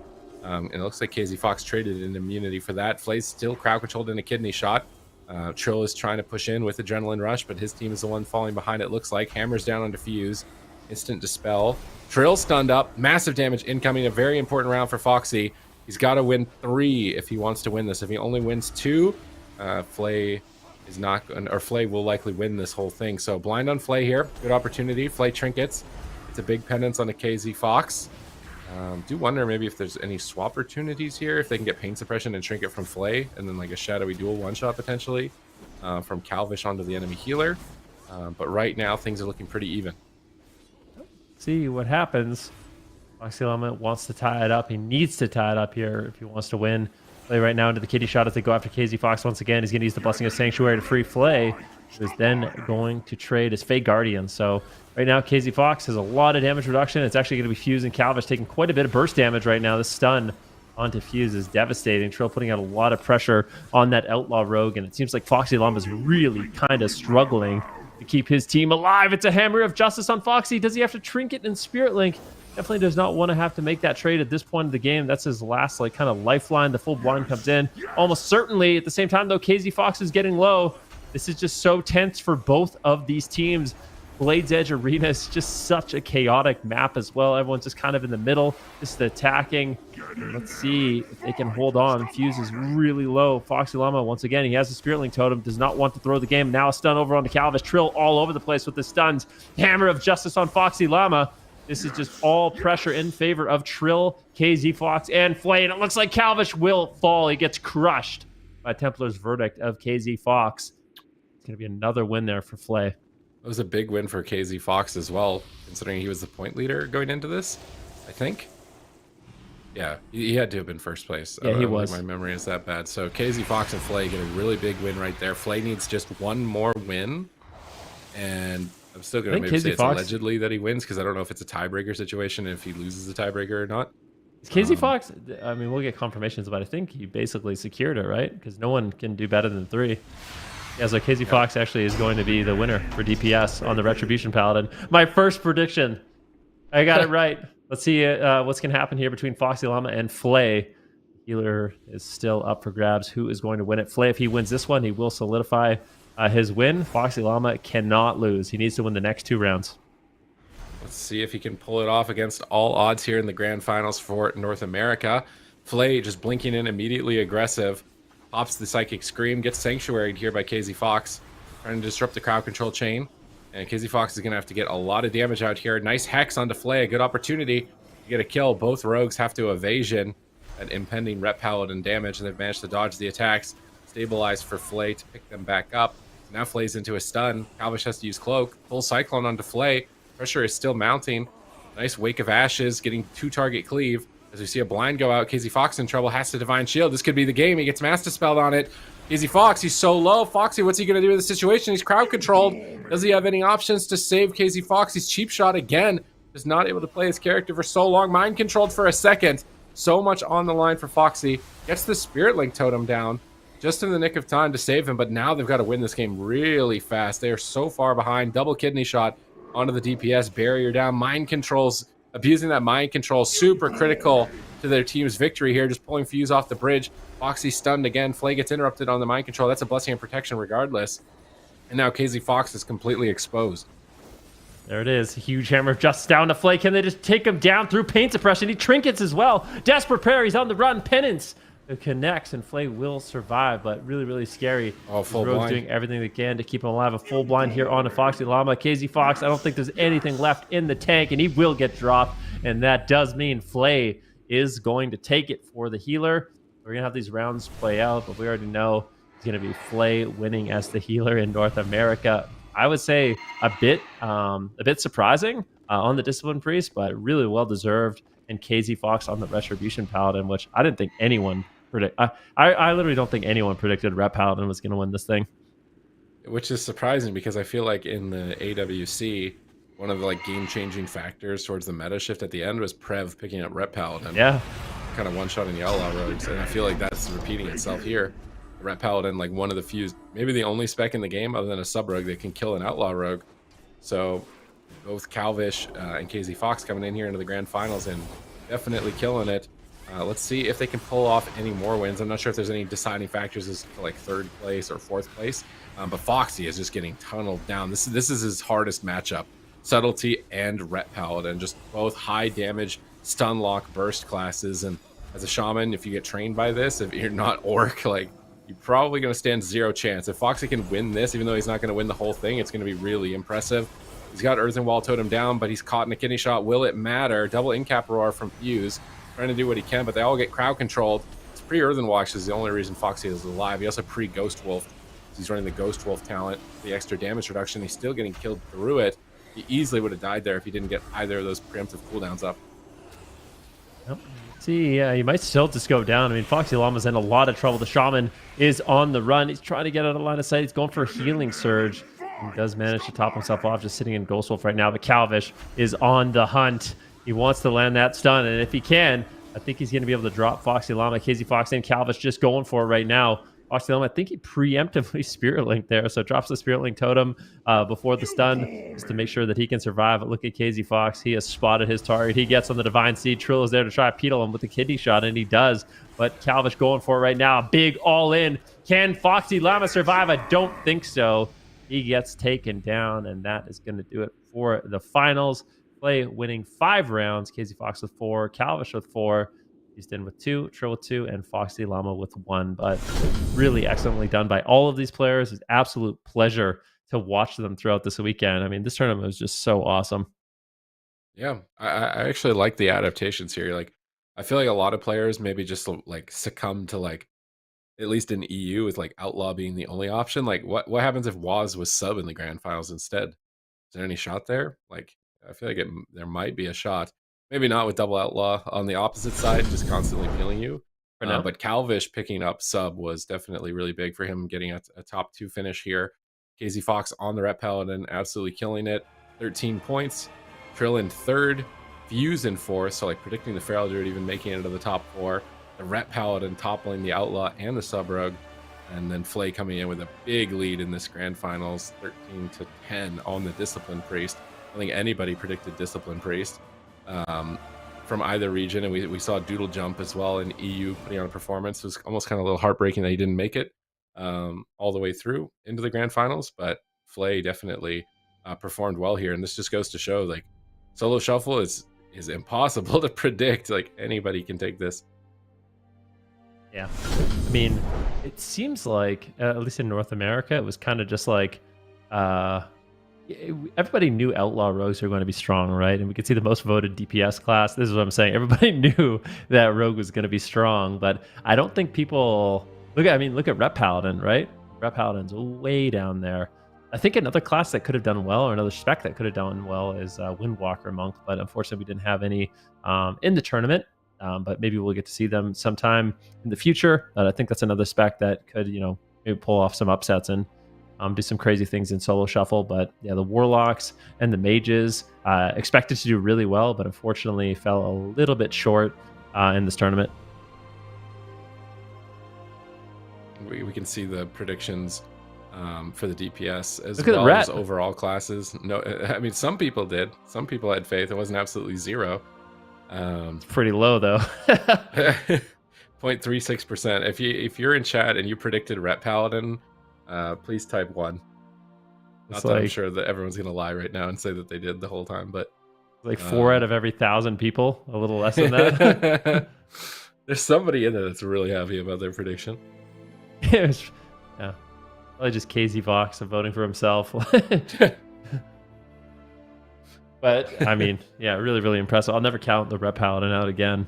It's a really strong class. I mean, I think the thing with the Ret Paladin is you have a lot of damage. First of all, you have a lot of damage. You have healing. Like, you have a lot of support for your team. It's just really well rounded. You got the stuns. It seems like having a stun is really important for Solo Shuffle to actually, be able to set kills up on your own. That's kind of what we're seeing here. Yeah, definitely. It was cool to see players adapt to the meta that was kind of like locked in for Europe, and Kalvish definitely, like, that gave him his best shots. Definitely gave Trill a run for his money. He wasn't able to get nearly as many points as I think anybody would have anticipated because of it, and it was really well played, both strategy and comp wise. I do somewhat wonder if like Absterge or Foxy could be Orc, if the outcome is like any different, especially the grand finals. I think it still would have been really rough with the position that he was in, but not having any stun reduction is really rough when you're fighting the highest burst stun classes. There's 2 of them, if not arguably all of them, right? Like, I feel like Feral is also a high burst damage stun class, and being a shaman in that is going to be really tough.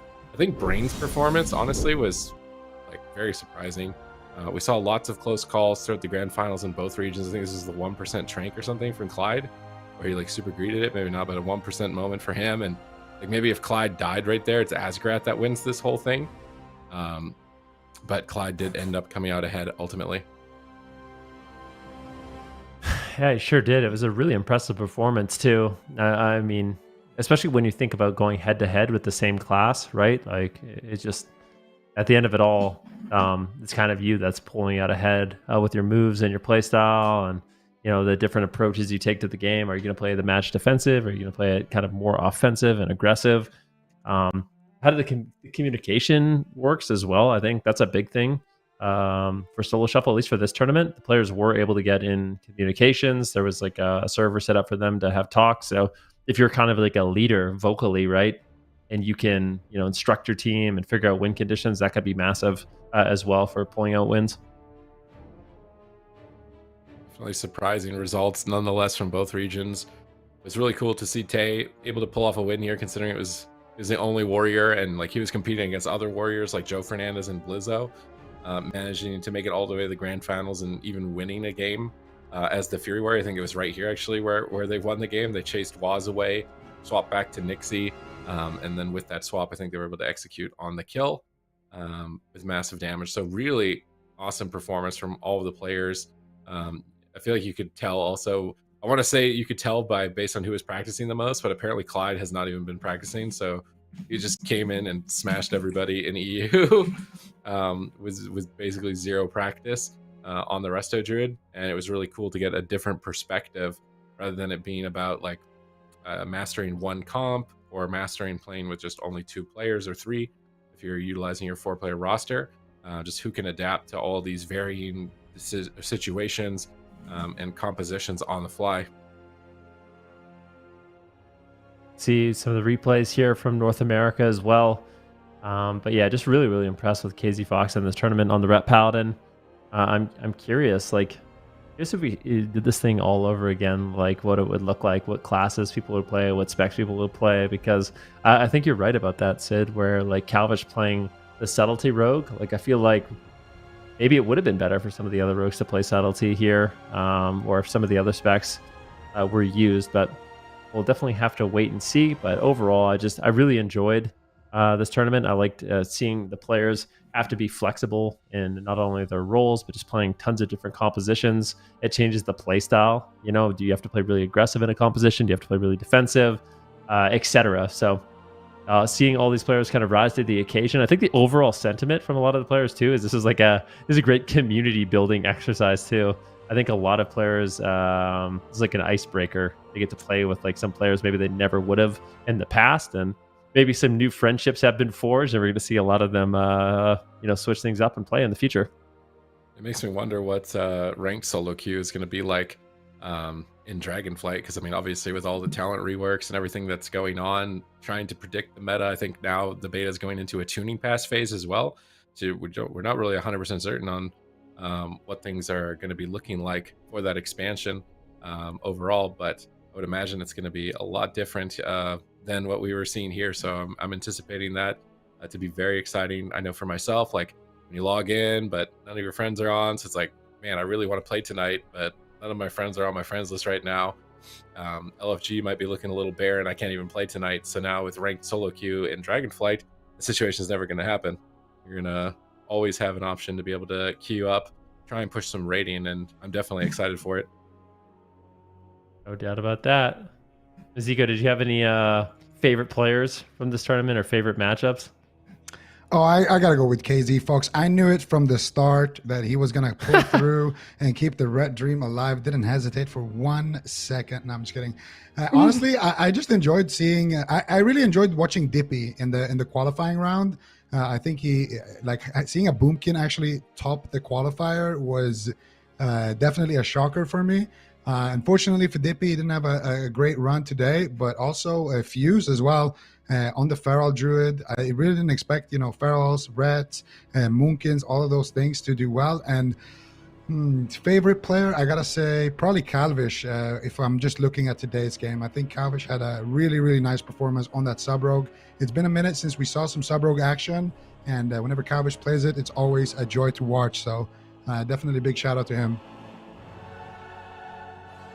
Yeah, maybe it's cheating a little bit, but I think Dipi was my favorite player as well. It was really cool to see him representing the Boomkins and just pretty much utilize everything that they have under their belts to sort of control the situation. So That's me. What about you, Ven?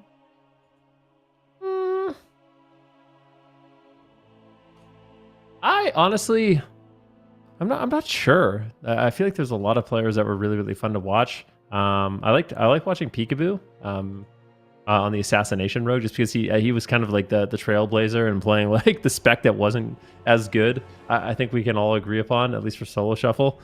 It definitely seemed like a bit more of an uphill battle compared to the Outlaw Rogue. So I like the fact that he just kind of played with that. I like seeing all the Feral Druids, the Hunters.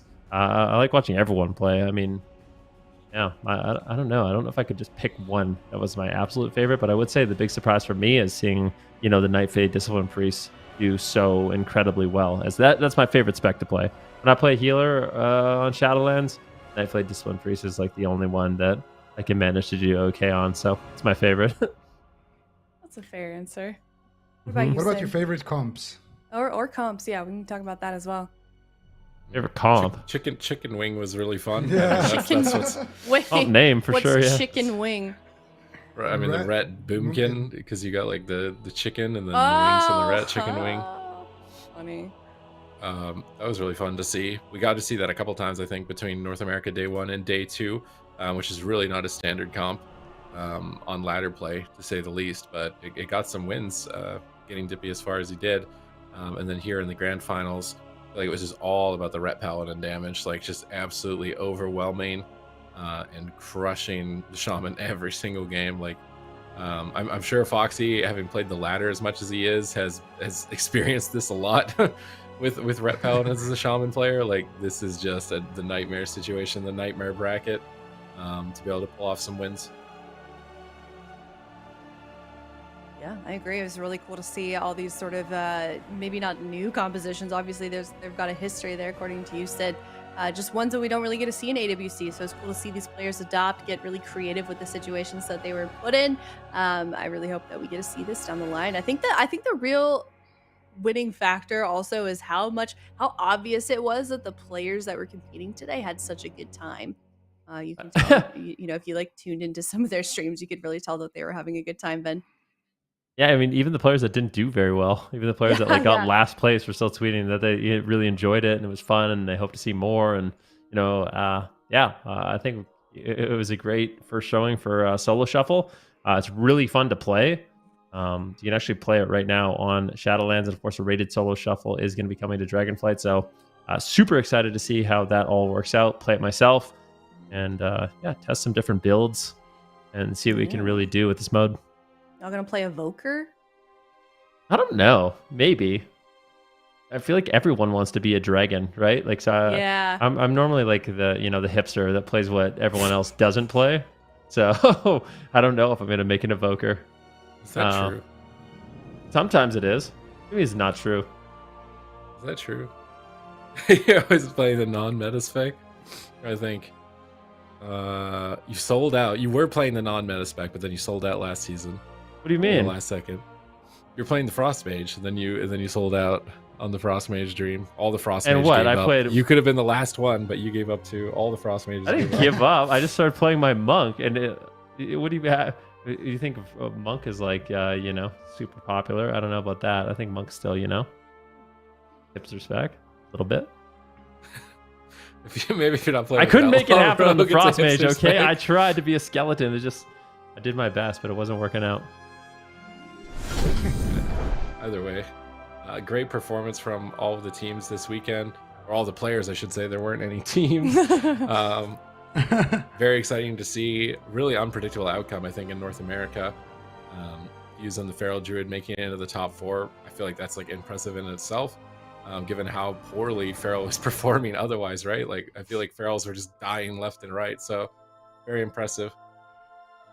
Yeah, very impressive. It sounds like also we will have an interview happening in just a short moment, so make sure you guys are sticking around for that. We're going to do that first. We're going to get a chance to sort of talk to these guys, see how their day went. But yeah, I think it's really great that KzFox and Fley kind of switched things up a lot today. So biggest takeaway, what if you could have like a learning lesson, Zico, from today, what would it be? What did you learn this weekend? Let's see. What did I learn? I learned that sometimes it's good to go against the grain a little bit, you know? A lot of people signing up, you know, as outlaw, a lot of people signing up with different things, but in the end, it was a ret and then a sub-rogue actually that came second. So I think that's one thing. Another thing that I learned was that betting for brain might not always be the play.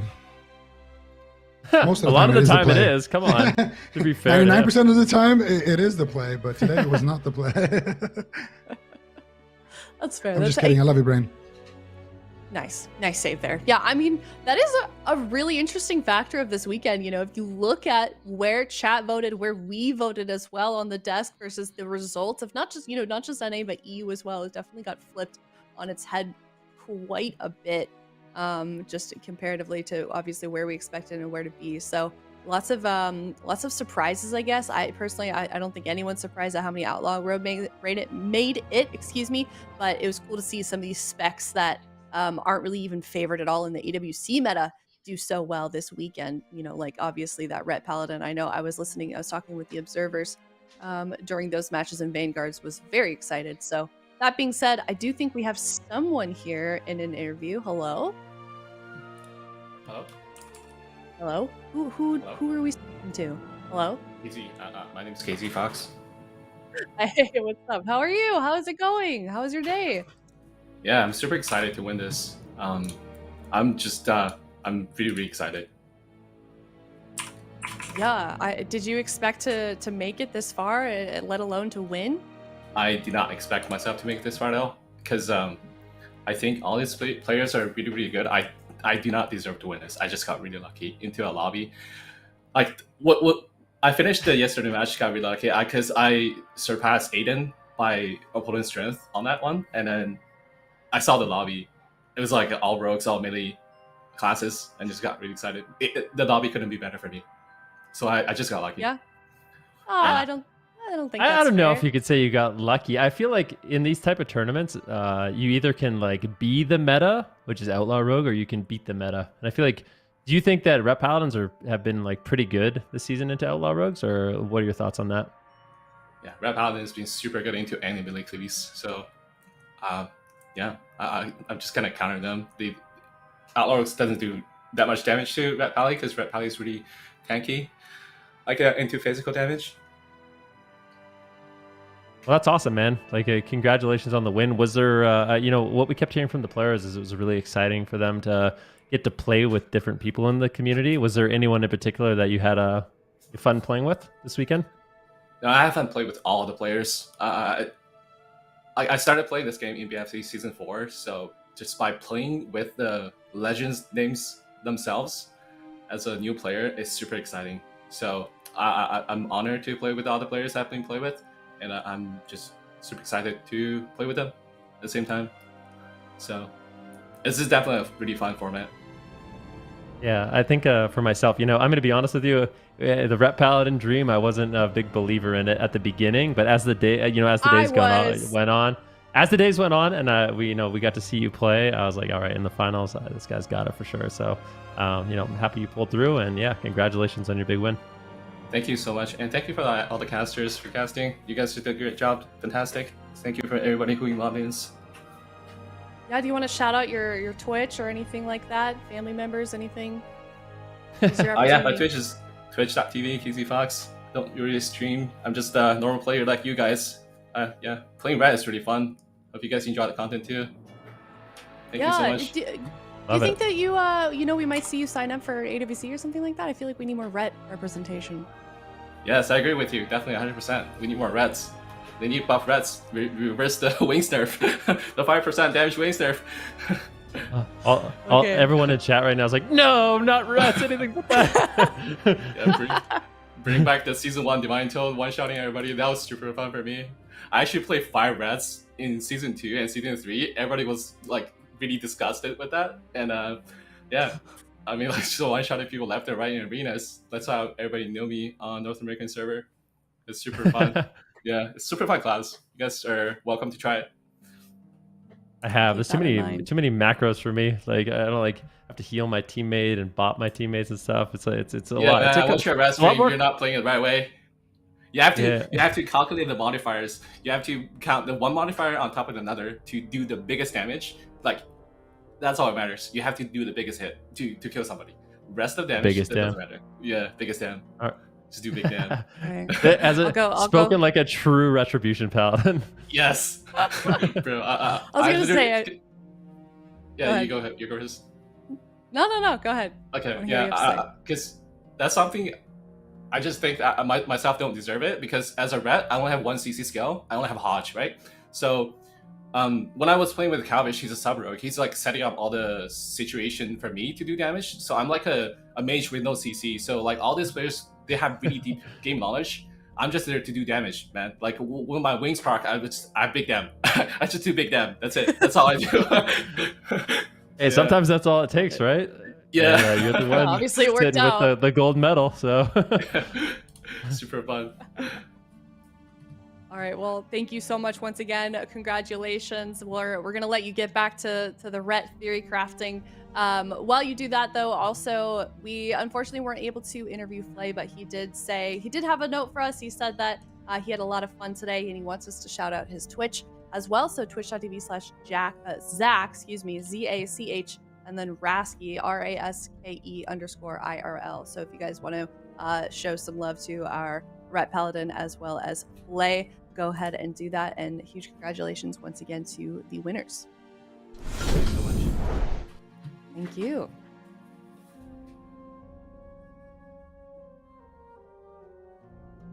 All right, here's just a little bit of an overview once again of the North American standings. We can see KzFox, who we just spoke to, up at the top there with 13 points, and then Fley, of course, who unfortunately we didn't get to talk to down there with the healers. But was it just me, Ven, or did he remind you a little bit of Sam of Vanguards?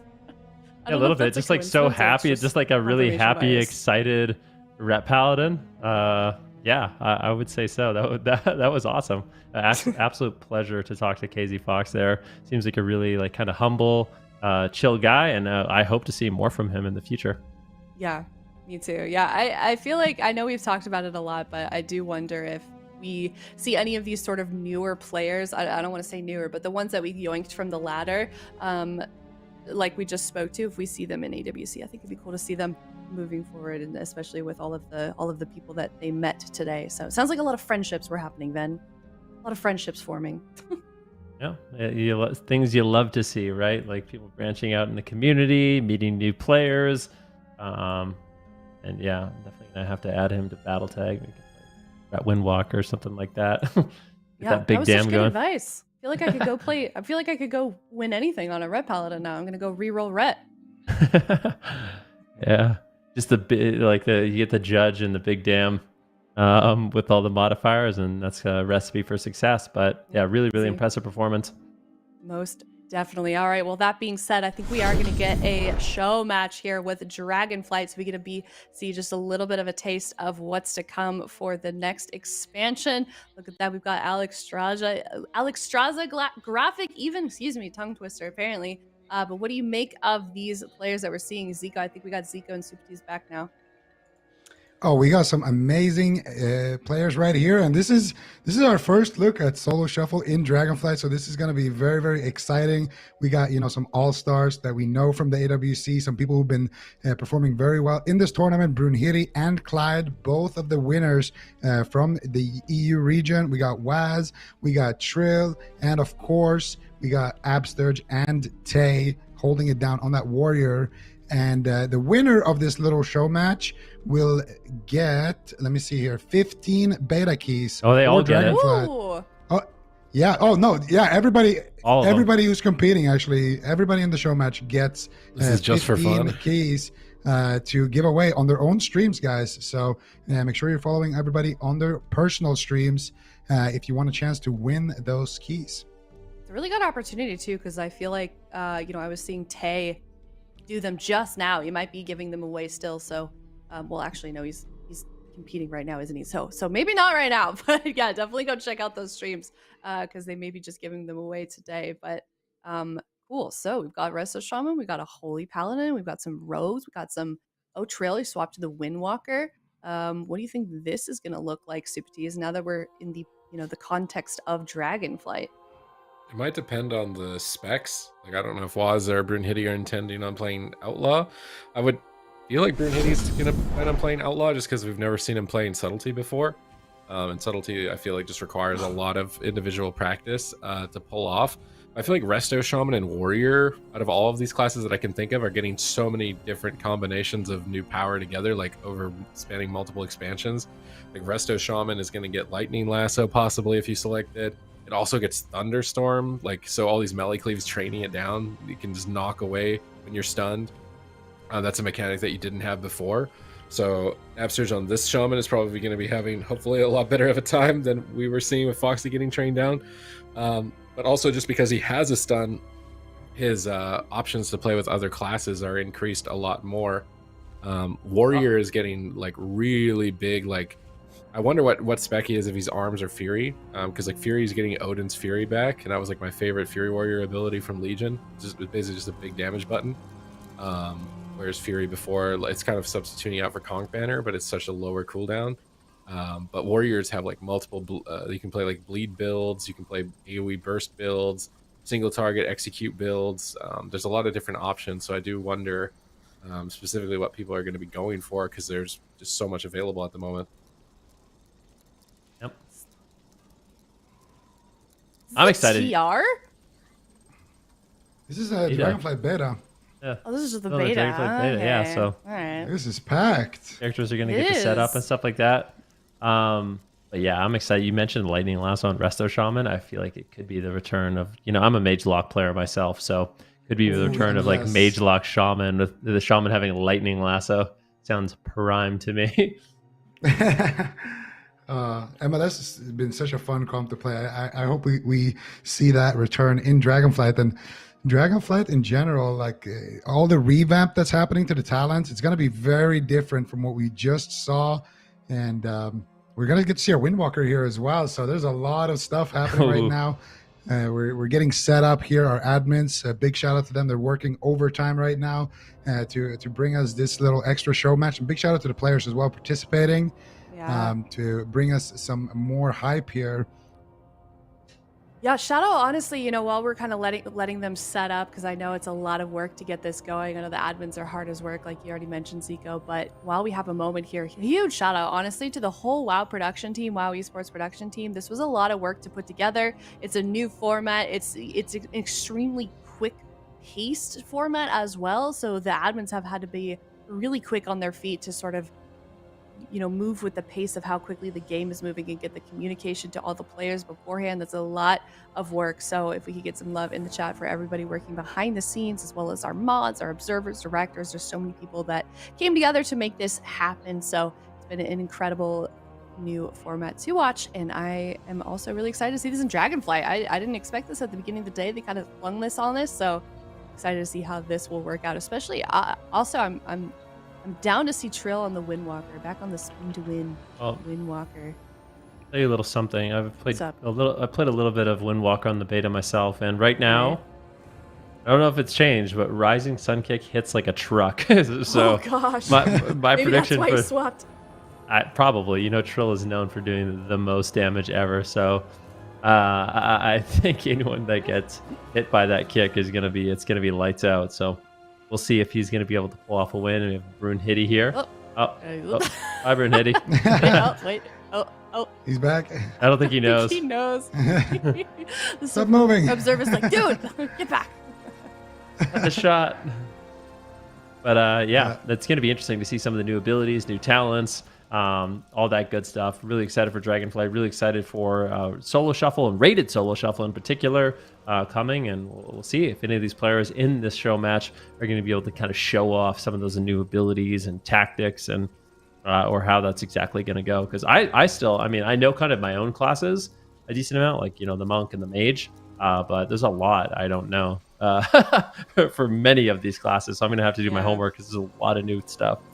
I wish we could have just thrown 2 Drakiers in there. Or 1. I don't think anyone would know what's going on. Exactly, then. Sounds like fun. Everyone has to play something they've never played before. Yeah. Yeah, that'll be the next solo shuffle. You play like your worst class and then just see how it goes. Your opponents pick your class for you. Yeah. You disaster. What were you about to say, Zico? No, I was just going to say, honestly, I don't even think that would be more chaotic than what we've experienced this weekend. It's been so much chaos. I really liked what we've been doing, you know, just shuffling everybody on the desk, shuffling the games. We're just constantly in game, swapping between the lobbies. At some points, we were casting 2 lobbies at the same time. You had like a picture in you know picture how of MDI one lobby. feels. You know the MDI casters feel. Yeah, it looks tough. It definitely was, but it was a lot of fun. It was a lot of chaos, just all the random comps. And now we're gonna get to see it in Dragonflight. Little beta preview for this show match. It's not supposed to be super serious. It's just gonna be a little bit of extra fun before we sign off. And yeah, I'm excited. Who do you guys think is going to win it? Just random predictions. We don't even know what spec they're playing or anything. Just Trill. you know, first impression. Sturgeon Trill. Sturgeon Trill. Yep. You're going with your Windwalker, huh? Yes. I've seen how Alright. I've seen what they can. I've seen what Windwalkers can do. Oh, okay. I've seen what Windwalkers can do. If you've seen what I've seen, you'd be voting for him too. What about you, Zico, then? No, I go last. What about you, I already said, I think I'm with you. I think Trill and... You can't copy my homework. Come on. Hey. I said it insta. I said it insta, Trill. I don't know about Hunter, though. Or, sorry, about Healer. I'm not sure. Maybe we have a Holy Paladin and a Resto Shaman, right? Yep. All right, Yep. I'll go with the Holy Paladin, just to be different. So I copied your homework, but not exactly. Actually, what about you, Sid? So I've been one-shot a lot on the beta, and I've like videos of it up on YouTube. So like I know every class that can one-shot right now. If Tay goes Arms Warrior, he can one-shot. If he goes Fury, I don't think I've seen a Fury Warrior one-shot anyone. I think Fury. If he goes Fury, he's gonna lose. He's gonna come in last. Trill, I think, should win based on out of all the things I've seen so far. I feel like I don't know a lot about Rogue anymore because they've gotten like big changes to everything so much. Like for a while, I was like, wait, Outlaw gets 2 vanishes. They get some sort of like shield when they vanish as well. So like they should theoretically be even harder to kill than they are in Shadowlands. So if Brunhity is playing Outlaw, he might stand a chance, but his partner might just get one shot if it's not him as the target. And then Holy Paladin, I'm not sure if it's getting a lot of stuff for like PvP specifically. I don't think it's like one of the biggest winners when it's coming to PvP out of all the healers. I feel like Shaman is probably in terms of like utility and spells, tools that it didn't have before. Whereas Holy Paladin's much more focused on like AoE throughput. I'm trying to remember the name of the spell. The AoE heal that you use as Necrolord. I don't know why I can't remember what it's called right now. It seems like it's much more. It's gonna be really good in Mythic Plus.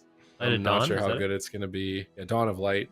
It seems like there's a lot of talents around Dawn of Light, which has just never been really good in PvP. So I'm kind of wondering why Clyde decided to go with Paladin and not Druid, because I've been playing my Druid and I feel like Druid is pretty much just as strong as it is right now in Shadowlands. He actually wanted to play in the EU shuffle as a Druid. Yeah, that's what he said in the interview. And then as a Paladin. As a Paladin. Sorry, yeah. He wanted to play as a Paladin, but he got drafted as a Resto Druid. So it was kind of a lucky little accident there for him, since he ended up winning the whole thing. And for my prediction, I'm going pure EU domination here. We're going with Clyde. And I already bet for Whaazz and he let me down. I feel like Whaazz has been having a slow day today. I'm sorry, Whaazz, if you can hear me. But I'm going to go with... I'm going to go with Tay. That's fair. Okay. But one thing I will say about the Rogues is apparently Rogues have a lot of crowd control. Like, I've been watching CD stream a little bit when he plays the Solo Shuffle, and Naj just owns him on Rogue. Like, he's sapping out of every kidney, which is a maneuver you can do. I don't know actually if you can still do it, because there's a new bonus actually.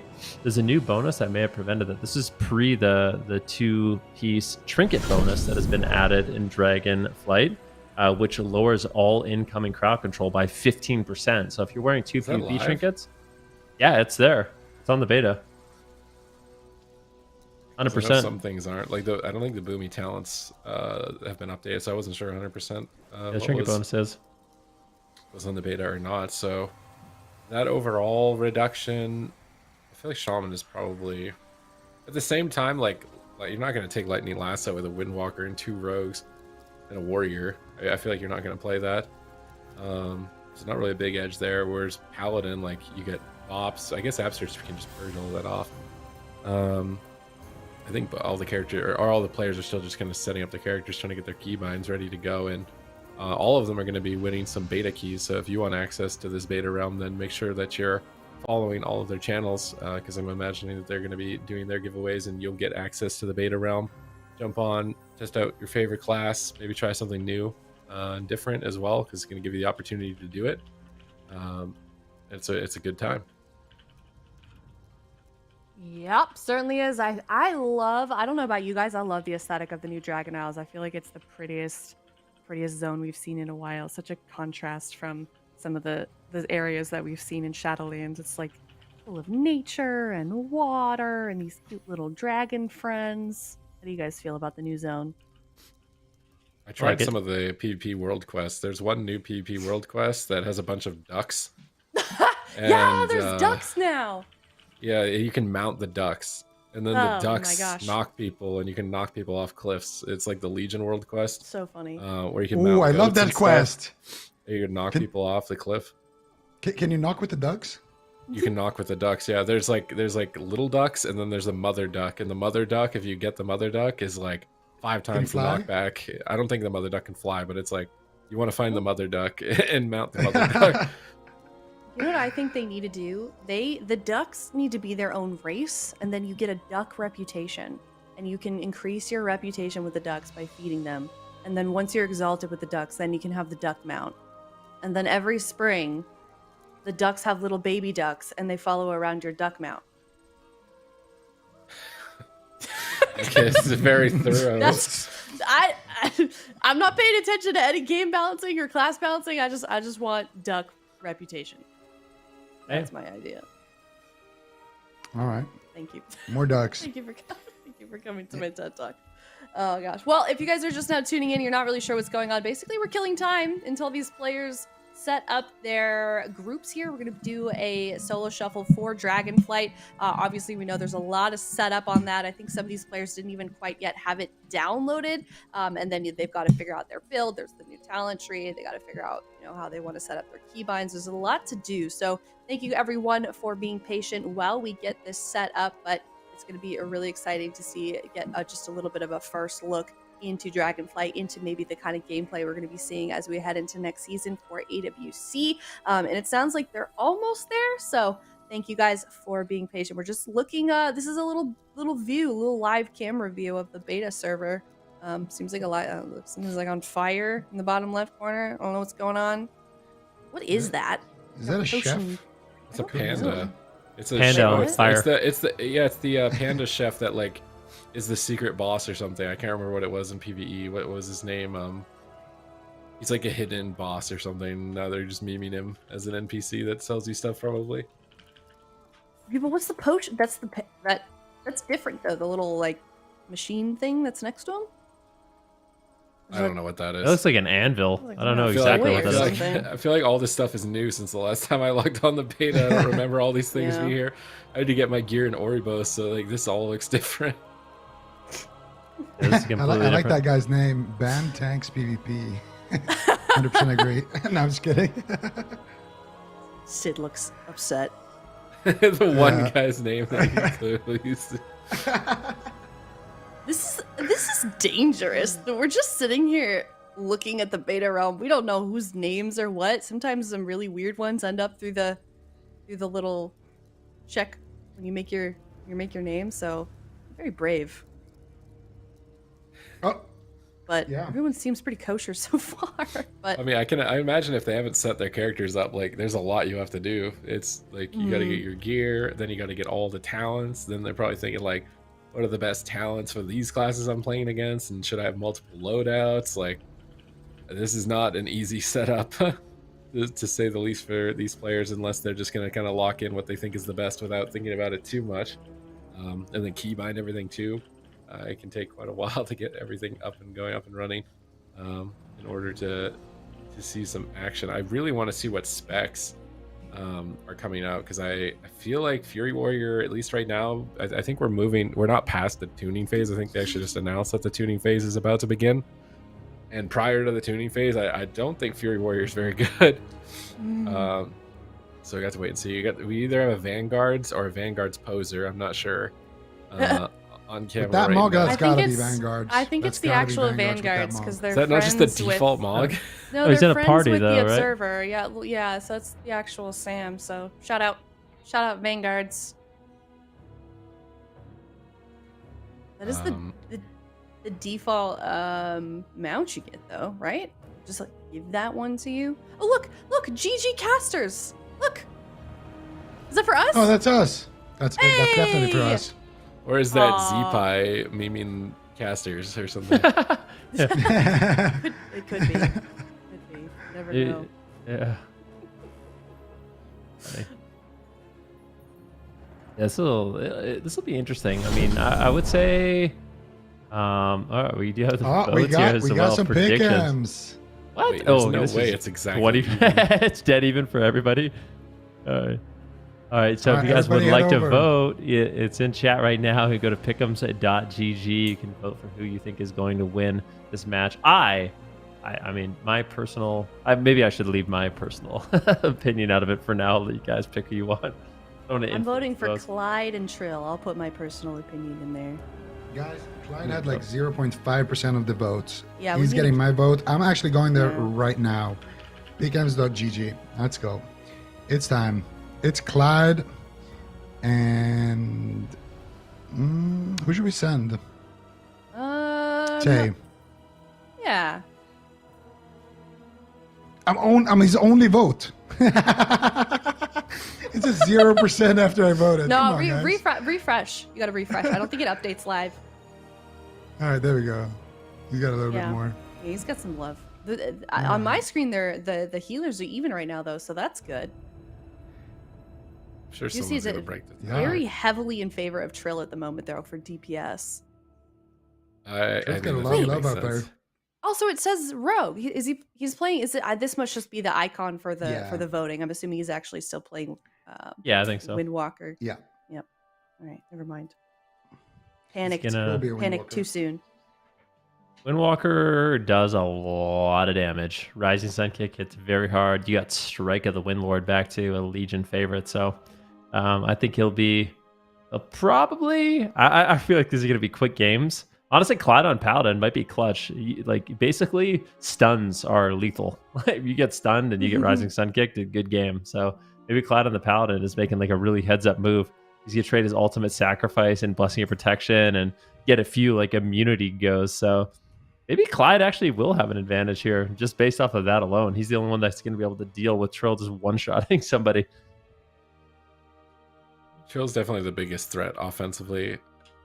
I think Arms Warrior is also very scary. There was a Whirlwind build that I was playing, and I don't know if it got nerfed after I played it or not, but it's basically there's a bunch of modifiers that increase the damage of Whirlwind, especially one after you Blade Storm, increases it by like 200% or something, and you could just get like a 67 DK Whirlwind double tap and one-shot somebody.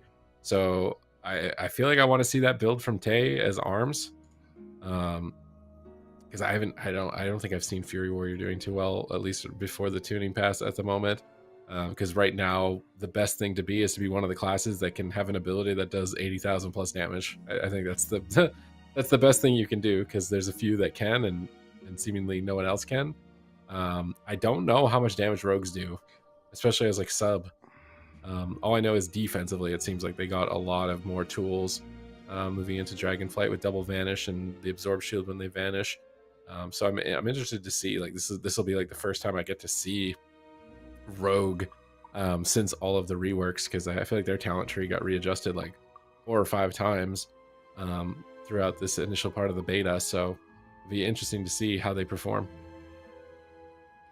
Why is Yeah, there an I actually- American? Oh, I'm sorry. There's a European flag on the left and an American flag on the right. You guys see that? Oh yeah, you're right. I Oh. didn't see that in the background. Very But subtle. we Nice we have details. 3 EU players and we have 3 NA players, so it makes sense. Yeah. What about the other North American? What if we do this Cool bites. like what if we do a new prediction? Like What's up? who's gonna win between NA and EU? Total points of each region. Oh, Ooh, spicy. I like that. Ooh, I like that. EU. Wait, hold on. It's split down the middle, right? You have to say EU. There's 4 players from EU. No, yeah. Oh. There's no way EU doesn't get more points. Oh yeah, whoops, I forgot. Oh yeah. No. We could still do that if you did the The healers. Even if Trill wins The every round, he'll still lose. Yeah. I feel like The there's still overall a way point that standing. you could mathematically work that out. I was gonna keep going with that for a while, so I'm really glad you called out that there was 3 European DPS. It is too bad though. That would have been a fun way to go about that. I mean, it wouldn't have been fair because obviously NA would have won. You know what I want to know is how the dragon riding, like, yeah, like in the world cross region PvP tourney. is gonna work. Like, That's actually really cool. like I saw a bunch of things like you can like dive bomb maybe, and I don't know 100%. Like you can maybe dive bomb somebody and like dismount them or something like that. Knock them off their but dragon. Yeah, knock them. I feel like because in World PvP we had the what was it, the shell or something. It's been renamed a few times to like dismount people. The So I net. feel like there's a net. I think it's been like a few different things. So like what type of mechanics are they going to bring in for dragons to like Well, what's mess really with each other interesting. while they're flying around? Well, what's really interesting is there's actually like a skill to dragon riding, right? Like if you know how to like angle your dragon and use like your abilities at the right time, you'll be able to create more of a distance, but inevitably you go down. So you can't just like that's one thing that really excites me as a PvPer is if I could chase somebody down. If I'm better at dragon riding, they're gonna land before I do, and I'm gonna be able to chase them down. Or you can't just like fly up in the air indefinitely, eventually so they are bad gonna at come it. down. Are you guys good at it? I feel like I always just make a slow descent onto the ground. And I never Gotta get practice. what I'm trying to Have you done like any of the dragon? Have you done any of the courses? Yeah. They have like trial courses all around. It's actually really cool. While I was leveling up, I forget what level I got to, but I was leveling up, and all over the map, there's just these like different dragon riding courses that are really, really fun. They like time it, and you can get like a bronze medal, a silver medal, a gold medal based off how fast you ride the dragon. It's really neat. Actually, will say that's the one thing I've always wanted in WoW. I feel like they put like a whole bunch of different types of little mini games and stuff like that. Like at the turtle maze in BFA, like they always put in like these little mini games. One mini game that I've always wanted is some sort of race, like some sort of Mario Kart style. Like imagine you're like on your mount and you're on a track. Like so, like this is like the closest thing so far to that. They had those world quests that were kind of races, and they had one in MoP. The first one I saw was in MoP, I think, right? It's not really the same. It's just like against yourself. It's a dragon. It's a dragon. That is a dragon, man. Good observation. You're not gonna be Sorry. saying "whoa, dragon" after a while. I think in Dragonfly, it's gonna be like, "Oh yeah, there's another dragon." I made a dragon actually on the beta. Mine looks way better than this one. I made it like a purple-ish dragon. How dare you, sir? Purplish. Yeah, just I'm flame just him like saying. that, man. Like he, Well, I did spent he like even 2 choose to go hours on the making broadcast? mine. You're just roasting. I mean, that's my job, okay? We have 3 NA people and 1 EU person, and I gotta be the toxic one, That's just how it goes. Is that how you're representing your region by being toxic? I don't think Europeans would really want to condone that behavior. Oof. No, that's how we are. We're straightforward here. I respect it. All right, so we got the pick'ems in. Brunhity again at 12.1%. Whaazz 25-ish. Trill definitely soaking up majority of the DPS votes. And then we got Absterge actually ahead of Clydey, but it's pretty even between the healers actually. I think there's a lot of new fans here for Clydey. Why would there be? He just owned. 100%. I mean, if you don't like, how could you not vote for Clydey? He literally won in Europe. That's true. Like, right? Like, Yeah. Clydey. When we had the chance to interview Clydey too, he was saying like he wanted to like prove everyone wrong because he got like the least amount of votes of anyone, even though he's made it to the finals twice. And like, so Yeah. Yeah, but I mean, you can take that same logic. Brunhity he has the least amount of votes. So come on, guys. I don't know what that's about. You gotta. Yeah, Brunhity won too. With your brain here. But I mean, it is better than where we saw them last time.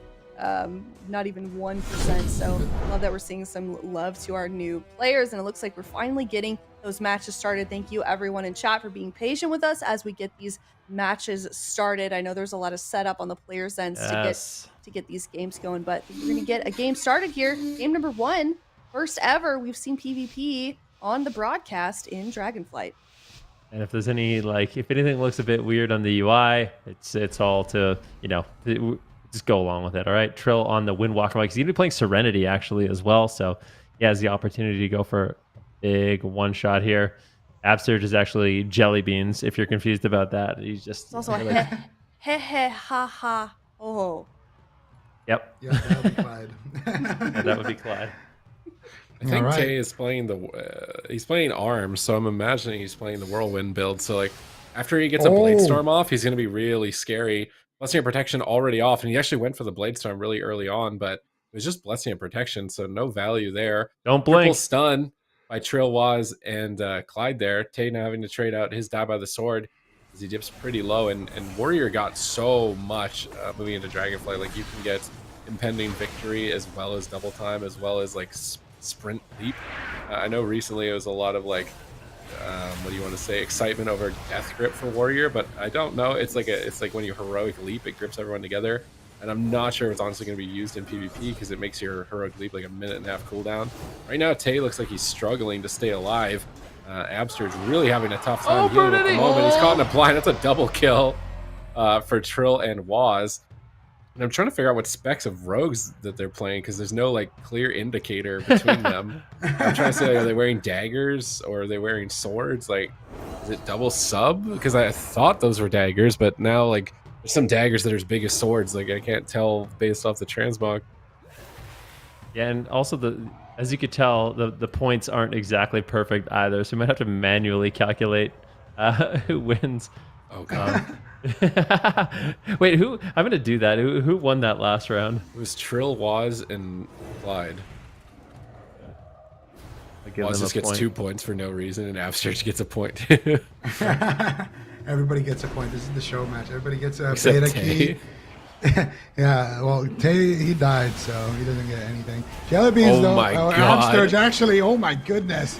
What is this damage? He got so much damage. Look at Trill, man. He's got Serenity popped right now, looking for his next target. Oh my goodness, what's happening to Whaazz? He's just out of there, vanishing out. He gets taken out, and now once again back. What is this damage from Trill? You are not kidding with Windwalker damage right now. Oh my goodness, another Rising Sun kick, almost deleting Absterge here. He's getting a glimpse of the future right now, and Absterge going in with the Panda Racial onto Trill, trying to buy some distance, and he gets caught up in Hammer of Justice. He's got no way out. I think that's it. Goodbye, Absterge.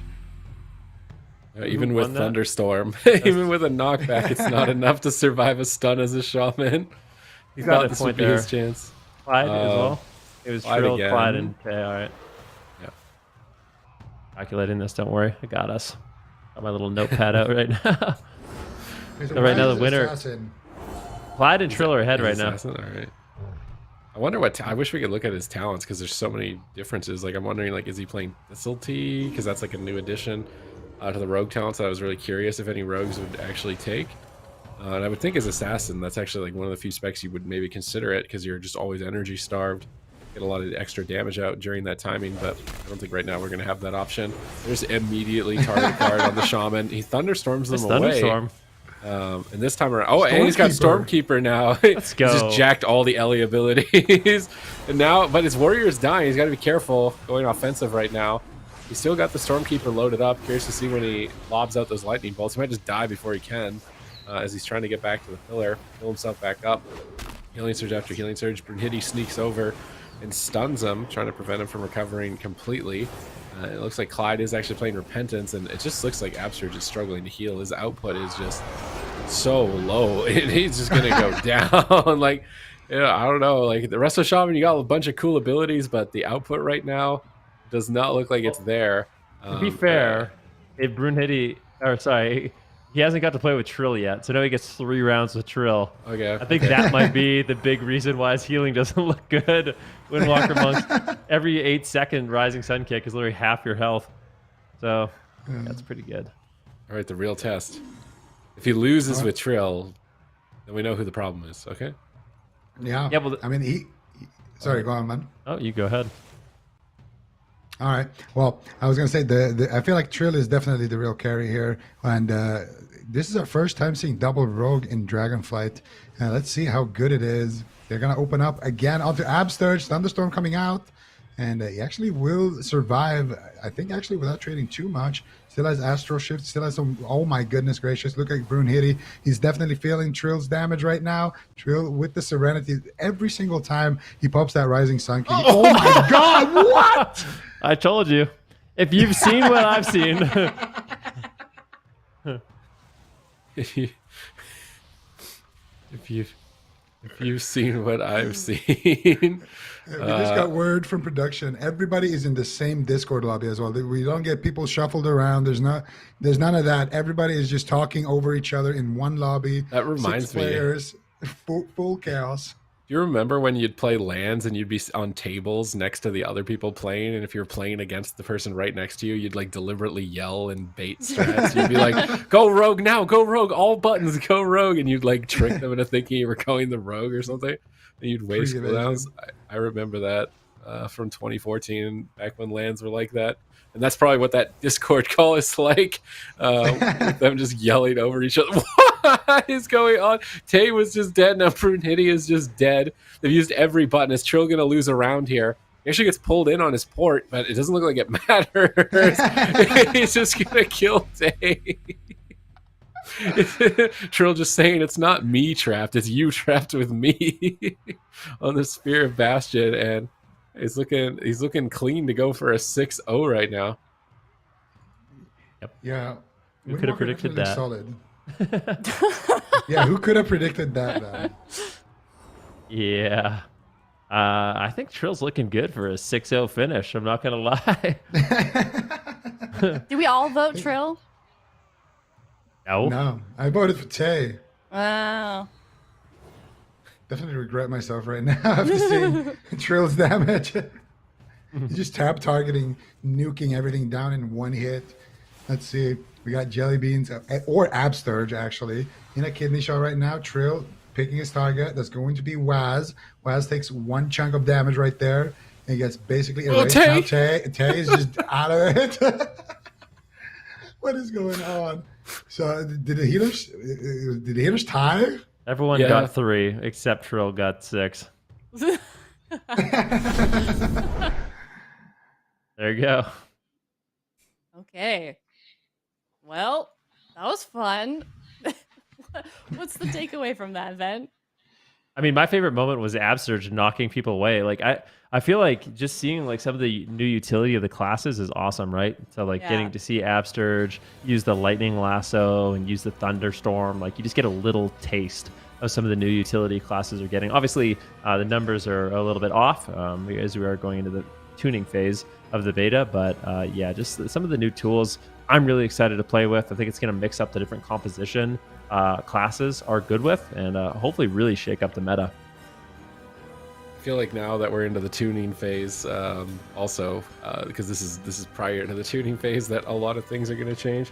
I don't think it's just going to be like the handful of classes that can tab target you for 100% of your health every 8 seconds. I think you're going to see a lot more classes after that fact. So I'm very excited for that. Like the tuning phase for me is probably the most important because that's going to determine the intensity and the pacing of the matches. So this is kind of just a for fun thing. And like this is prior to that point. It's of course beta. Like there's a lot of things that are going on at the moment. Yeah, I'm sure a lot of people would echo that sentiment. Zico, any final thoughts before we sign off here? Ben, just make sure you're streaming some Windwalker, every day on the beta. I don't want to play against that. We've had a perfectly good showcase. Yeah, Windwalker definitely seemed kind of good. I might have to make one, actually. Might be like Van, just have a mage and a Windwalker. It's starting to make sense to me now.